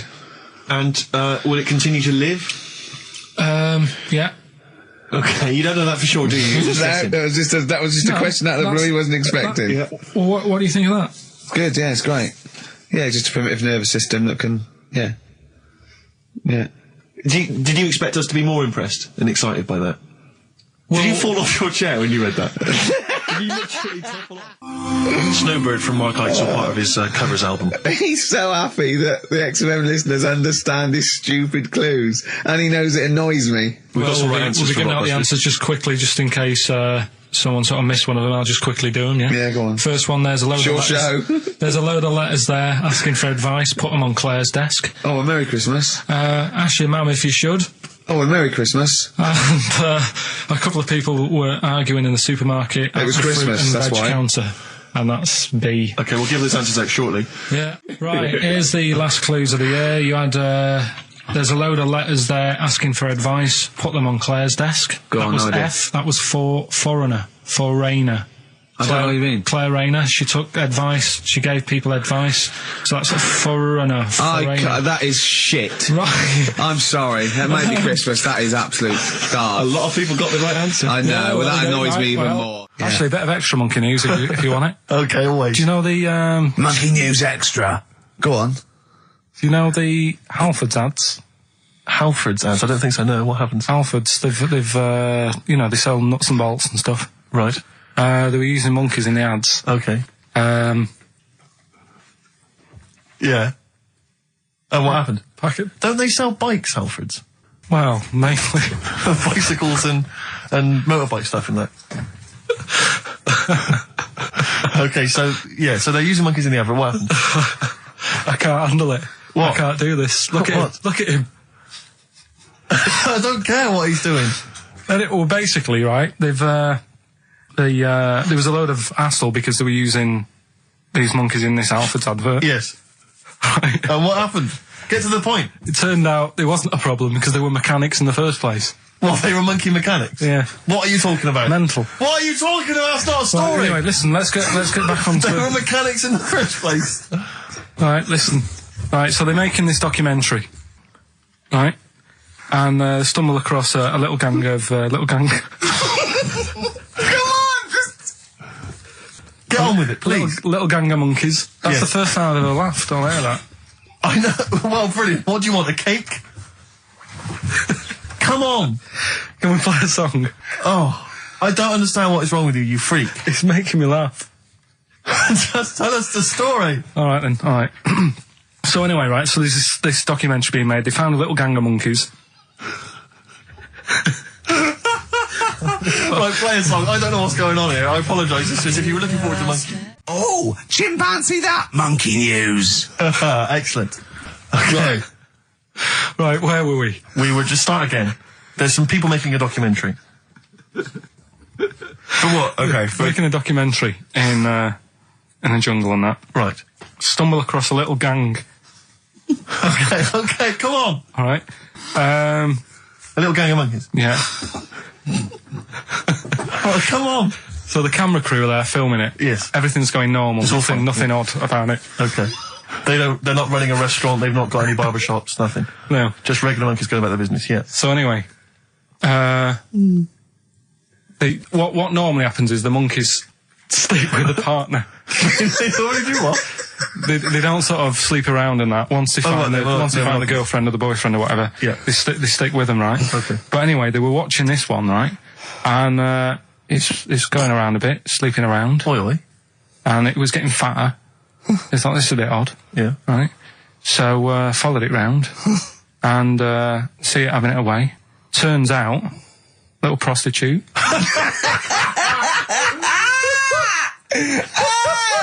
Oh, God! It's a little monkey prostitute. And it was getting fatter because it was charging them bananas. What a load of old rubbish. It's charging them bananas! What was it, a boy or... It was a... Woman. Little woman monkey. That's the most extraordinary monkey news I've ever heard. Oh! And another bit, this was the best one, right? Grab it!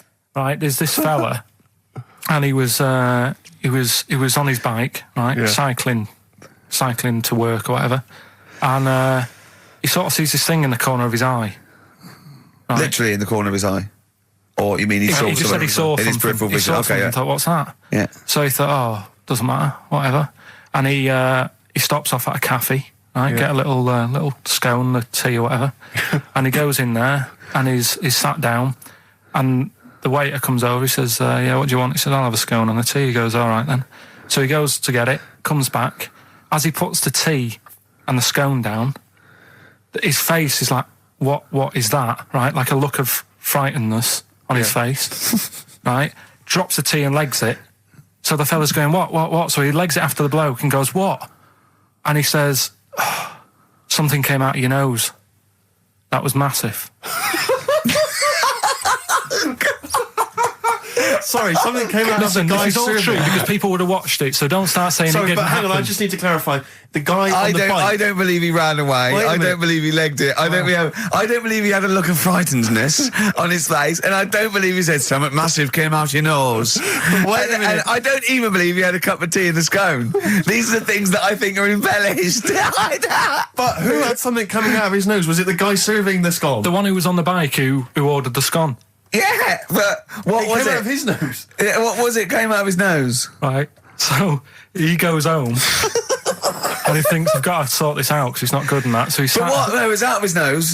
So you mean it poked out of his nose? It didn't come out. It just said hello and then it was like the maggot in the head. Yeah, he just popped his head out, had a look around and went back in. Why did the bloke drop the tea and run? Well, it's weird, isn't it? Alright, so he goes home. He goes home and he goes, oh, God, you know. So he sits in front of the mirror and he's sat there waiting. This thing comes out. Again, sort of looks round, goes back in again. So he goes, oh. No scones. Right? No, so he goes, I've got to sort this out. He goes to the doctors, says to the doctor, I've got something up my nose. It just keeps coming out and having a look round, going back in. Didn't say that. The doctor's like, oh, I haven't heard of that before. Right?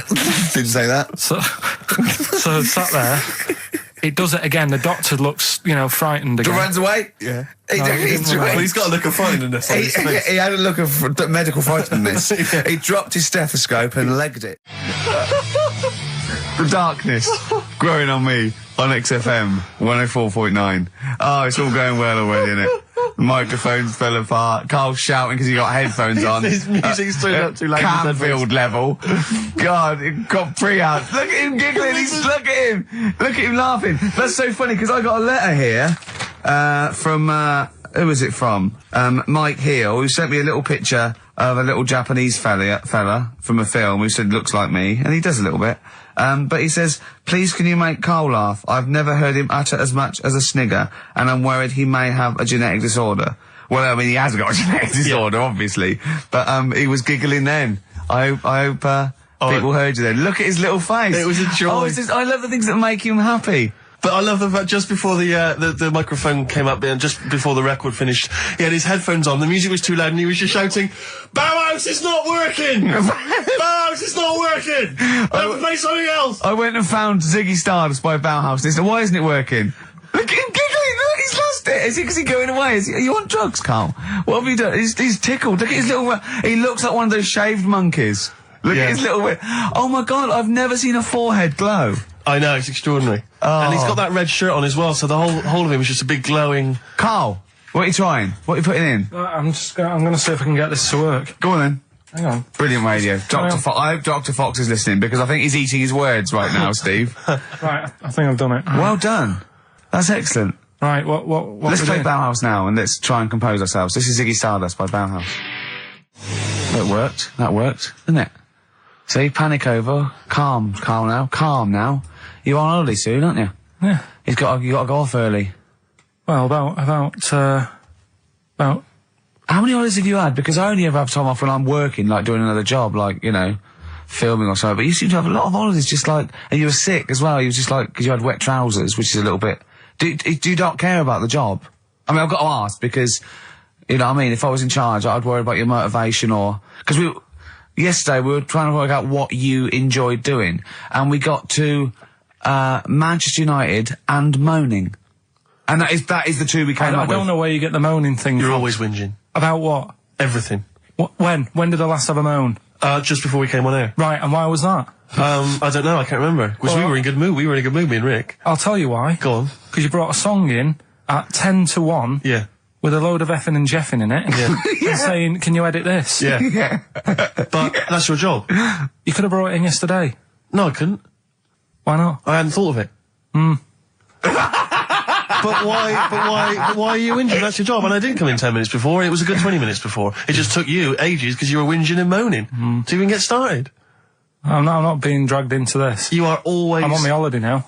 Well, not yet. No, you're not on yet. You're still working. Well, that's what's funny. This isn't even work, right? And yet it should be. Compared to what I do in the week, this is a doddle. Well, it's because you're not putting any effort in, clearly. Where are you going anyway? Where are you heading? Cornwall. Yeah? What's happening down there? Well, there's a monkey world. You're excited about that? We're going to go and see that. Probably go twice to that. Yeah. Whilst I'm down there. How long you went for? The whole week? Yeah. Yeah. So, this is with your parents, isn't it? Yeah. Taking them out. Your father, what do you think your father will be up to? What's he going to be nicking on this holiday? Well, There's a lot of tin in Cornwall. Since they've shut the mines. He's just called Suzanne, said they've got there, said it's a nice little place. There'll be no towels when you get there. So what are you going to do? Just going to chill out and sort of like go to the pub and stuff? Yeah, like I say, I mean, all I've got planned is probably Tuesday and Thursday at Monkey World. What about Wednesday? What are you thinking of Wednesday? Just wandering around? Just sort of think about, you know... King Arthur and that. Where he was down there, wasn't he? I don't know, but I'll tell you something. Going? What town? I don't know. I don't know where it is. Suzanne sorted it out. Yeah, she's sorted it out. I heard you on the phone to her saying, well, pack 2 pairs. Poor woman. She's packing your bags for you. Yeah.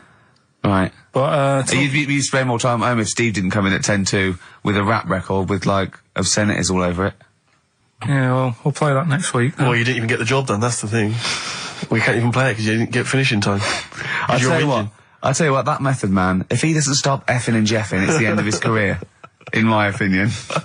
All this F that and yo Jeff, I'm a Jeff myself. Yeah. Or I'm hanging out with my Jeffs. Yeah. It's terrible. Jeff, you. And we know you can't put out the J word on XFM. Oh, Mother Jeffer. Well, so we haven't got that, but what we have got... Go on. Monkey News. We've still got a Monkey News, have we? That's sorted out. That's coming up. Yeah. Rockbusters. Yeah. Well, last chance. Definitely your last chance this time. You actually improved a little bit last week. You did a couple of good ones. Yeah. Same again this week. And, Cheeky Freak? Controversial Cheeky Freak of the Week, where Karl finds a human being with some sort of congenital or imposed deformity, or So and we talk about that in a wry way. Do you think that's big and clever? No, but that's just it. It's never about taking the mickey out of someone, right? It's to make you think. I'll tell you what isn't big and clever. How lucky you are. A dwarf with learning difficulties. Nice. Yeah. Well, we'll explain it to you. That's the forthcoming single from British Sea Power. That's called Carrion. That's nice and retro. That's like end of the 70s Bowie. That's great. On XFM 104.9. That's just some of the records that we've played so far. Do you know what I mean? You've had The Darkness, you've had Bauhaus. It's like, can it get any better, Karl, do you think? Like I say, we've got Monkey News coming up. So, guess what? I lost 400 quid cash this week. Gambling? No, that's tragic. This is why it gutted me. It wasn't even on your gambling addiction. No, I had a photo shoot, I had a suit, and I'd claimed back some expenses, and I'd had it in my pocket. And then when I took the suit home, it must have fallen out in the street or the cab. And I remembered it, and I went every pocket twice. And it was just the fact, I don't think about, oh God, that's terrible, that's a terrible blow. I think, oh God, if I had it back now, it would be free money. Yeah. If I suddenly found it now, I'd have £400 that was just free money. And I had a little nap to get over it, and I was... and you were fine. I was okay. But that was good. Someone just found, what a gift that is. Oh. Just, I mean, untraceable. Was it in a money clip? Was it rolled up in a money clip? No, it was just literally 400 quid in an envelope. Oh, and that's so a treat. I know. See, I'd always hand it in. I genuinely would. Unless I found it in the middle of a forest or something. If it was in a street. Do you know what I mean, though? Because a bear dropped it. Yeah. But, I mean, if I found it in a pub or a cab, I'd just hand it to anyone who was rushing through. Yeah, exactly, yeah. But I'd hand it in. But there's no way, if they found it in the street, there's no way they could do it. It goes to the police station and it sits there for 6 months, but... Yeah, exactly. Well, it's a waste of time, pocket it. But, because when I was younger, I remember being outside a post office once when I was about 10 or 12 and finding a purse and thinking, oh, that's nice. And opening it up, there was some money in there and a pension book, and so it was obviously an old lady. I found an address, I sent it to her, and my mum said, you've been so good there, you'll probably get a little reward. She'll probably send you a little reward. Nothing. I got maybe a thank you note, but no cash, no moolah, nothing. Really? And I was livid, because I'd been told that I was going to get a reward. I thought I've been a good Samaritan, nothing. So... many moons later, when I was at university, I learnt from that, and this is the most bizarre thing. This explains a lot, doesn't it, Karl? This is like the Mary Celeste. I went to a cash point to I thought, I can't get my card in here, and I realised there was already somebody's card in the machine. They put the code in, but then they just disappeared. They'd been kidnapped or something, so it was just there, waiting, sitting. It said, what do you want to do? And it gave you a number of options. I thought, interesting. Steal or go to heaven? Yeah, exactly. You went, oh dear. Yeah.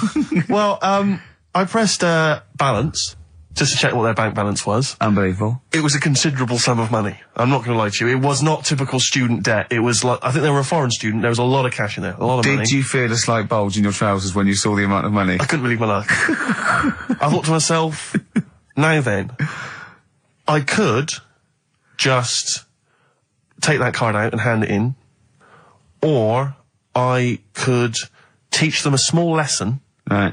And maybe give myself a reward, because last time I did that, I didn't get a reward. So if I give myself £30, then I'll take the card out. 30? Give myself 30. Yeah. You didn't really? Well, I thought that's a good reward. And I went in, I handed the card in, I took that. Steve, and that's a little reward for me. And I'll tell you this, don't think it's evil, because I went in and I bought everyone a drink. Well, brilliant. Yeah, I didn't tell them I got the money free. Well done. Excellent.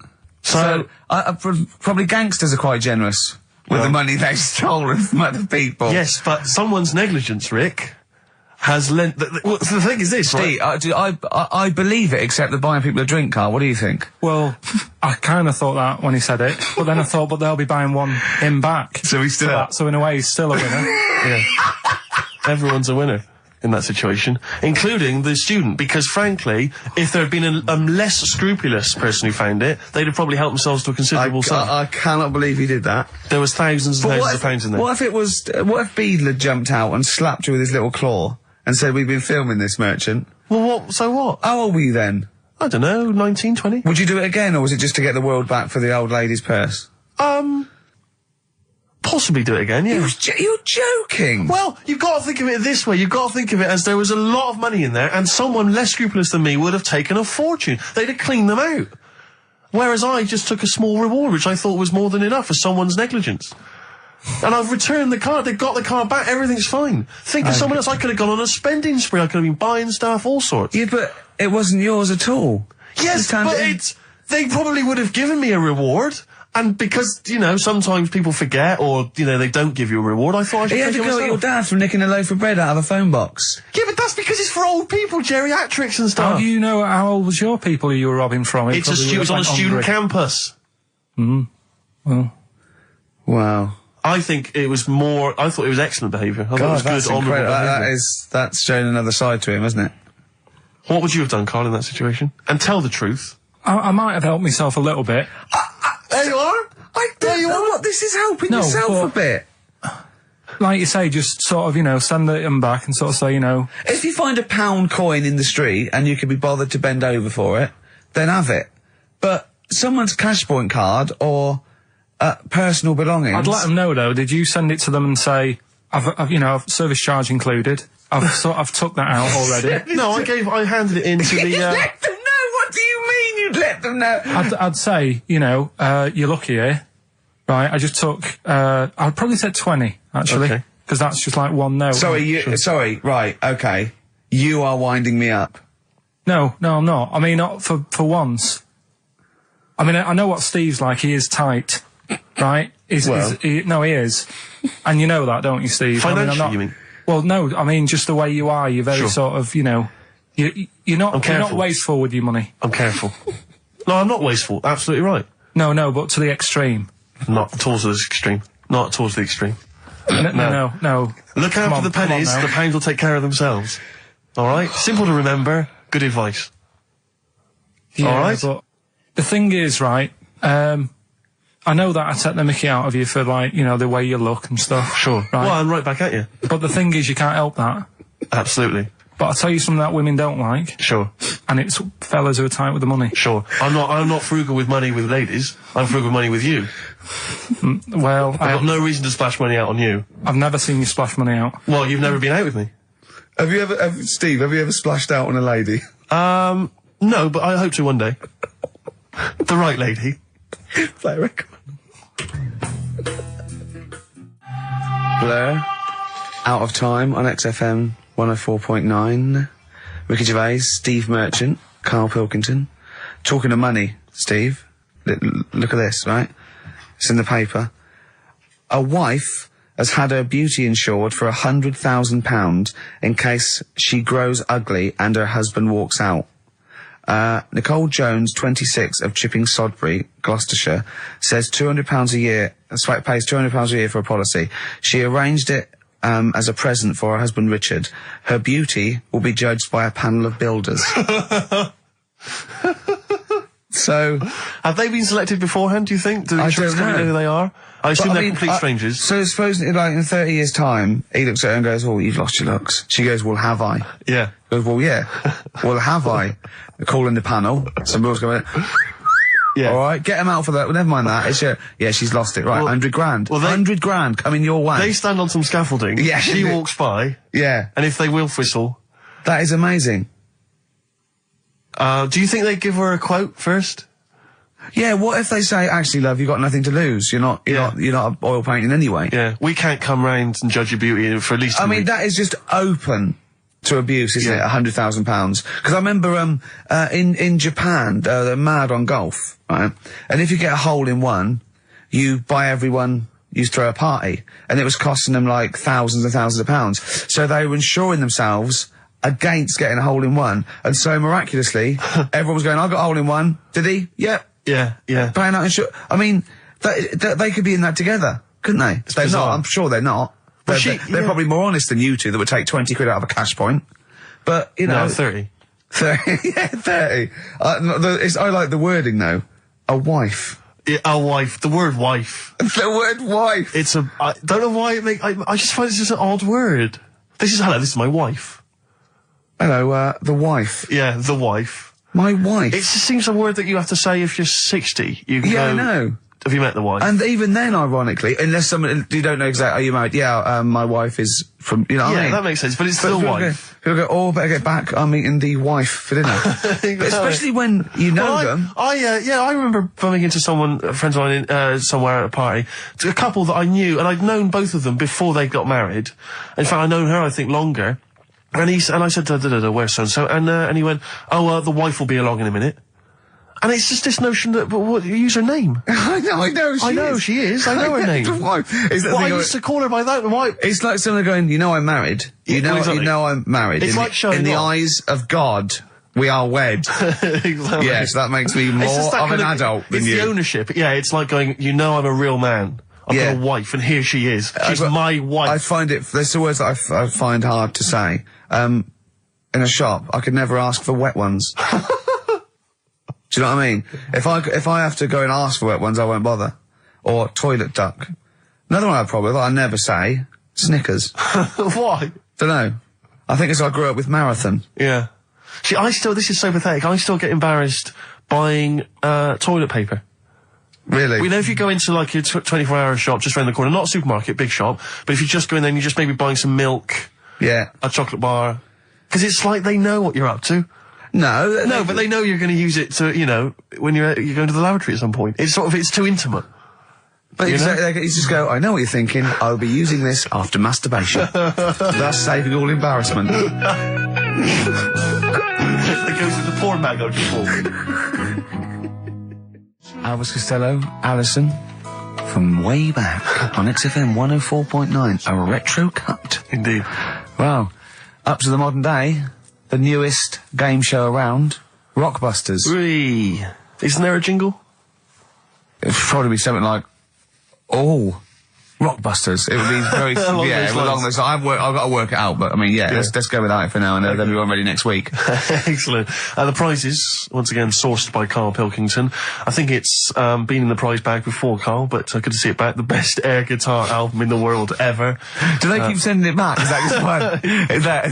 It comes through the window, tied to a brick? Actually, there's a lot of good stuff on there. There's, the Kinks. Knopfler? Is there Knopfler? Knopfler, I believe, is on there. Is Clapton anywhere to be seen? Definitely Clapton, I would have thought, a Deep Purple. We got Quo, Skinnerd, Mac, Snake is there, Straits, excellent, and, there's all sorts on there, obviously. Yeah. This is always an odd choice, but fair enough. This is the, current album by the Yardbirds. Their first studio album in 35 years. So, the new music station XFM giving away that. Excellent. I suppose it's new music in some ways. A Smash Hits compilation. We got stuff on there. It's Aha, it's Curiosity Killed the Cat, it's all the old favourites. Plus 2 DVDs. Columbo. What Columbo? It's got a couple of classic Columbo episodes there. Suitable for framing. One of the best, TV programmes of all time. Why do I get... You can always tell immediately who the villains are. Suitable for framing. I'm assuming that's some kind of art dealer. Yeah. Maybe an artist. Candidate for crime. Presumably some kind of, presidential political candidate. That'd be good, I'm sure. Columbo. I mean... Stab Woman. That was my favourite episode. Stab Lady Wife. I mean, to be fair, I'm not sure why. Who would buy a Columbo DVD? Like, you can't find it on TV. It's on now. It's on now. I guarantee, because someone could maybe email in. Is there an episode of Columbo on now anywhere that got cable or digital? I think it will be. Almost certainly. But it is great. And the other DVD here is Cruise of the Gods, which was the one-off TV kind of comedy film that was on at Christmas, featuring Rob Brydon and Steve Coogan. It's good. Williams. So, there's a few gifts there. Not bad. Right, now we get to the real deal. Okay, this is what everyone tunes in for. This is Monkey News, I think. Not the music. Go on. Well, here we go then. Yeah. 3 cryptic clues and just work it out. Cryptic, but easy as that. Email in. It's email in. Right. Well, what's the email address? ricky.gervais@xfm.co.uk. Well, don't say that I know it or care. I think. So the first one, he's got American coins all down his spine. Right? He's got American coins all down his spine. What band's that? What artist is it? Email in. What does it begin with? What? N. I know it, I've got it already. Right. That's rubbish, too easy. Yeah, Right, go on second next. one. Jeremy Beadle has got arthritis. Right, Jeremy Beadle has got arthritis. Yeah. That's the second clue. The initials there, SLF. Right, SLF. Jeremy Beadle's got a little bit of arthritis. And the third one, Foxy, Shipman, and a country western singer on a merry-go-round. SB, right? So Foxy, Shipman, and some country western singer having a go on a merry-go-round. The initial SD, right? So email in, ricky.gervais. I'm intrigued with that one. I'm genuinely intrigued with that one. I like the fact there's a certain whiff of controversy about it, because Shipman is mentioned. I know, yeah. Oh, A little bit edgy, that. So that's the three. He's from your neck of the woods, isn't he, as well, Shipman? Yeah. Yeah. I think my mum's mum used to use him. Okay, let's play a record. Well, you want to play a record or play some adverts if you fancy some ads? Oh, I'd rather adverts, Well, yeah. I've got some for you. Placebo. This picture on XFM 104.9. Steve, Yes. I think Carl's going to put most people to shame. We were talking about generosity earlier. Carl is a nice, generous bloke when it really comes to it. He's paying for Father's Day. He's paying for the cottage that he's going away with his dad. Are you really, Carl? Yeah. Right. Well, there's no way of us proving if that's true or not. Well, what do you mean? Well, you could be lying. But why would I do that? Well, because you want to show off. I didn't do it on air, you mentioned it. I don't want people to know how generous I am. Just do it, just get on with it. You know what I mean? Yeah. Like charity work and that. Yeah. Exactly. But I'd have thought that you wouldn't have fallen for Father's Day. I'd have thought you'd have known that it was like... Well, we don't. I mean, to be honest, there's a bit of a coincidence, because I paid for it anyway, and it's happened to fall on Father's Day. Right? But don't I mean, buy a Dad's card. not normally that bothered. Don't fall for it. I mean, obviously that and Mother's Day and a plethora of other things were, I mean, literally invented by card companies to make more money. I know. Yeah. That's, I mean, my dad always says don't get him a card or anything. Because he hates it. With all these things that I'd like, rip-off times, really, just ripping people off. Yeah. So it sounds a bit stingy, that. But fair enough. Well, no, I mean, he's right. Yeah. He's right. It's just, because fellas aren't bothered about getting cards anyway, are they? But the other thing that he noticed, helping out the flower companies, the Princess Diana thing, when she... Oh, sorry. Yeah. Jesus. Carl. So when... Carl, what do you mean? What do you mean? That's what he said. He said, "Oh, I nearly swore then because I was. You surprise me all the time. No, I'm but just... that is incredible. Sorry, what? I don't understand. What are you talking all about? the flowers that were sort of sold that day. Right. Or for people to leave as a commemoration or something? Yeah, they made a mint, didn't they? Who did? Flower companies. Right. So what are you saying? He was just saying, makes you wonder. Whether about what? Whether it was Interflora behind the hit. Oh. So it's a conspiracy. It's a conspiracy by the flower companies. I would love to see you and your dad just sitting at home watching a bit of Channel 5 when apes go mental, right? With your roast dinner. When's that on? And then talk like, well, yeah, you know, kill Diana, don't you? Flower company's son. Right, quite right, Dad, you're not wrong. What are you talking about? No, I'm not, I'm just saying, it's like you were saying about the cards, on Father's Day and that. It's just a bit, too much of a bit weird. Too much of a coincidence. I'd be interested to see sort of, like the business graph. Sure. Yeah. On how the companies were doing, then suddenly. Yeah.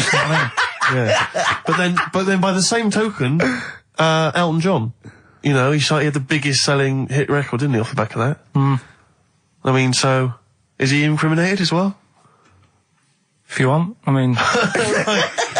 It's a conspiracy theory you've not kind of analysed terribly closely. You've put it out there, and if people maybe who are investigating want to kind of add that into their inquiries, then they can. Yeah. Sure. But, no, that's all I'm saying. I'm just, because it's always the same thing, innit? Like, I was out shopping the other day, treating Suzanne, like I do. You know, I like spending money on that. Yeah. I was in WH Smith's. Yeah. Classy. Was it a big birthday? Was it? Was it a 30th? No, I was getting a. Was it 2 biros for the price of one? I was getting a card for my dad for Father's Day anyway, because I'm seeing him. Yeah. Big Toblerone. Yeah. There was a giant who is it who said Father's Day? They love a Toblerone. I've never understood Toblerone because the only time I see Toblerone is in airports, right, and minibars.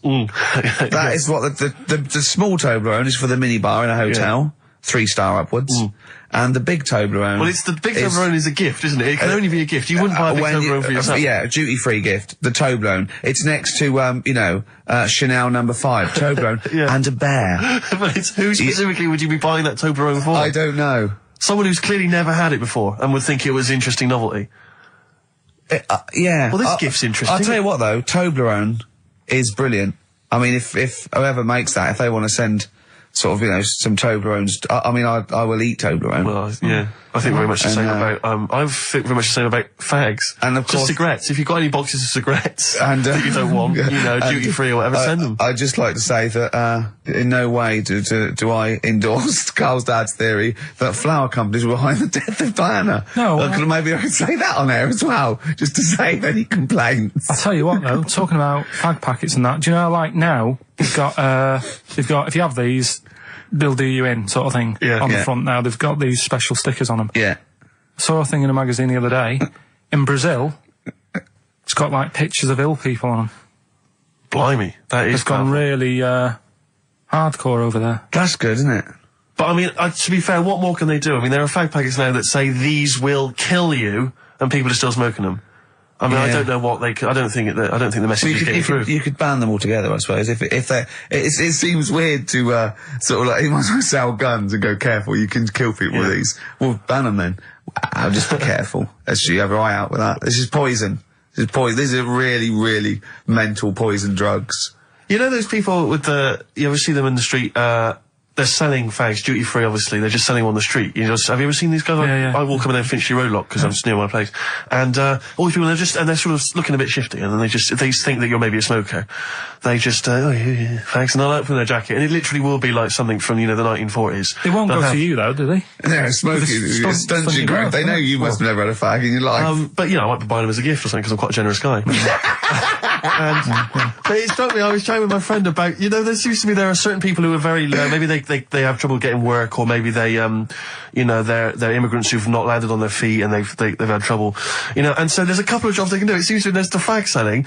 There's those people I noticed on Oxford Street who bend a piece of wire into the shape of your name. I mean, what kind of a gift is that, really? You know what I mean? I know. It's like they're literally giving them out. Or you can have the bending the name. You can be selling those things that you throw at the wall and they sliver down. At Dover? Yeah. What are you doing? I'm a trained carpenter. Right. Can you write really small on a piece of rice? I could try. Could you write those names on a piece of rice? I could try. It's quite tricky, but what about the rest of your family? Well, that one's only 2, but he could be trained. He's got smaller fingers. Okay. Do you want to sell some knocked off perfume? How about that? Again, we'd like to apologise for any inadvertent racism. Suggestion that Lady Diana was killed by flower companies, or that Steve makes a habit of stealing from cash points. What about XFM 104.9? a picture of Rick Waller on the front of a bargain bucket?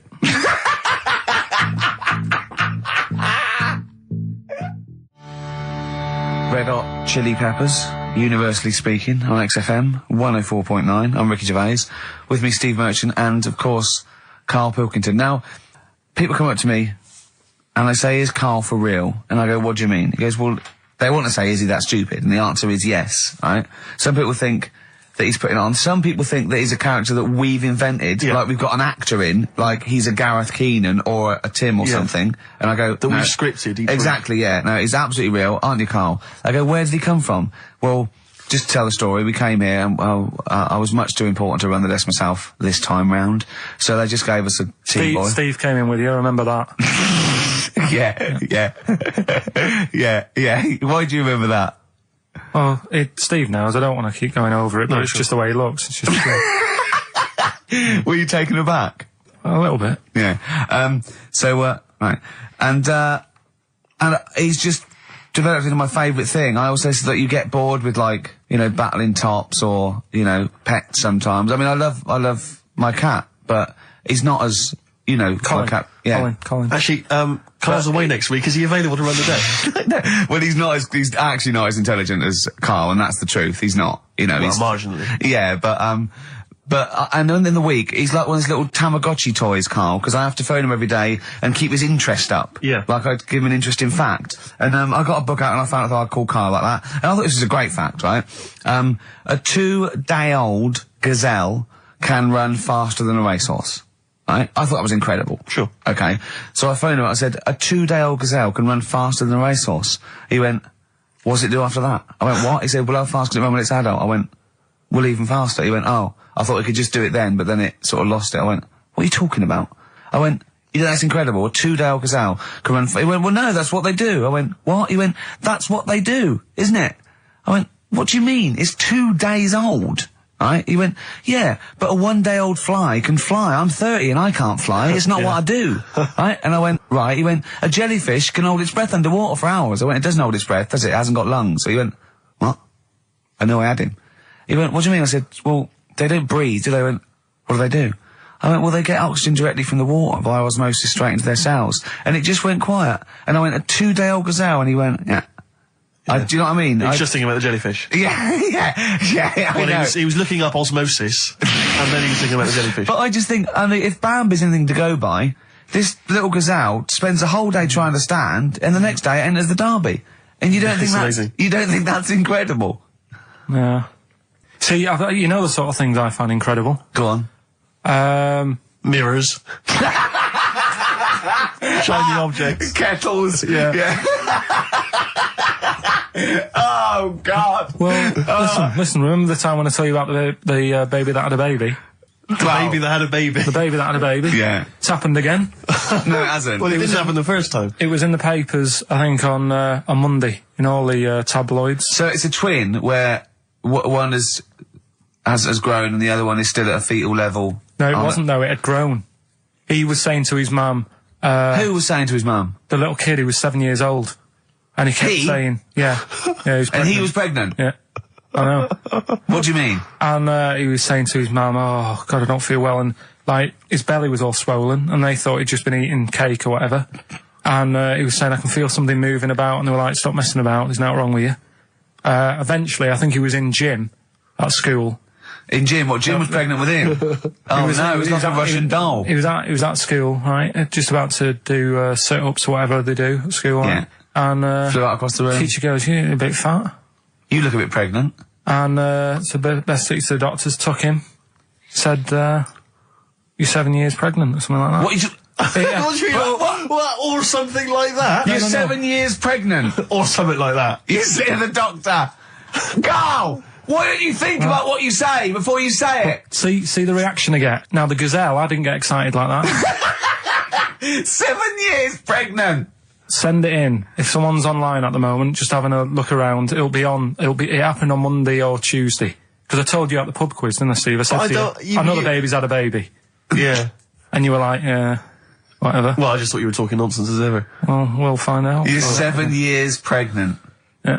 You're a fool. Play a record. Well, we've still got stuff coming up. Monkey News? Rockbusters answers. We'll have to get that out of the way soon, because we've got to get out of Have we got a cheeky freak of the week? Yeah. Brilliant. America by Simon and Garfunkel on XFM 104.9. I'm Ricky Gervais, and I understand I'm about to read my word, Steve. Well, once again, there's always someone, and it looks like it's Mike Lamb who has come to Carl's rescue. Lambo's let me down then. Doctors have removed a 4-pound baby boy from the stomach of his 7-year-old twin brother. Yeah. Alan Jan Niamatilev was born with the freak fetus growing inside him. For 7 years, it lived like a parasite until a school doctor became alarmed about Alan Jan's bulging tummy and took him to hospital. Surgeons who gave him a scan operated immediately, unaware that the baby was attached to the boy's blood vessels and still alive. They saved Alan Jan from certain death, but knew the 8-inch fetus was doomed. So there we are. Boy pregnant with his own twin brother by Barbara Davis. That was in the Mirror, apparently. So I've read on, and all the facts are right. They took him to school. The parents didn't realise. And that isn't even this week's Freak of the Week. I mean, that's You still got to that for come. free. You got that. You can have that. That's the free freak of the week. Free freak of the That's, week. you know, that's giveaway. That's like 13.5% extra. Yeah. You know what I mean? That you might get with hairspray or something.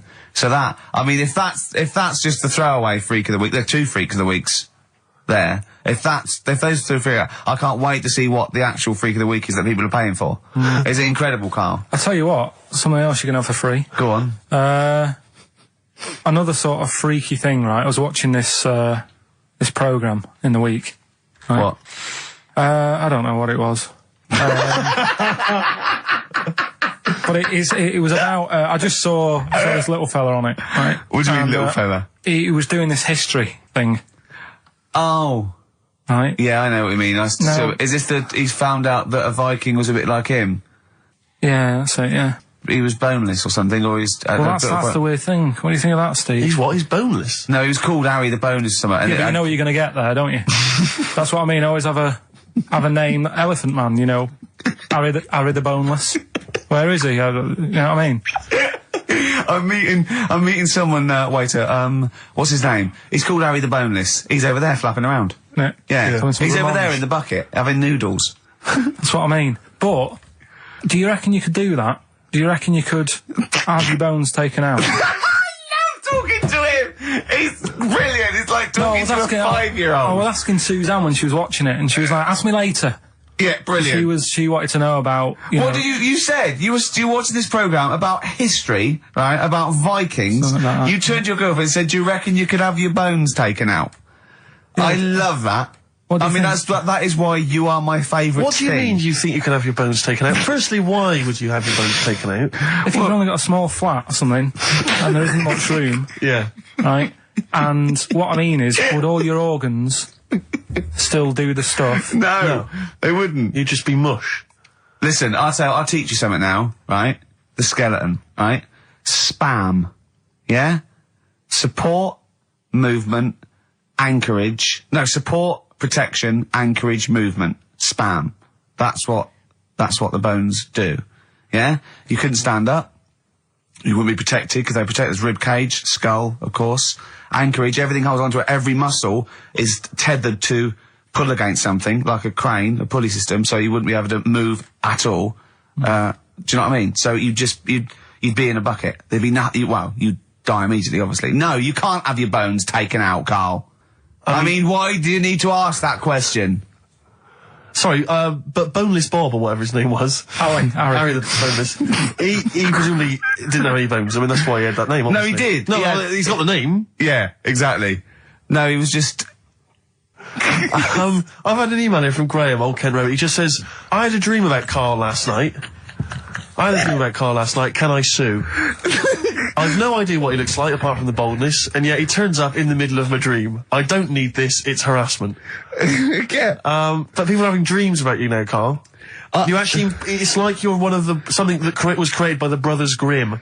I had a dream. You know when people used to have anxiety dreams, they had like an exam or something, like you suddenly go to school and you realised, oh my God, you didn't have your trousers on, or I had an anxiety dream. I assume we started off in anxiety dream about The Office, about filming The Office, and we had to film in HMV, but someone hadn't cleared it, and so we had to find an R price. And I went, oh, okay, that'll do. And as I was walking there, right, I didn't have any shoes on, which is like an anxiety dream, but I looked down and I went, so what? Yeah. So I'm so lazy now, I think even anxiety dreams don't kick into me. I'm not sure that's a dream. I think that's just a memory. I wouldn't be at all surprised if you, turned up with the film in The Office. Yeah, with no shoes. We don't need shoes. When we were originally doing the pilot for the very first series, obviously Ricky's the main character, he's in it all the time. It's obviously important, it's our big chance to get something made for TV, it's going to launch our careers. And, I turn up on the Monday, he's twisted his ankle. He has to be wheeled around in a wheelchair, because he went out jogging, stepped on a tin can in the street, and fell over. Who left that there? Like a 40-year-old man with brittle bone disease, he just twisted his ankle and he was out of action. It was pathetic. Yeah, that was the pilot. Absolutely pathetic. But I still turned up, Carl. That's the sort of trooper I am. Well, yeah, but you moaned the whole week. Wait.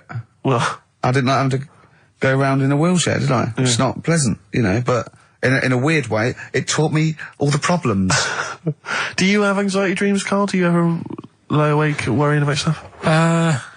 because I have a lot going on in my head. Yeah. I don't have. What do you do? Rent it out to people? Is it two monkeys swinging in a tie at the moment? Yeah. I just don't have that many dreams. No. I love that. I love the fact you don't have that many dreams. Well, you haven't had a decent night's sleep since you were 14, according to you. 12. Really? Yeah, so I know what you meant. I know what you mean though now, when sometimes you're so tired, because I'd forgotten that. You're so tired and you think, well, I'm so glad I don't have to go out tonight. I'm going to go and just lay on the couch and then go to bed. Yeah. Have you had one, Steve?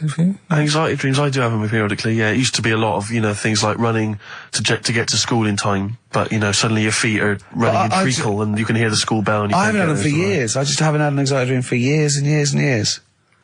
Don't know. I just don't care. No, you just genuinely don't care about anything. This is the problem. You've just got to a point now where nothing bothers you, really. It's like you're just too lazy and disinterested in anything. This show, your career, my career, Carl.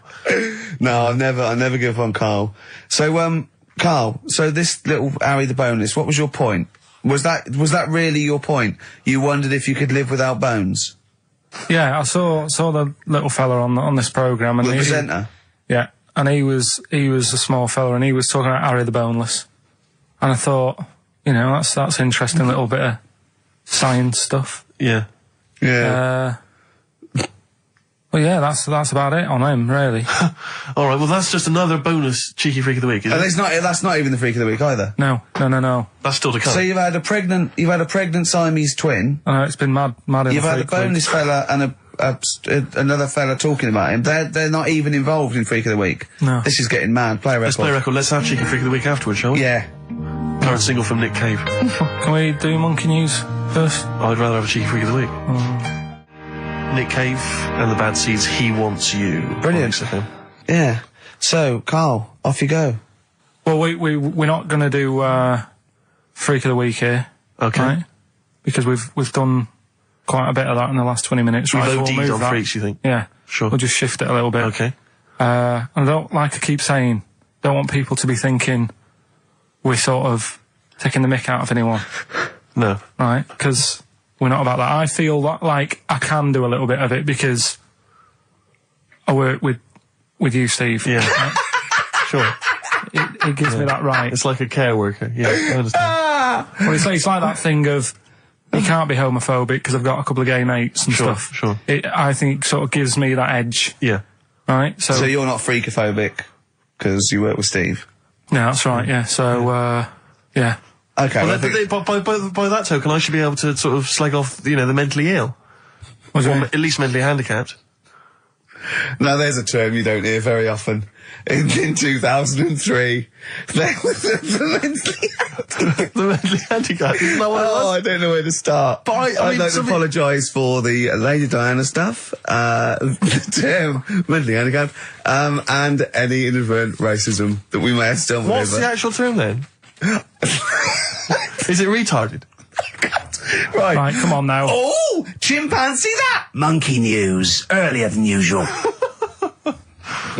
I'll have to save this link now. Monkey news. We've done a lot of stuff, right, on monkeys. And most of it has been... Is bollocks. No, has been like happy stories. Oh, is this is this going to be like our tune? Our monkey tune. Simon Bates and welcome to our monkey tune. No, but do you know what I mean? We've done stuff about a monkey that robbed a bank. Yeah. Why is that happy? He had a great life after that. Right. What, in Marbella? Yeah. Right, we did the one who saved someone's handbag in a railway station. We've had a lovely marriage, couple of marriages. Couple of monkey marriages. Yeah, yeah. There was the one who got a job in a railway station. Yeah, the hairdresser. The one who set up a business in Spain. I don't even remember that one. I'm willing to believe that happened. Go on then, Carl. But anyway, yeah. So today's isn't that happy really. It's about some monkey. I think it was a chimp. Who's an ape? Go on. He tried to. I mean, the story sets off at a sort of a weird thing. Yeah. It's something about he went to Russia to do some business. What are you talking about, Carl? I jumped past that bit though. It didn't start there. What are you... Do you know what I mean? It didn't tell you what he was doing. It just said, there's this monkey, went to Russia. To do some business. I know. Do some stuff. I don't know. Bit of monkey business. And, anyway, didn't work out. So, they were furious. We wanted a surgeon. You send us a monkey. Anyway, ended up being homeless. Oh. No, you're So joking. it's taking a turn for the worst. What, couldn't even get into like a tree hostel or anything like that? That's the problem. And, God. ended up homeless.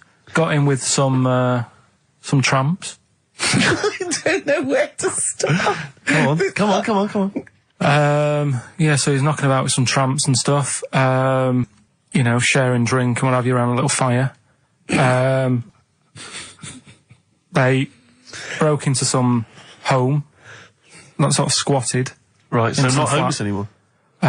Problem was, he had a roof over his little area head. Yeah. And he goes, this is good, we're having a good time, this is sorting me out. Yeah. He had his He mate. said that in Russian, though. What was he eating? I don't know, it didn't say. But they're in this house. Well, he could only be eating sort of like, fruit, nuts, vegetables. They classically sort of don't eat, pork pies and But they've got drink McDonald's coffee. in Moscow now, so... Sure. You probably turned down on that. Yeah. Anyway, there was a bust. What? This was There was a bust in the flat that they were squatting in.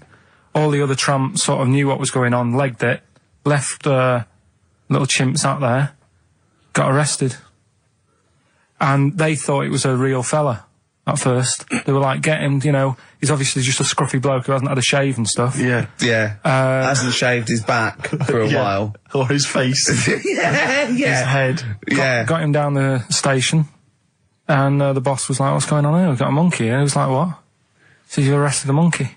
Well, so the arresting officers hadn't noticed all the way to the station that he kept slipping out of the handcuffs and was going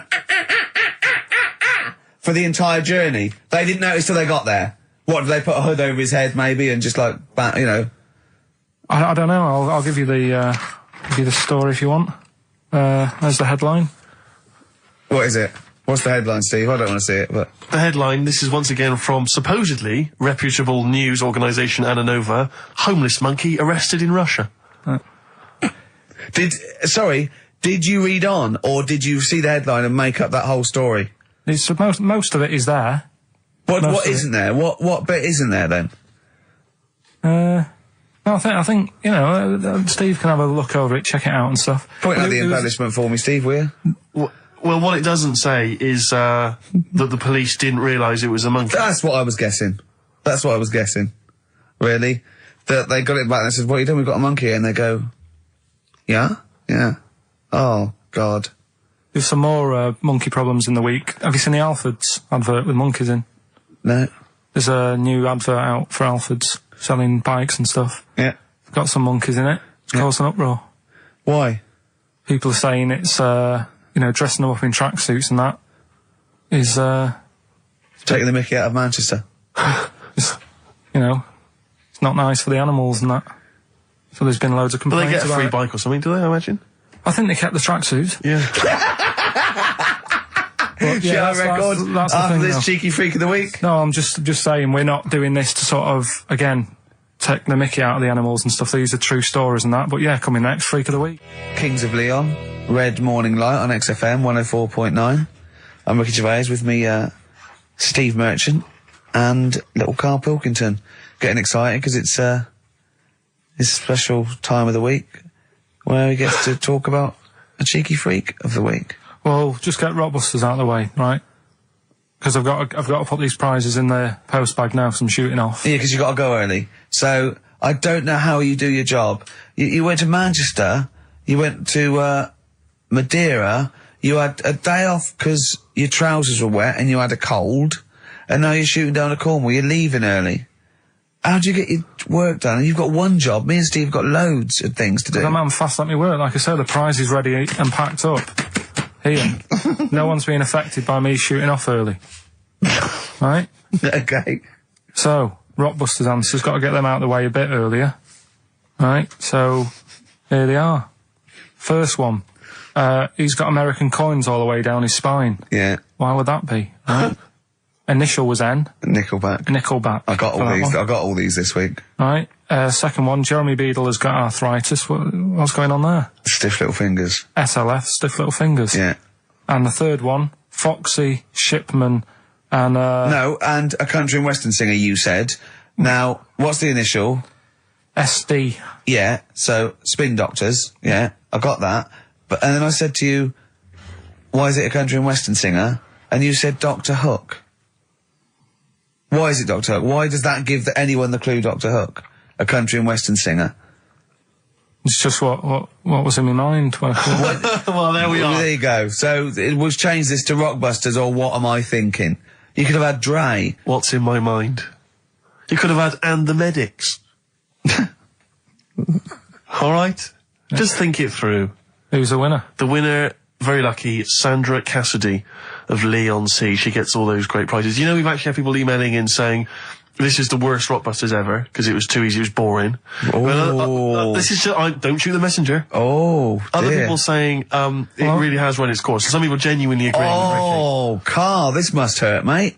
Stinging attacks on you. Some people just slagging you off generally, saying that you whinge all the time. It looks like Steve was right when he sort of like poo-poos your ideas. So when he wheezed on your bonfire. Someone else, I swear to God, someone else emailed in and said, don't bother sending me the prizes, take them to a charity shop, or pawn them, give me the money, I'd rather have it. So I don't know what to say, Carl. I just wonder if it really has run its course now. All right, well, we'll see what you come up with next week, then. Let's see what you do. Let's see what you come in with. Sure. Yeah. At 5-1. I'm guessing you'll be popping in with another hip-hop track full of effing and jeffing. Well, I won't bring it into you, I'll do it myself at home, because obviously that makes it easier. Obviously you can't cope. Oh, dear. Are you actually going to be here next week, or are you still going to be in Cornwall? No, you see, there again, I'll be back in time. Oh. And in the week, when I go to, Cornwall, see the Monkey World. Yeah, you're 2 days past the Monkey World. That still work. Yeah. That still work? What? You're going to interview some of the monkeys? I love that. I love that. You were going, could a monkey live without bones? And so I'm going, Carl, shut please, just look at the monkeys and eat your ice cream. And that's work, is it? Right. Right, are we having Cheeky Freak of the Week? Do you want to do it? What time have you got to shoot off? Could do with shooting off sort of soonish. Okay. To be honest. This is not radio. Have you ever heard that on a radio show? Chris Tarrant going, I can't shoot off right now. I couldn't get a later train. I know! Why did you get a later train? There isn't a later train. So I couldn't get to Cornwall tonight if I had to. If I had to finish this show, I couldn't possibly get to Cornwall. Rubbish. Of course there's a later train. Oh, I've booked it now anyway.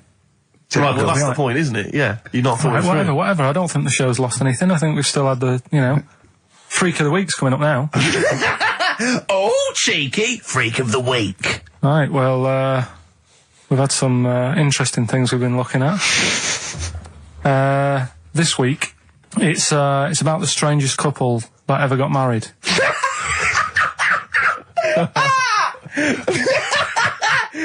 and we've had 2 sets of chimps, so it's stranger than that. Oh, it's not Dale Winton and Nell McAndrew, is it? It's not your parents, is it? Well, we're going back again to I think this is about 19... something like that. 1940. Yeah, whatever. Yeah. Strangest couple, a fella, right? He had skin of a lizard. He had the skin of a lizard, okay. And the woman who he married... Which he used as a condom. The woman who he married. Yeah. Airiest woman ever. Right. And that was their act.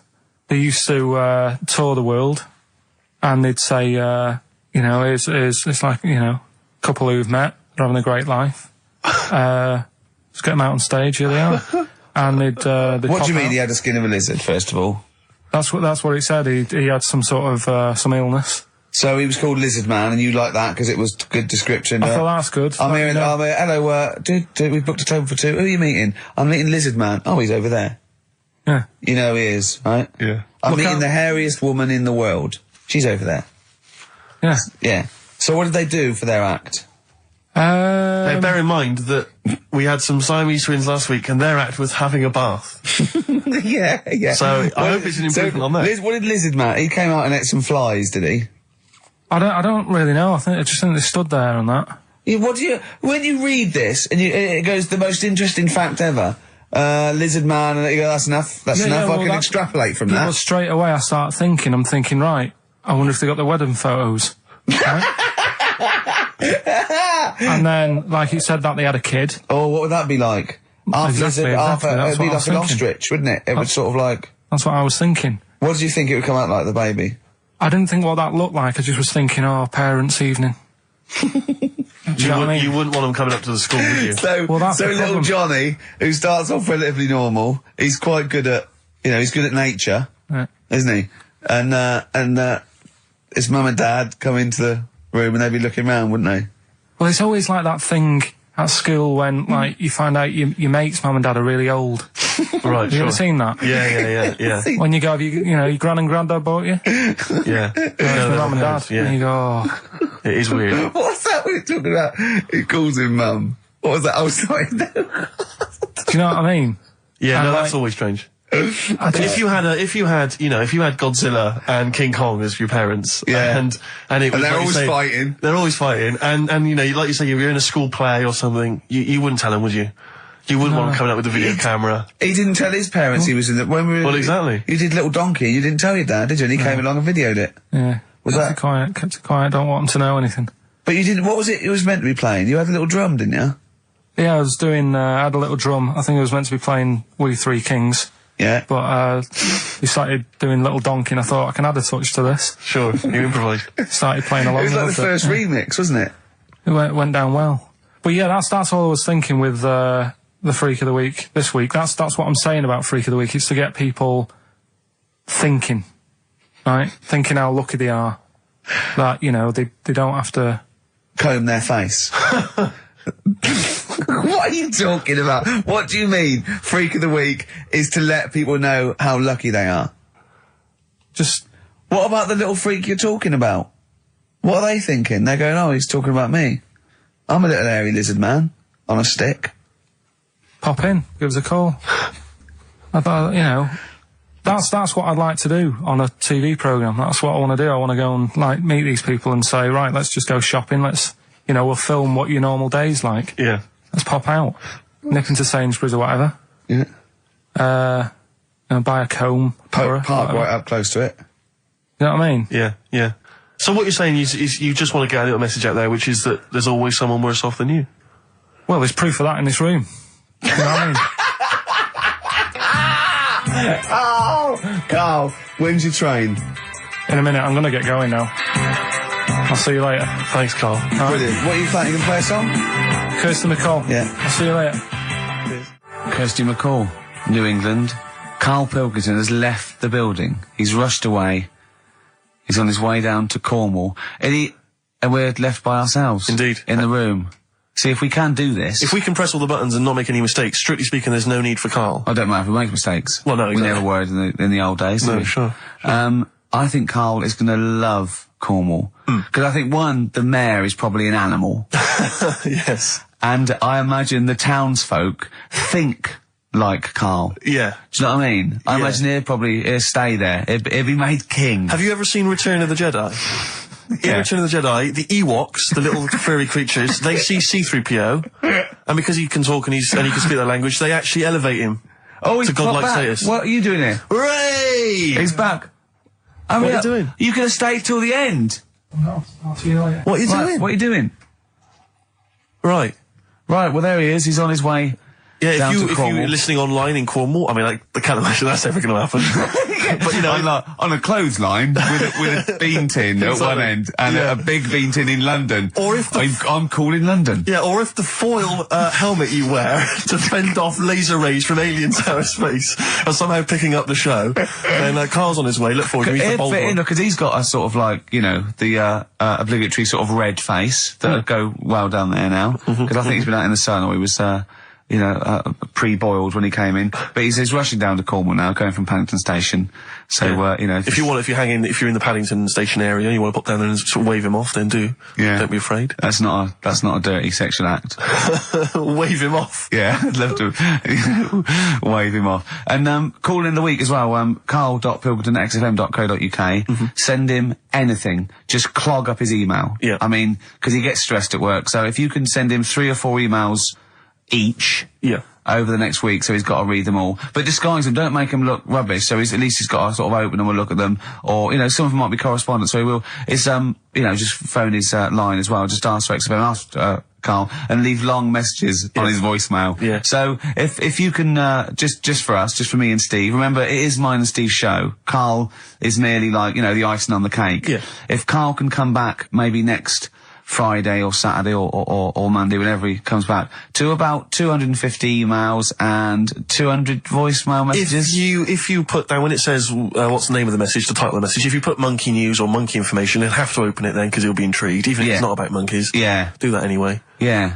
Voicemail messages. Leave them long. I like this information. Disguise it, so it might be important. Yeah.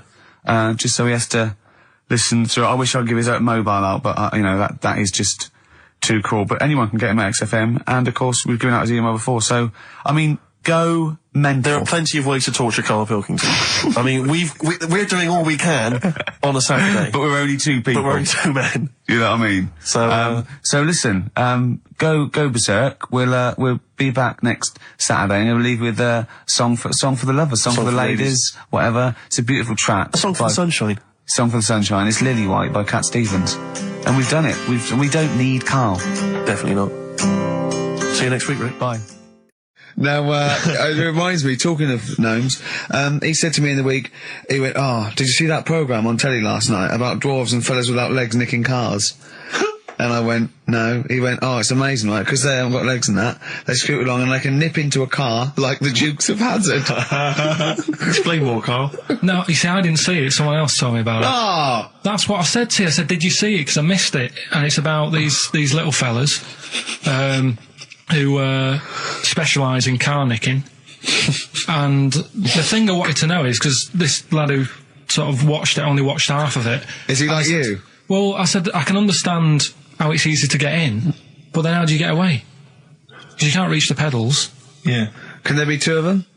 But presumably he opens the car for someone else. What is it? What do you mean? What, so he's steering and he's like, right, press the brake a bit. And then there's one that's just legs, but without the top half. I don't understand how this helps them, though.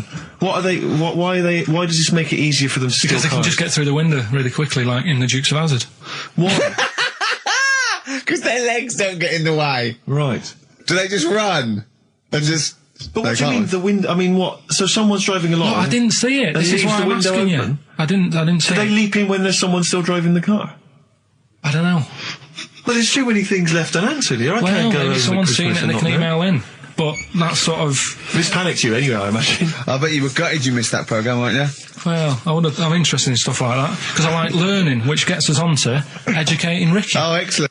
We've had a good year of stuff, teaching stuff. Well, yeah, I've learned a lot. Can you remember any of the highlights? Of course I can. There was a deaf girl and she hit her head and she could hear. Yeah. There was also some people who ate tomatoes thought they were poisonous on lead. There was also a doctor who gave a blood transfusion with some parrots from the pet store. Yeah. Because the doctor in America, and it was the olden days when the lines were bad, said give him his parents' blood, and the doctor this side thought said give him some parrot's blood. So that was true, and that educated me. That was fact. What have you got for us? Well, we've only got 2 because I've taught you about jellyfish today that we need them. So we've only got two things to go at, and I give them a little headline so you remember them to make them snappy. Mm-hmm. The 2 headlines you've got: oh, what a catastrophe. Okay. And the second one is, well, you'd think it beat Bughead, wouldn't you? What? Well, you'd think it beat Bughead, wouldn't you? You'd think it beat... No, you'd think it be... Yeah. You'd think it'd be Buggered, wouldn't you? Bughead. Bughead. This can't be... If this is anything with a bug living without a head, I'm not interested. Because we've done it. All you've done is fun. Let's just do what a catastrophe. So is that. Do I do that one first? Which one are we doing? No, do the Bughead one. Right, well, the Bughead... The bughead one. Well, we've talked a lot about animals and that, haven't we, without heads? Surprisingly, we have. I think a disproportionate amount on it. If you're a new listener and this is the first time you listen, you'd be surprised. Yeah, we've done all that. We've covered worms, the way if you cut their head off, it grows back if you don't cut too high above its neck.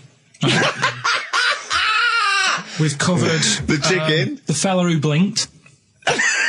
Yeah, I can't go into it again. Right, let's not go into it again. We've had the chicken with no head that lived for 8 months. Yeah, and we've had the cockroaches living for a week without an egg. Right, okay. Well, it's a bit more on the cockroach front, really. Right. They've found, right, that if you get a cockroach and you cut its head off, right, and then you find a cockroach that's still got its head, but it hasn't got any legs, right, it's not over for both of them, right? Because what you can do, you get the one that's got the legs, right, with no head, sort of running around. Get the one with the head, sit it on top of it, right. Get a little tube, okay, so that the fluids. So is this auntie's go out of the room? Finish. This is like Blue Peter. Let him finish. You can get this for Christmas. Right, you get a little tube. You sit that on top, so the bodily fluids are still running between the two. Right. The head of the one on the top will control the feet of the one on the bottom. Okay. What about that? Good. And will it continue to live? Yeah. Okay, you don't know that for sure, do you? That was just a question out of the blue he wasn't expecting. Well, what do you think of that? Good, yeah, it's great. Yeah, just a primitive nervous system that can, yeah. Did you expect us to be more impressed and excited by that?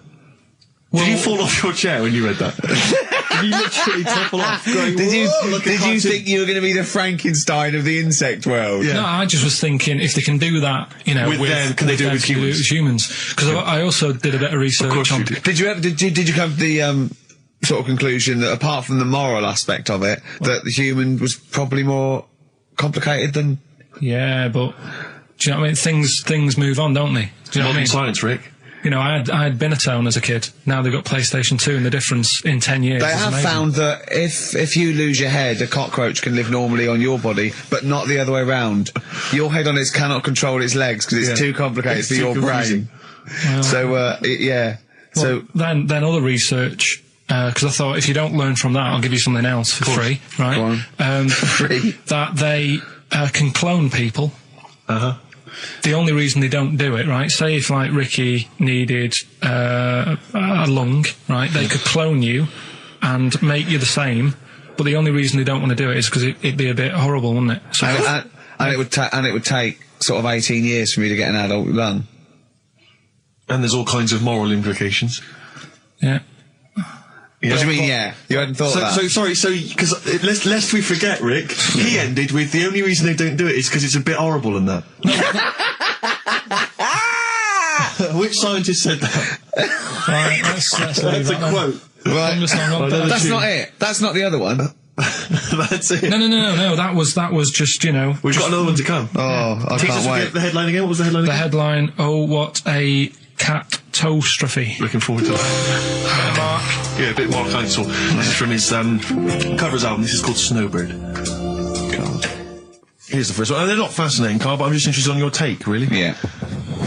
What do you make of Cilla Black quitting Blind Date after her husband sent a message from beyond the grave? Are you familiar with this story? I didn't know that. What's that? She went to see a medium, and supposedly her husband passed on information through the medium, which was incredibly vague, but persuaded her to quit live on air. Well, it's about time, isn't it? If even dead people are saying enough's enough. But I'll tell you what, though, talking about ghosts and that, do you know how I'm into them? Yeah. Right? How weird do you think this is, right? Well, it's not true. Before you say it, play a record. No, go on. Go on. Right, it's this woman. I don't even know if it's ghost, really. It's just a bit weird. Sure. Yeah, sure. There's this woman, and she's not a woman, she's a kid. Sure. Okay. Sure. She's walking down, like, a street in her area. It's a nice day and everything. Everything's normal. She's walking down, and a woman comes up, cycling past, right? The woman on the bike looks at the kid, absolutely terrified, right? Got a really scary face on her. Yeah. The kid's thinking, why is she doing that? Yeah. Right? So anyway, she thinks nothing of it, goes, I think she was playing in the park or whatever, goes and has a nice day. About 15 years later... Oh, right, yeah. She's, I don't know, I think she was going to work, right, on a bike. She was riding her own bike? Riding her own bike, cycling down the road. Oh, yeah. Looks at the kid. That's the thing that happened, like, 15, 20 years ago. Right. It's her on the bike looking at her as a kid. Right. Not another child. No. So it's her. She's seen herself. Carl? I mean, I don't know where to start. Firstly, where's this information come from? But I mean, why do you ever? I mean, I don't know what part of that you think can be true. I mean, honest. I'm speechless. I don't know what to say. What are you talking about? Bit weird, though, isn't it? But it's not true. It didn't happen. Nothing happened like that. She said it did. Well, she's wrong. She said she saw herself. She saw herself as a kid, didn't she? Did she carry on riding and as cars? an adult when she was a kid. Did she stop and talk to herself, or did she ride on by and think that's a bit weird? There's me as an 8-year-old. I won't stop. I'll be late for work. yeah. If I'm late again, the boss said he'd be in trouble. Yeah. Well, and where is this information? Did it happen to someone you know? No. You overheard it on the bus? No, it was in the 14 Times. Oh, right. Well, okay. That's the answer. Good. We've got to the bottom of that. Right, good. Acid, I would sort you out with some science. Brilliant. I forgot the puns in mind, didn't I? I forgot the puns. Go on. Right, so, you asked to sort of be taught some science and that last week after being taught about war, so did some research.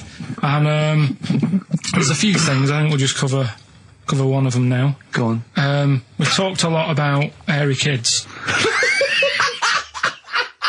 We have discussed that a lot. I love the fact that Simon Sharma has never started a programme like that. The Jacobites. We've talked a lot about hairy kids. Go on. It's a little bit, I mean, it's not your traditional science stuff, but it's still interesting and it's a little bit, it's still... Yeah, we've talked about hairy kids. We have disproportionately, honestly. I think this show's talked about hairy kids more than any other radio show. Well, it's one that... Sorry, I noticed both of you there dropped the H, or the H, or however it's I had to. So airy kids, hairy. Yeah. Hairy children, not sort of airy, kind of light-headed or... Yeah. Well, there was the case of the one who lived in China. Yeah. And... which was weird for two reasons, wasn't it? Yeah. Well, go on. One was, he was covered in hair. That's already weird. And the doctor sort of checked him over and said, well, yeah, he is hairy, but he's quite healthy, apart from he had a little bit of eczema and a boil. That was the main bit of the story, wasn't it? Yeah. But this one, right, we have sort of talked about it, and you weren't having any of it at the time. What? This next bit of science I'm telling you about. Go on then. Right? Remember when I told you about a lad who was living at home with his mum and dad, right? Everything's, normal life, go to school, that sort of thing. Yeah. Then, I think his mum and dad had an argument, and it kicked off a bit, and he thought, I'm sick of this. It's happening all the time now. They kept having arguments, so the kid ran off into the woods. Mm-hmm. Oh. Yeah. Right? God. Now, he left, he went and ran in the woods, and he ended up living with some monkeys. Right. Right? And he thought, this isn't a bad life, there's no arguments going on. Sure. He was getting on with them. And the weird thing bananas. is, this is where the science bit comes in. Oh, sure. He grew a load of hair on his body. That's not true. It's not true. It is true. It's an acquired characteristic. I bet someone will back me up on this. But no, you can't. You can't grow hair like that. You might get a little bit more down here. The erectile tissue might, they won't fall out as much. That would, but you don't actually grow a big mane if you're cold and you're a human. Well, he did. This lad did. I know it sounds a bit strange in that, but he was living with the monkeys, and because it was cold, his body reacted to it. Listen, he was no hairier than he would have been if he was walking around naked on a cold day, with or without living with monkeys. The fact that he was living with monkeys makes no difference. No, I know, but I'm trying to get, picture it in your head what it's like. Although Mickey Dolenz was always pretty hairy. Right? So he was living with them, and he went into town or something one day to get some food, and the people there were like, hang on a minute, that isn't a monkey. He went in naked? No, it was there covered in hair. Yeah, but naked, but covered in hair. So it was decent. It was. Yeah. But they that was the weird thing. They thought it was a monkey in the shop. And then So presumably he had a big long beard as well, because he couldn't shave, could he? No, it was just covered. He looked like a monkey. And they were happy to serve the monkey, were they? There's a monkey. He's How did he buying a walk? newspaper and How some did he milk. walk? How did he walk, Carl? Did he walk upright or whistling along? The picture that I saw on the internet, he was on all fours, but I Course don't he know if was. that's when he was Course he running was. away after they'd sort of, realised he was a kid. But this was a picture. So he was a kid as well. He wasn't even like an adult with a beard. No, he was a kid. Brilliant. And The beard kicked in a little bit. So early. listen, so the Go on. people caught him. You're an idiot. The people caught him, shaved him, right? Got it all off, didn't grow back again. Right. It You're an grew. idiot. Well, like I say, people will have heard this story or read about it. You're an and idiot. they'll email in. They don't let me down. And they'll agree that you're an idiot. No, they'll have seen the story. You're an idiot. So there's a little bit of science. You're an idiot. Libertines, Time for Heroes, and XFM 104.9. Right, okay, so have you got anything that is science as opposed to nonsense? Well, Kid went off with some monkeys, grew hair, came back, shaved him, it didn't grow back. I mean, just think. Right, something else. there's a few things I found. Yeah. There's a fella Oh, God. who had hiccups for 69 years. That was a bit annoying. Yeah. Yeah. There's the dog with the wig that we've discussed. Imagine if you just tuned in.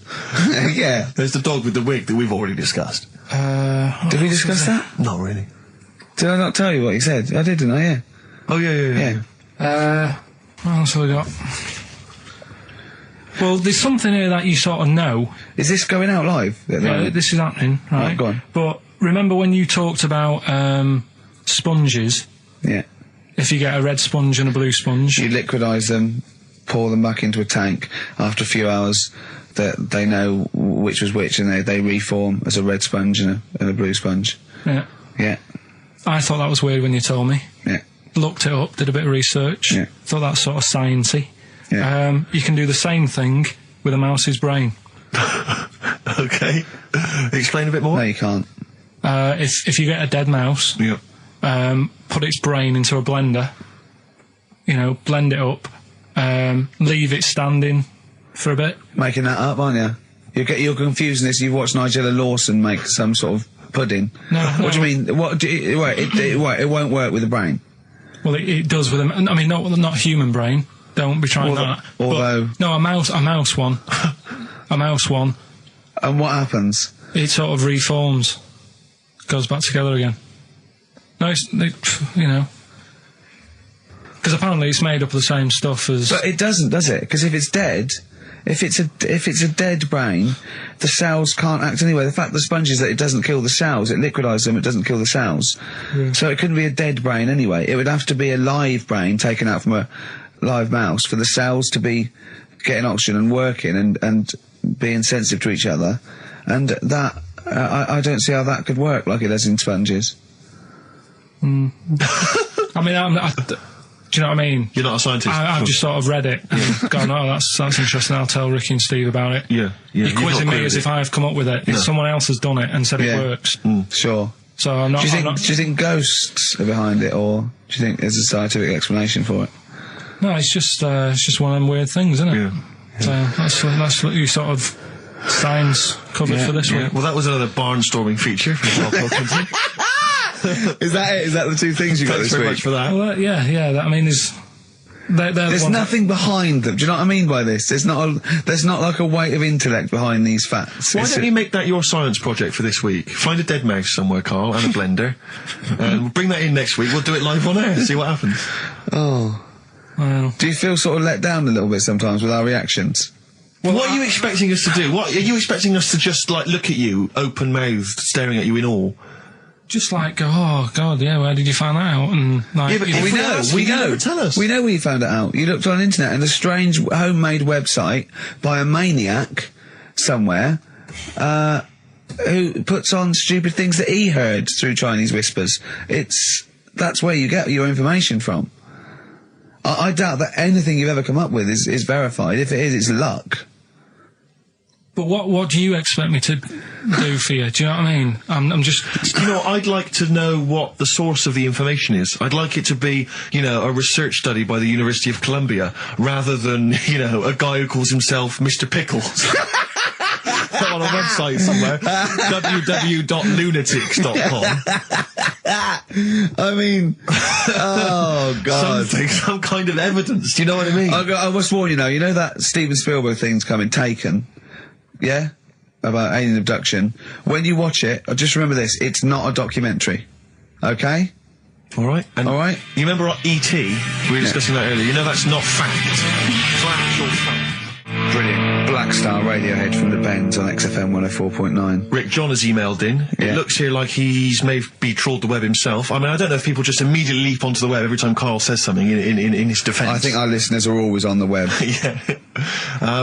Anyway, he seems like he's reprinted here a news story, which seems to confirm Karl's Monkey Boy story. Yeah, what was the news Doctors story? baffled by boy 6 covered in ape-like hair. Doctors in Kazakhstan are baffled after finding a 6-year-old boy covered in ape-like hair. Yeah. The boy, called Ablay, was found in a remote mountain village close to the Chinese border. He's covered in thick hair from head to toe and has an oval-shaped skull.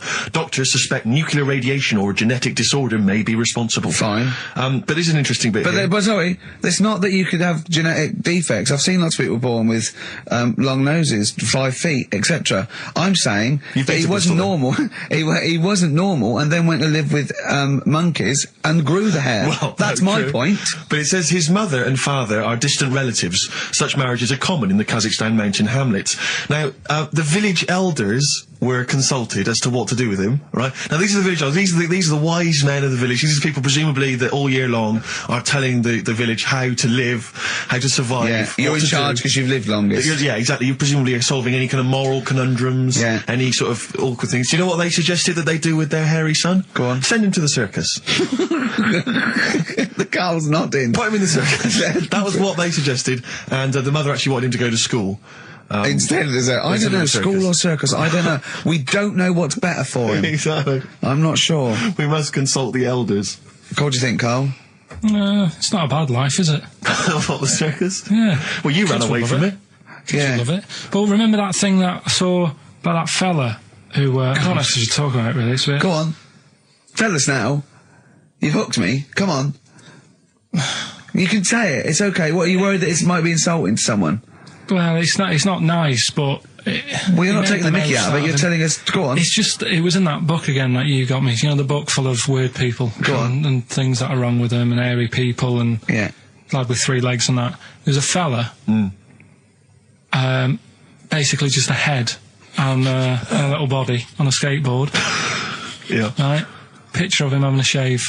And he was shaving with his mouth bit.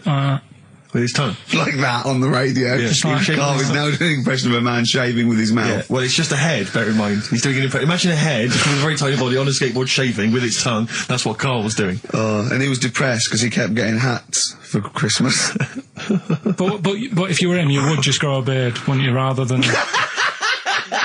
Oh, well, rather than go through all that hassle. Get caught in the wheels of his skateboard. For its own good. I do want to trial this new film quiz we've got because it's. I mean, I'm excited. I think it's the best competition we've come up with. To be quite honest. I mean, Karl, you agree, don't you? It's all right, yeah. Yeah. It's a film-based quiz. Right. We'll play you a clip from a classic film. I can tell you the film we're going to play. It's The Sixth Sense. Right. And there'll be a question afterwards, and you can win The Sixth Sense on DVD. Yeah, not the ability to sort of tell when someone's behind you, but just the film. You know. Do you believe in sort of like extrasensory sort of perception and stuff, Karl? Ghosts and that. Yeah. Yeah. Of course you do. Not ghosts. No, the fact that people maybe can sense, beings. There was a woman in on the Christian's breakfast show, right? Yeah. Blind woman. Right. Clairvoyant. Her name? Forgot. Well, she was a bit useless. She's a bit useless. I'm always worried about what's going to come out of Karl's I'm worried mouth. what you mean. What? Do you know what I mean? She's a bit rubbish at being a clairvoyant. Yeah. Right. I mean, I think if you're not that good at something, don't go on the radio and do it. Karl, you better leave. So, what... Sorry. Well, she was saying... So what was the relevance of her being blind? What was that for? What did you I tell me? just thought it was a bit weird. I think she was using that because the fact that she can't see living people, but she can contact the dead ones. Yeah. I'm so sorry. This is XFM 104.9. Once again, Carl's opinions do not necessarily reflect those of any human being. Any other person alive today. Sorry, Carl. So how did she demonstrate her clairvoyance? Right, why was it not very convincing? She was sat in the chair you're at, right? And people called up and said... I sensed that. Weird. They called up and they said, right, can you have a word with me, Gran? Yeah. And she goes, yeah, she's dead, isn't she? And it's like, yeah. He goes, oh, and everyone's like, oh, she knows her stuff. It was 50-50, to be fair. Yeah, and especially with a Gran, because the person sounded about 35, so the chances are they haven't got a Gran anymore. Yeah. And it was just... Unless it's the fellas from Busted, because they, in the year 3000, they've only got to a great-great-granddaughter, and that's 1,000 years, so presumably... they can live a lot longer. Yeah. I just wasn't convinced anyway. I don't want to diss her because, she came in and she did her stuff and if people believe in it, I'm not going to put it down, but it just was a little bit odd. You believe in it? You just think she didn't have the real power as opposed to it being rubbish? No, whatever. But yeah, I don't know what we were talking about there. So we've got the film thing going. Right, competition time. Brand new competition we come up with. My favourite we've ever done, I'll be honest. And a great prize, The Sixth Sense. You get a clip of a great film, and then you get to keep the great film. Now, I'll just explain this competition. I think Karl is a little bit of a frustrated actor. And so, by the power of technology, Karl takes the role in a film. And there's a question about it afterwards. This is a scene starring Karl Pilkington from The Sixth Sense.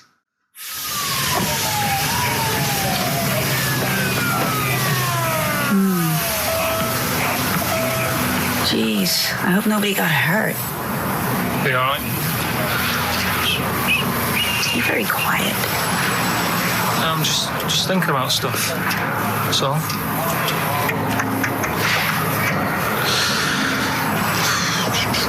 You're mad I missed the play, aren't you? A little bit annoyed, to be honest. Went down a storm playing the drums in Little Donkey, but your loss.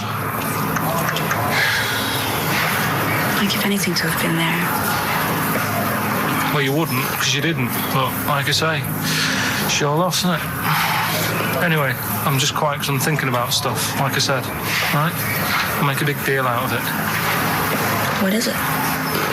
Well, I was just thinking, what would happen, right, if you put a chameleon on a mirror?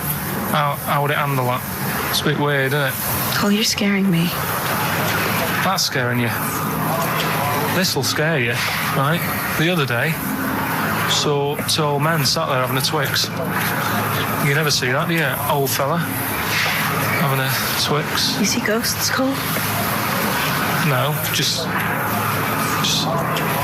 the old fellas having a Twix, but... They talk to you? No. They tell you to do things? No, because they were too busy eating, but... What's that got to do? What are you looking like that for? Do you think I'm some sort of freak or something? Is that... I would never think that about you. Well... Ever. No. Got it? All right. Well, it's a very chilling scene, that. That is great. Oh, that is fantastic. It's a very spooky scene from the film The Sixth Sense. Rick, I think you've got a question. Well, yeah, I mean, Karl played it wonderfully there, the role of the child that sees weird stuff. But who played the original role? What was the name of the child actor who played the original role? It's email only, ricky.gervais@xfm.co.uk. You can win a copy of The Sixth Sense. But I think we can probably play it again later for those that missed it, or those that caught the tail end, or those that need another reminder. Yeah, you got to get your, it's 15, 20 minutes, get your answers in. We'll pick a lucky winner, and then we'll play it again, because I think Karl can go to Hollywood with some of the things I've seen there. Absolutely stunning. Absolutely stunning. ricky.gervais@xfm.co.uk. I'm going to play a track now. We tried to play it a couple of weeks ago, but it jumped. So I got a new CD of it. It's Papa Garcia, and this is Natalie and Nusi. Letter to Hermione, David Bowie of Space Oddity album, XFM 104.9. See, I don't know where, I thought you'd sort of learnt a little bit, Karl, what is an interesting fact and what might just be a mentalist online. Do you know what I mean? Do you know what point we're making here? Why the truth is so much more even a little bit, even something that's just, mild, but is definitely the truth, is so much more interesting than just wish fulfillment of truth. To me, if it starts with there was this ghost, right, it's not interesting. You could say anything. There was this ghost that could turn custard into wine. It doesn't matter. There was this ghost that had 9 heads. Doesn't matter. Doesn't matter. There was this Carl's looking at you going, there's a ghost that can turn custard into wine. Yeah, it doesn't matter what you say after that. There's a ghost that can swallow alligators whole. The premise means it's not true to me. Do you know what I mean? It's like people say, you know what? God, right? He's incredible. I'll stop you there. The fact that he can make the earth in 7 days, well, you've lost me already. Do you know what I mean? Whereas someone says something like, a cockroach can live 5 days without a head, that's interesting. That's interesting. Right. Do you think when you die, they say, you're a ghost, this is going to amaze you. You can go and you can spook people out. Yeah. Do you like custard? Come over here. No. Well, if you don't, you don't. Do you like wine? Of course I do. Oh, you are going to love it. You're going to love being dead. I'm a bit annoyed. I've lost all my loved ones. Yeah. Do you see what I mean? It's what your sort of beliefs are based on. Mine are sort of on, I suppose, logic and science. And so I'm amazed by the world. And so the Iceman, why does that amaze you? What's like, ooh... Well, they found some part of our preserved past. It's interesting. Again, I'm amazed by anthropology and evolution. Yeah, it's just that line on its own like that. They found an Iceman is great, but then it went on, and it's going on about they've had to get different people involved to find out how old it was. Because first of all, the story started off right. An old fellow on holiday somewhere. Where did they find it? In Sweden or something? And he was walking in the hills. And he was walking? In the hills. In heels? Was he a transvestite? In the mountains. Oh, right. In the hills. Yeah. Yeah. So he's walking about and he sees this body in the snow and he thinks, oh. So he calls the police up and they come and have a look and he goes, oh yeah, it's probably a murder. So then they dig it up and find out he's got hold of a spear in his hand. Right, and he's dressed like Fred Flintstone. Yeah. Right. And they realise it's probably not a recent murder. Right. His knuckles are dragging on the floor. He's a Neanderthal man. They think, hang on, Karl Pilkington.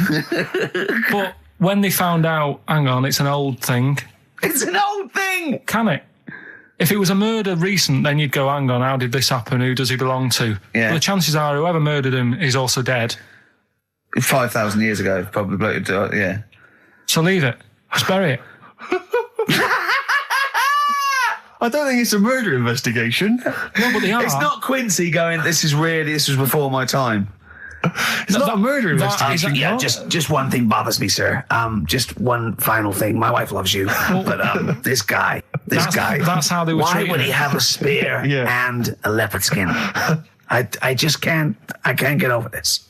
What are you talking about? That's what I'm saying. What are you saying? Right, shut up, everybody. What are you saying? You've got one chance now. You've got to ask me a question, and I will answer it the best way. But what are you saying? What is your question? Right, he probably spent a load of money. That's not a question. That's not a question. But let me tell you what I'm saying. Right, they're probably spending a load of money finding out stuff about this fella who died, and even if he wasn't murdered, he'd be dead by now anyway. So get over it. Right, 3,000 years ago he died. Right, so then they start messing about with it. Saying, well, how did he die? Well, it doesn't matter.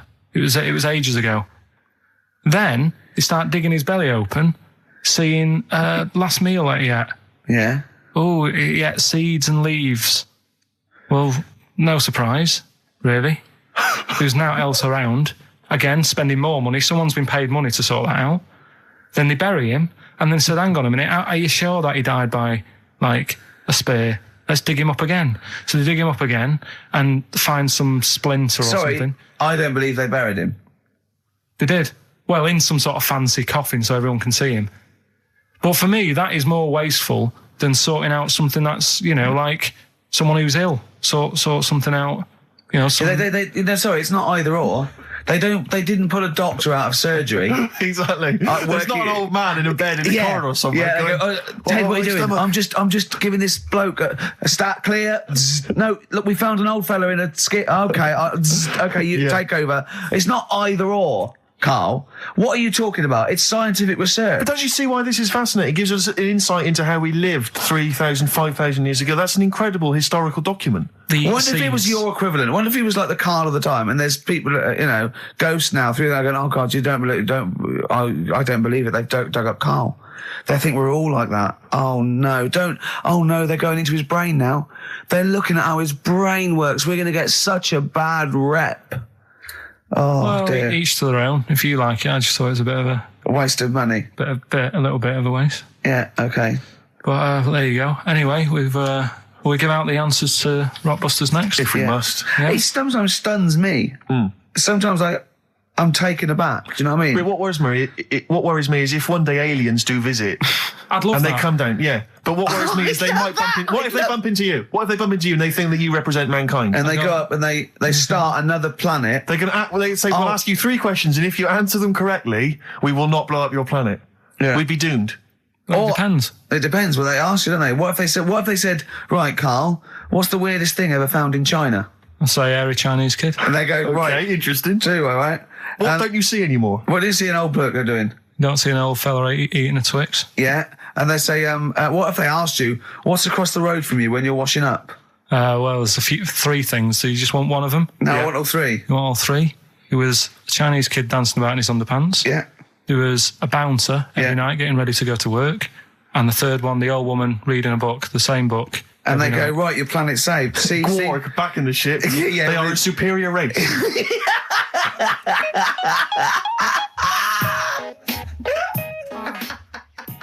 I just always find that thing that if, you're used to living with someone, one of you will go, "Let's go to bed," then you'll go, "All right." But when you're on your own, you go, You just forget to go to bed. I just stay up. Okay, stop eating now, Carl. You've ate all the food. That's just a plate. All right. Okay. Yeah. No, I stayed up and watched, there was a thing on about Dracula. Right. What, Dracula? And I found a flaw in it. Go on. Not the fact that he's the living dead and and drinks blood to stay alive and he doesn't reflect. And he can turn into a mirrors. bat. Well, and you can go on. The mirror thing, you can't look in mirrors, can he? Well, he can look in mirrors, but he can't see himself in a mirror. Yeah. That still doesn't work. Go on. Go on. It doesn't work at all, Carl. It doesn't work Go anyway. on. Well, centre parting's always really neat. His centre parting's always really How does he do it if he can't look in the mirror? Blood on the floor or something it was called. Rubbish. I love the flaw in the Dracula film is that his centre parting's too neat. How does he do it without a mirror? Was it a documentary about Dracula? No, Yeah, there was the real it's Dracula. The real Dracula. Bit. Yeah, the real Dracula. The It's true just a story. film. It had blood on the floor or something. It's called. Yeah. It's rubbish. From 1970. Yeah. Right, but you stayed up and watched that. You know there aren't Yeah, really that's right. vampires in that sense. Yeah. Yeah, but it still annoys you that his centre parting was too neat. Well, if you're going to do it, do you know what I mean? I'd like to see him with a fringe sort of pushed forward and maybe a hood up, alright? Come to suck your blood and that, alright? Yeah, just bits of tissue paper all over his face where he's cut himself shaving. I can't see bloody mirrors annoying me, alright? I'd love to see that. A little mank Drac. That'd be great, wouldn't it? Well, that might be a film that we do in our movie. Mancula. Just getting onto that. Mancula. Count Mancula. Alright? You got any rave? You got any rave music? Got any Oasis like that? That'd be brilliant. He came from Manchester. Please welcome Mancula. Alright? That'd be great, wouldn't it? His hair's a mess. Well, I can't see in the mirror, can I?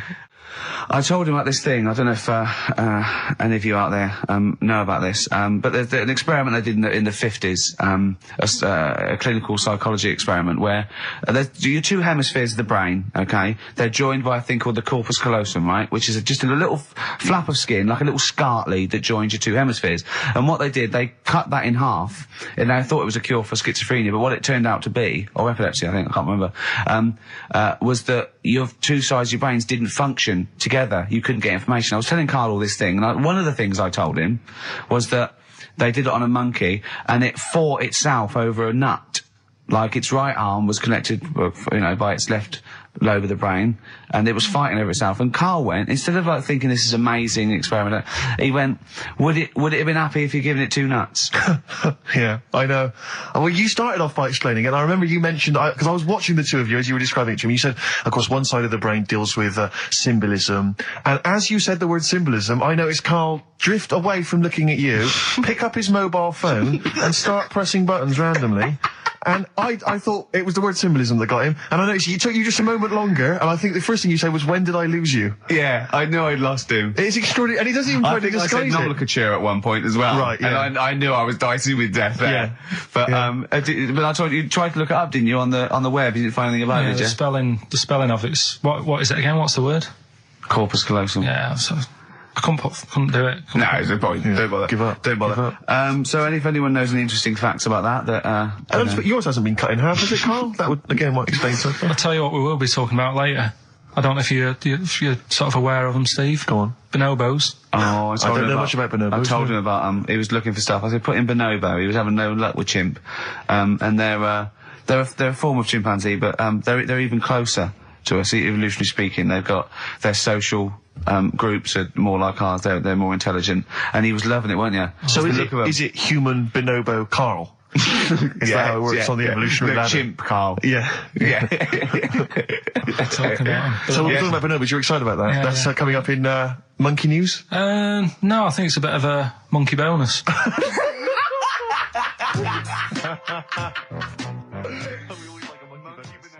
Okay, this is Karl in the classic The Shining. And what's the question? Well, we might ask that afterwards. Okay, then.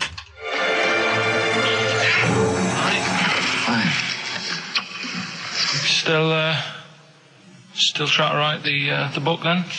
Yeah? Yes. Good. Funny, someone told me the other day, weird thing about a typewriter, the top row of letters, the longest word you can write is typewriter. I'll just show you. That's weird, isn't it? It's just the typewriter being... You're not in the mood, are you? You're in one of those grouchy moods again, that you get into when you're writing. I'm not being grouchy. I just want to finish my work. Yeah, it's just being a bit funny, a bit offhand and that. Let me explain something to you. Go on. Whenever you come in here and interrupt me, you're breaking my concentration. You're distracting me. And it will then take me time to get back to where I was. Understand? Yeah, but I just was coming in to try and cheer you up, if you... I mean, I'm full of ideas as well, if you're having a problem coming up with stuff, got loads of ideas you could write about. The other day I read about this hairy Chinese kid. What do you want me to do about it? No, it's just that it could make a good book. Do you know what I mean? Sort of following round. That's swell. Well, I'd buy it, But if you don't want to know, don't bother doing it. But, do you know what I mean? It's just hairy Chinese kid. It's weird because they're not normally that hairy over there. Yeah, this kid cakes in it. But if you don't care... I wouldn't touch one hair on his goddamn little head. You don't have to touch any hair on his head. Like I say, he's covered. Leave the head alone if you want. Touch his hands. He's totally... covered in it, but... I love the little son of a bitch. Well, don't go that far. You haven't met him, but I can sort it out. I'd do anything for him. I don't think he'd expect that much. Just take him to the barbers 3 or 4 times a week. He's a good little kid. In fact, I'll do it. I think I'll write a book on him. Yeah? Do you think you can handle that? Yeah. You're not too busy, are you? Well, yeah, I'm pretty busy. I've got to sort out some monkey facts for the show this Saturday, but I reckon I can still... Why don't you start right now and get out of here? All right. I will. If you're going to be like that. Couldn't borrow a pen, could I? See you later. There you go. Haunting stuff there. Karl Pilkington in The Shining. You know, in the film, Jack Nicholson goes crazy because the suggestion is he's maybe possessed by demons that maybe are in the hotel. But, you know, if I was stranded in a desolate hotel, removed from all human contact with Karl, I'd go mental with an axe without being possessed by demons. That's more chilling to me, trying to get some work done and you keep wandering in. I'm trying to get Karl to spend a couple of days in the caravan with me, just for the hell of it. And he won't. I've offered him money, won't I? I think it'd be a great laugh, won't it, Karl? Oh yeah, great. That would be terrifying. No, I want to film it. I just want to film it. Like a little video diary. There's Karl there, he's just waking up. Well, if I was stranded in that would be like being. I may as well be with Freddy Krueger and Jason Voorhees. That's more scary. The thing is, Ricky doesn't mess you about as much as he messes me about. No, you see, you've given him an inch. You've given him an inch, and he's taken a yard. 12:30 you got in today. In 30 minutes between 12:30 and 1, the old bin lid on the head. He wanted to do that again. Yep. Squeezing my head. Think he had a go at. And karate chop on the back of the neck. Yeah. All in 30 minutes. Yeah. Who else can say that? Who else can say that? Who else can say? What do you mean? Anyway, have we got a question then? Yeah, to win a copy of, I'm so embarrassed to say it, The Shining on VHS is worth $5.99 and it will have already been watched by Karl Pilkington, probably not even rewound. Yeah, to win that. And a little bit of tripe and cow eels just slipped into his dinner. A barm cake outside. As he was reading the back of the box trying to figure out what was going on. The ingredients. What about this, right? Here's a question. I've got a question. No, go on. No, I want to hear Karl's first. Okay. No, it's about the film. Because when I was whizzing through it, I saw something and thought, oh, that's good. The kid who's in it, he was writing something on the back of a door with lipstick. What was it? Well, that's a tricky question. I can't remember. Nor can I. Alright. So the kid in it was writing something on the back of the door. Is that going to be too hard for anyone? Let's see if... I mean, I wouldn't be surprised if there's somebody... Right, the phones are going, so it might be... Yeah, but this is email, isn't it? All right, Ricky.Gervais at xfm.co.uk. What was being scrawled on the back of the door by the little kid in The Shining? Be honest, if you know that, it means you've probably already got it and you've watched it about 8 times. Yeah. Fair enough, though. All right. It's something, when I was looking on the web, found something out. Go on. It's a story about a woman who had a baby. What are you talking about? What? A woman who had a baby who was having a baby. It was no clearer when you repeated it. No, Karl, I don't know what to do. I don't know what to do for the common good, right? Pursue this line of inquiry, right? Because I don't know where it's going, or play a record. I'm actually torn. I don't know what to do. No, I remember seeing it and thinking, I've got to tell Ricky about that. It's brilliant. What should we do? Should we go with it? It's entering into the abyss. It's opening Pandora's box. It's peeking. It's going down to the cellar. I've got a couple of questions though. Go on then.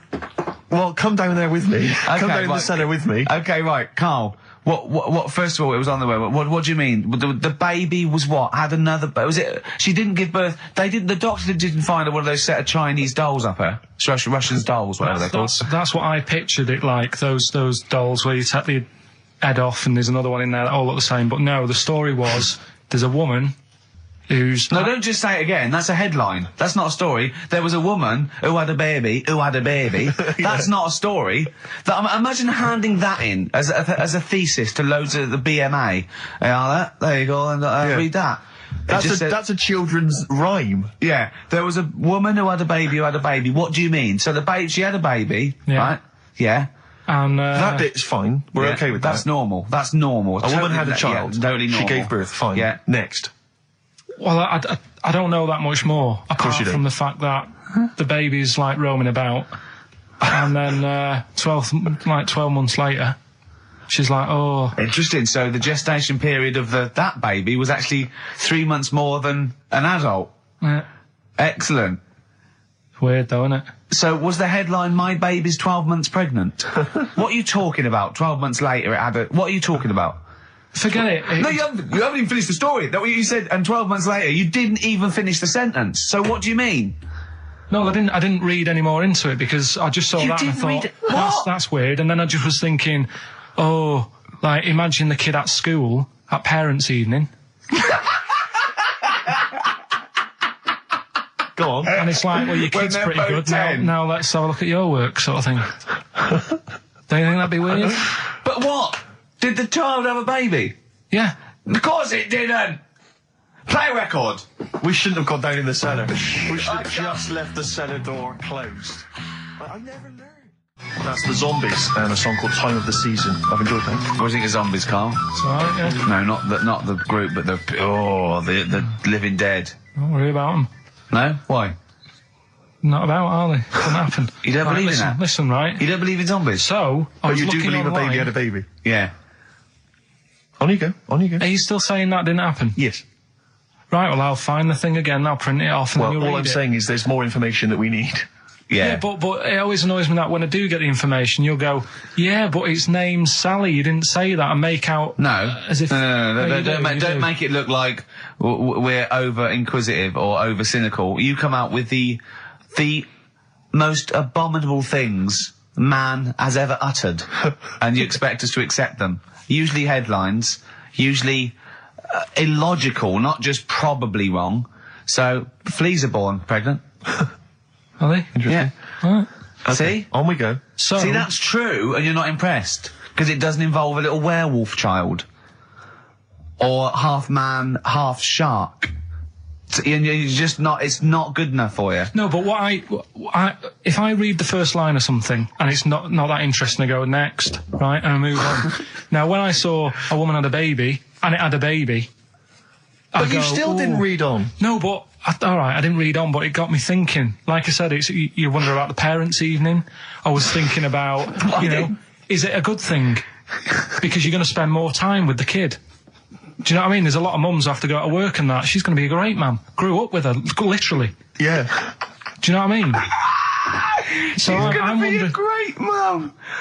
I just wonder if, I know it sounds weird, but if was it the the baby that woman had, was that a girl or a boy? Oh, it would have been a girl, wouldn't it? Of course it would. It'd be mental, wouldn't it, if it wasn't? Right. It would have been a weird story, wouldn't it? So anyway, that reminded me, because we were talking about other amazing stuff that Ricky told me to find out about. Steve, are you aware of bonobos? We mentioned them earlier. I'm not particularly familiar with bonobos. Right. It sounds like a cream cake.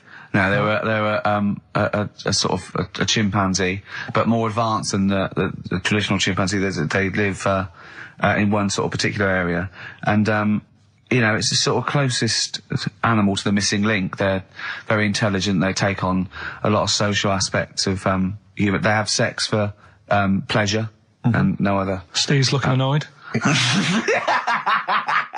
He's done, yeah.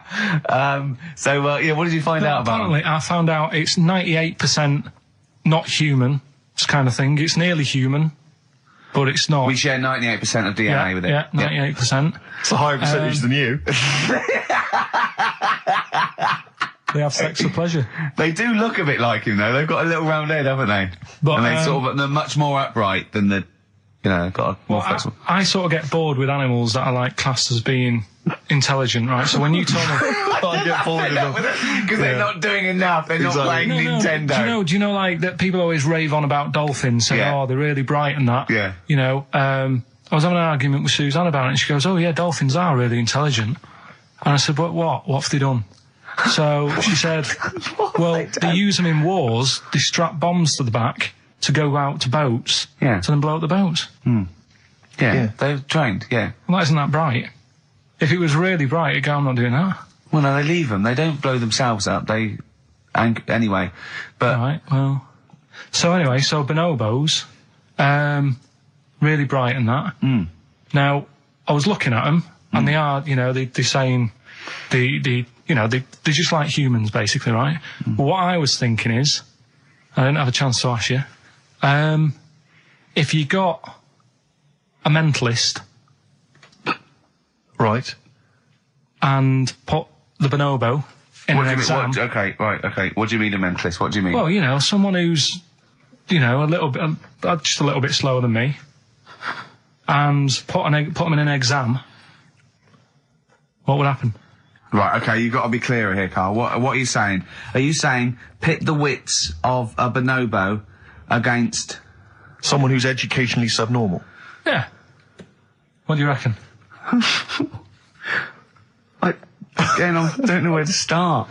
No, but if they're that good, why aren't they being used in labour and stuff? Do you know what I mean? What in the late? What do you mean in the government? Some jobs that they could do. Why hasn't someone caught onto it and thought, well, hang on a minute? Sorry, I'm not familiar with the bonobo. Seriously, could it do a job of work? How advanced are these creatures? Lots of animals do job of work. I think Carl wants this bonobo to start going to work with an umbrella and a bowler hat and have sort of like rudimentary language skills like morning. So I couldn't employ the bonobo to be my PA. It's not. I mean, how advanced are they? Could I teach you to go in the shops and collect something and bring it in? But you can teach a dog to do that. Yeah. It depends what you mean by intelligence, social interaction, also dexterity capability. You know, could it produce this show? Yes, I'd have thought it could randomly. Yeah, just by pressing the buttons, it can do a better job. It depends what you're asking, Carl. What you mean is, could a chimp beat a thick human at an intelligence test? Yeah, that's what I'm saying. But it depends on what the problem with the human is, doesn't it? Right. First of all, mental illness has nothing to do with intelligence. Let's get that straight. That's one thing. Mental people aren't necessarily less or intelligent than people. Now, is that the clinical term? Well, exactly. A mentalist. A mentalist. Sometimes I don't know what to do. I don't know whether to start with where he's going wrong with the question, to answer it, to find out what he really means, because... It's just like, if that did happen, right? What could happen? You want the Planet of the Apes, don't you? Here we go. Go on. Right?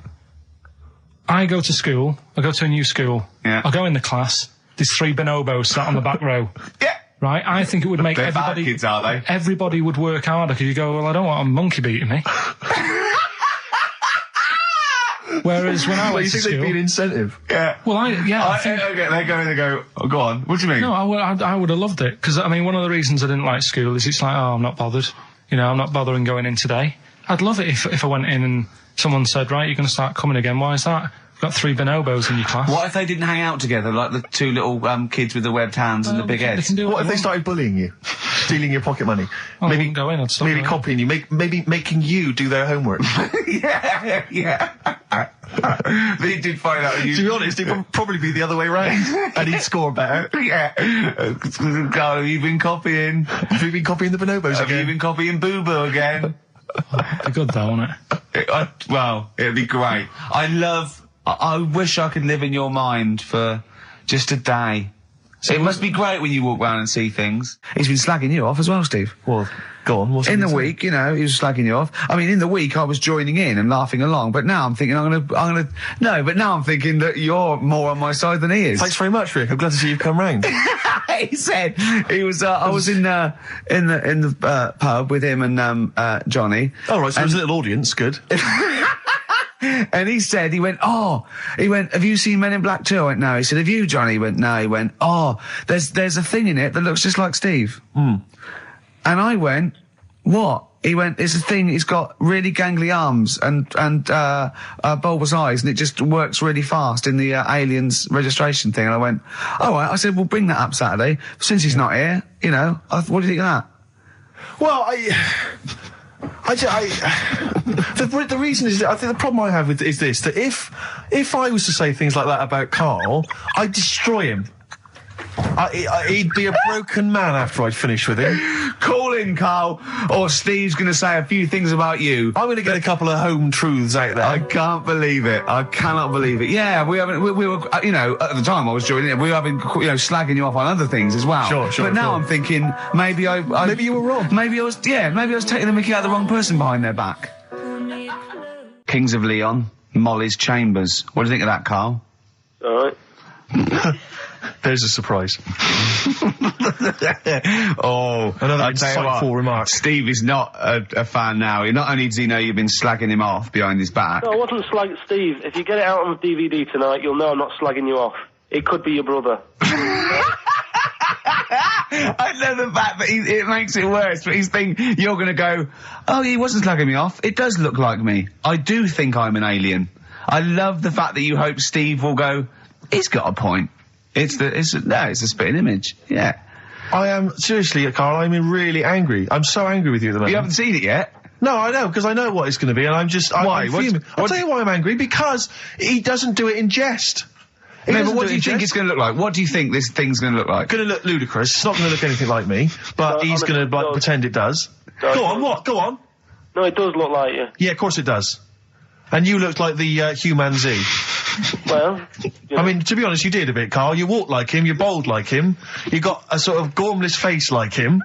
Any more? I don't smoke. That does. Whoa! Well, we've got some weird stuff to talk about, though. What? Coming up later. What? Darren Brown. Oh, yeah. That was interesting. I know the fact that the track, we've just talked about him asking me nicely not to squeeze his head when people are around, and a girl who ages so quickly she should be served in odd bins, and he goes, but we've got some weird stuff coming up. That's Carl's world. Yeah. That's our song, isn't it, Carl? Leave all this misery behind. Go Snoop. Beautiful XFM 104.9. Gervais, Merchant, Pilkington. Carl had a treat in the week, didn't he? He couldn't believe his luck. We know Darren Brown. You know Darren Brown, the sort of magician, mind reader fella. It's more special than that. Well, called me up in town, said, do you mind if we bring along Carl? He went, pleasure. Carl's very cynical, saying, well, he won't get into my head. Yep. Great, wasn't it? It was brilliant. He went, can I ask him questions? I went, well, no, he's social. He went, I'm not coming. I went, well, he went, well, I'll ask him. I want him to know how he did that trick when he said, you got the winning ticket. I went, he's not going to tell you. He's a magician. He went, well, it's not worth it then, if I can't quiz him. But he came along. I still did, though, didn't I? I got in there with the questions that the people wanted to know about. Yeah. Yeah, go on. What did you ask him and what did you find out? I said, how do you do that? I love the fact that the first half hour, me, Steve and Darren Brown were convincing Carl that he didn't see a ghost when he was 5. Yeah. And then we got onto the tricks. Yeah. Well, it will live in my mind. He won't get inside my head. Yeah. And he got inside your head magnificently, Carl, didn't he? I mean, were you not amazed? I mean, Darren promised actually that he would come on the show in the future, and then you, the listeners, can see how he can baffle, amaze, and generally freak out. I think we should film everything that happens, right? Because it's just a waste, because you're only getting half of it when you hear what Carl has to say. Because his face... Yeah. Honestly, it says 1,000 words. Yeah. Do you know what I mean? It's just, I think we should film it and just put it on a DVD of Carl's facial expressions. This is Carl thinking he saw a ghost. Yeah. This is Carl thinking they were going to clone a man moth. Yeah. It's just different faces. So do you want to try and explain what he did and what marvelled you so much? Right, yeah. He comes in, he sits down. I'm a bit sort of... bit spooked by him straight away. Oh, you're spooked by him straight away, yeah, there's a weird thing about him. Right? So anyway, he sat there, and I'm watching him. It's because he was naked? Checking, seeing what he's, looking at and stuff. Yeah. So anyway, he gets his paper out, and I think, right, he's going to do a bit of trickery and that. And he says to me, right, write down a number and a name, right? It was between a two-digit number, and a name of anyone you know. Yeah, right. Now the thing is, I thought of the name because I was telling Steve earlier about the kid at school who I fell out with, right? Yeah. Over that girl who was called Aris, right? So that name was like in my mind, ready to go, because I didn't want to use anybody's name who I knew, sort of. Now, because maybe you've mentioned it in the past. Do you know what I mean? I couldn't say Suzanne. I knew Colin Makin anyway. Yeah, well, do you know what I mean? I picked a name, yeah. Well, I thought you might have been thinking about Auntie Nora. So I picked this name, right, that you three didn't really know about, right? Number just came to mind, right? So he 42, says, right, we were never thinking of that. 42, right? He said, right, just keep saying it over and over in your head. And I'm there, and he's saying all these sort of different numbers at me, and I'm trying to throw him off a little bit. Every time he said a number that was nothing like 42, I was sort of smiling, looking a bit nervous. Yeah. Don't know if you caught that, right? I just, all I could see was you looking sort of blank. Oh, right. So I was doing stony face. He picked the wrong person when he said, let your mind go blank, you'd realise he picked on the wrong person then. Right. So, you had to squeeze his head to get it going again. I said, Darren, if in doubt, he'll be thinking of monkeys. And Darren looked at Carl and he said, were you thinking of monkeys? He said, I tried not to and I thought of them more. Right, that's true as well. Yeah. Right. So I'm there thinking of these numbers and that, and then he said, right, let's just talk about other stuff for a bit, right? So I was like, well, I'm not going to say anything. Yeah. Right, because I don't want you to catch me out. But then when we were talking, I was trying to like knock him off track. Clever. Do you know what I mean? I wasn't. Oh, do you know what I mean? I played a bit of hardball with him. Yeah. I was like saying, because we were talking about aliens and that as well, weren't we? And I was saying, well, you know, they might come and land again in 2060. Oh, clever. You know what I mean? Dropping in different numbers and that. And so doing all that, playing him at his own game. And I think I had him for a bit. On the ropes, right? So anyway, comes down to the time when he's telling me the name and the number. Yeah. And, well, he explained what he actually did. I mean, that was... He said, just think of a number at the end of it. And he said, oh, is it an I? And you went, it wasn't an I, but there is no, okay. And anyway, he got the name. Harris. Then he went and said, "Do you an extrovert?" And he wrote down these numbers. Well, he wrote down some numbers and he said that if you're an extrovert, these are the numbers you tend to choose. If you're an introvert, these are the numbers you tend to choose. And he wrote them down. And he said, I don't think you're really an introvert. I don't think you're this. I don't think you're that. And I think he came up with the number 32, didn't he? He said to you, you're thinking of number 32. You said to him, no way. You couldn't believe your luck, could you, when you'd caught him out? But he said it's either 42 or 32, didn't he? Yeah. Well, no, but it was beside the point because then he said, rather brilliantly, hang on a minute, if you just add up these numbers here, that adds up to 42. It was a magic if you add square. Up those numbers, that's 42. That's 42 across diagonally there. That box is 42. All the numbers that added up on the page, whether you go across, sideways, down, across, whatever, always added up to 42. Yeah. Right? And you've got the name Harris. Which freaks you out. It freaked me out. I kept saying to him, how do you do it? How do you do it? And he wasn't telling me. I was talking to people at work about him, and one lad said, apparently the trick that he uses is the same thing that Hitler did. Play record. No, seriously. Apparently it's the same thing because he was saying... What? Play record. No, just let me finish because I've even ran it by other people to check if I'm right on this. So let's do play record and come back to this. Because the people in the XFM office, they're pretty wise. They're up on that stuff. No, he used it in a different way. Play record. No, hang on a minute. Let me hear it. All it is, it's power of suggestion, apparently. And when Hitler used to do his big speeches to people. Yeah. What should we play? Come on. Finish your point. Well, that's about it. Who told you that? Ian Canfield. A few different people. Right. The big thinkers out there like in the office. the brain boxes. But anyway, right? It's because Magnus Magnusson works Sonic so now, doesn't he? Right. Listen, or was it Paxman? Was it Jerry Paxman? That blew me away, right? That the fact that he got the name, he got the number. Spooky bit, right? I'm walking home. I called you up a couple of times and I left a message on your phone. Yeah. Because it was just amazing. Not only was he good at magic, but his maths was brilliant. That thing adding up to 42 was like, how did he do that? I mean, we didn't even make a big deal out of that. He said that to me. He said, all Carol Vorderman's got is the maths. Yeah. Do you know what I mean? Imagine him on Countdown. Yeah. He'd even know what they were going to write down. Do you know what I mean? So a bit of a wasted talent. I should see him again about that. I think he asked him, I said, why are you doing it on mucking around on telly? Then he went, sorry? Yeah. He went, why are you mucking around on telly? Yeah. And he said you could make some serious money. I think Steve went, well, he does all right. He went, nah, but he did that with the ticket thing all day. Yeah. But didn't you say to him you should be working for the police force? I said, yeah, you should be in a police station. You could help people out. Yeah. Do you know what I mean? It's not a daft idea, is it? Not really. Right. So anyway, right. So I get home. Still, I'm calling different people up walking home. I couldn't believe it. Yeah. Right. I called Suzanne up telling her about it. And she's like, slow down. She said, you're like a little kid who's just been on a fairground ride or something. Yeah. Slow down. Right, so I'm telling her, call me mum and dad up. My dad wasn't that impressed. No, of course He's not. like, well, it's all been done before. But anyway, right. So, but then he wasn't impressed with Little Donkey, was he? No, he's not impressed by much, is he? Right, so I get in. He probably had to nip out down to the phone box. Right. Do some thieving. Yeah. We've forgotten bread. No, I'll just go down to the phone box. Yeah. Right, so I get into my flat, right, and what they do in my flat where I live, they put the post in like these little pigeonholes. Right, and I don't normally check them out. I leave it for Suzanne to do, right? Sure. But this time, for some weird reason, I thought, right, I'll check it, see if we've got any post. Open it up. There's only this. A letter for Miss Harris. Yep, there it is. Bona fide in front of us. A letter addressed to a Miss Harris. Well, does she live there? No, it's my address. She doesn't live there. Did she ever? Don't know. It doesn't matter. It's weird, isn't it? But we've never had. Normally, I think there was a guy who lived there called Yaki Shoki. Mr. 42. It definitely wasn't an Harris, right? This is the first time we've had a letter for this woman. Yes. Right. But what are you claiming? Because Darren Brown himself admits that it is not paranormal, it is not supernatural, it is a trick. It's a trick. Is it? But he would say that, wouldn't he? Hitler said that. Play a record. Well, can we open this? No! It's illegal!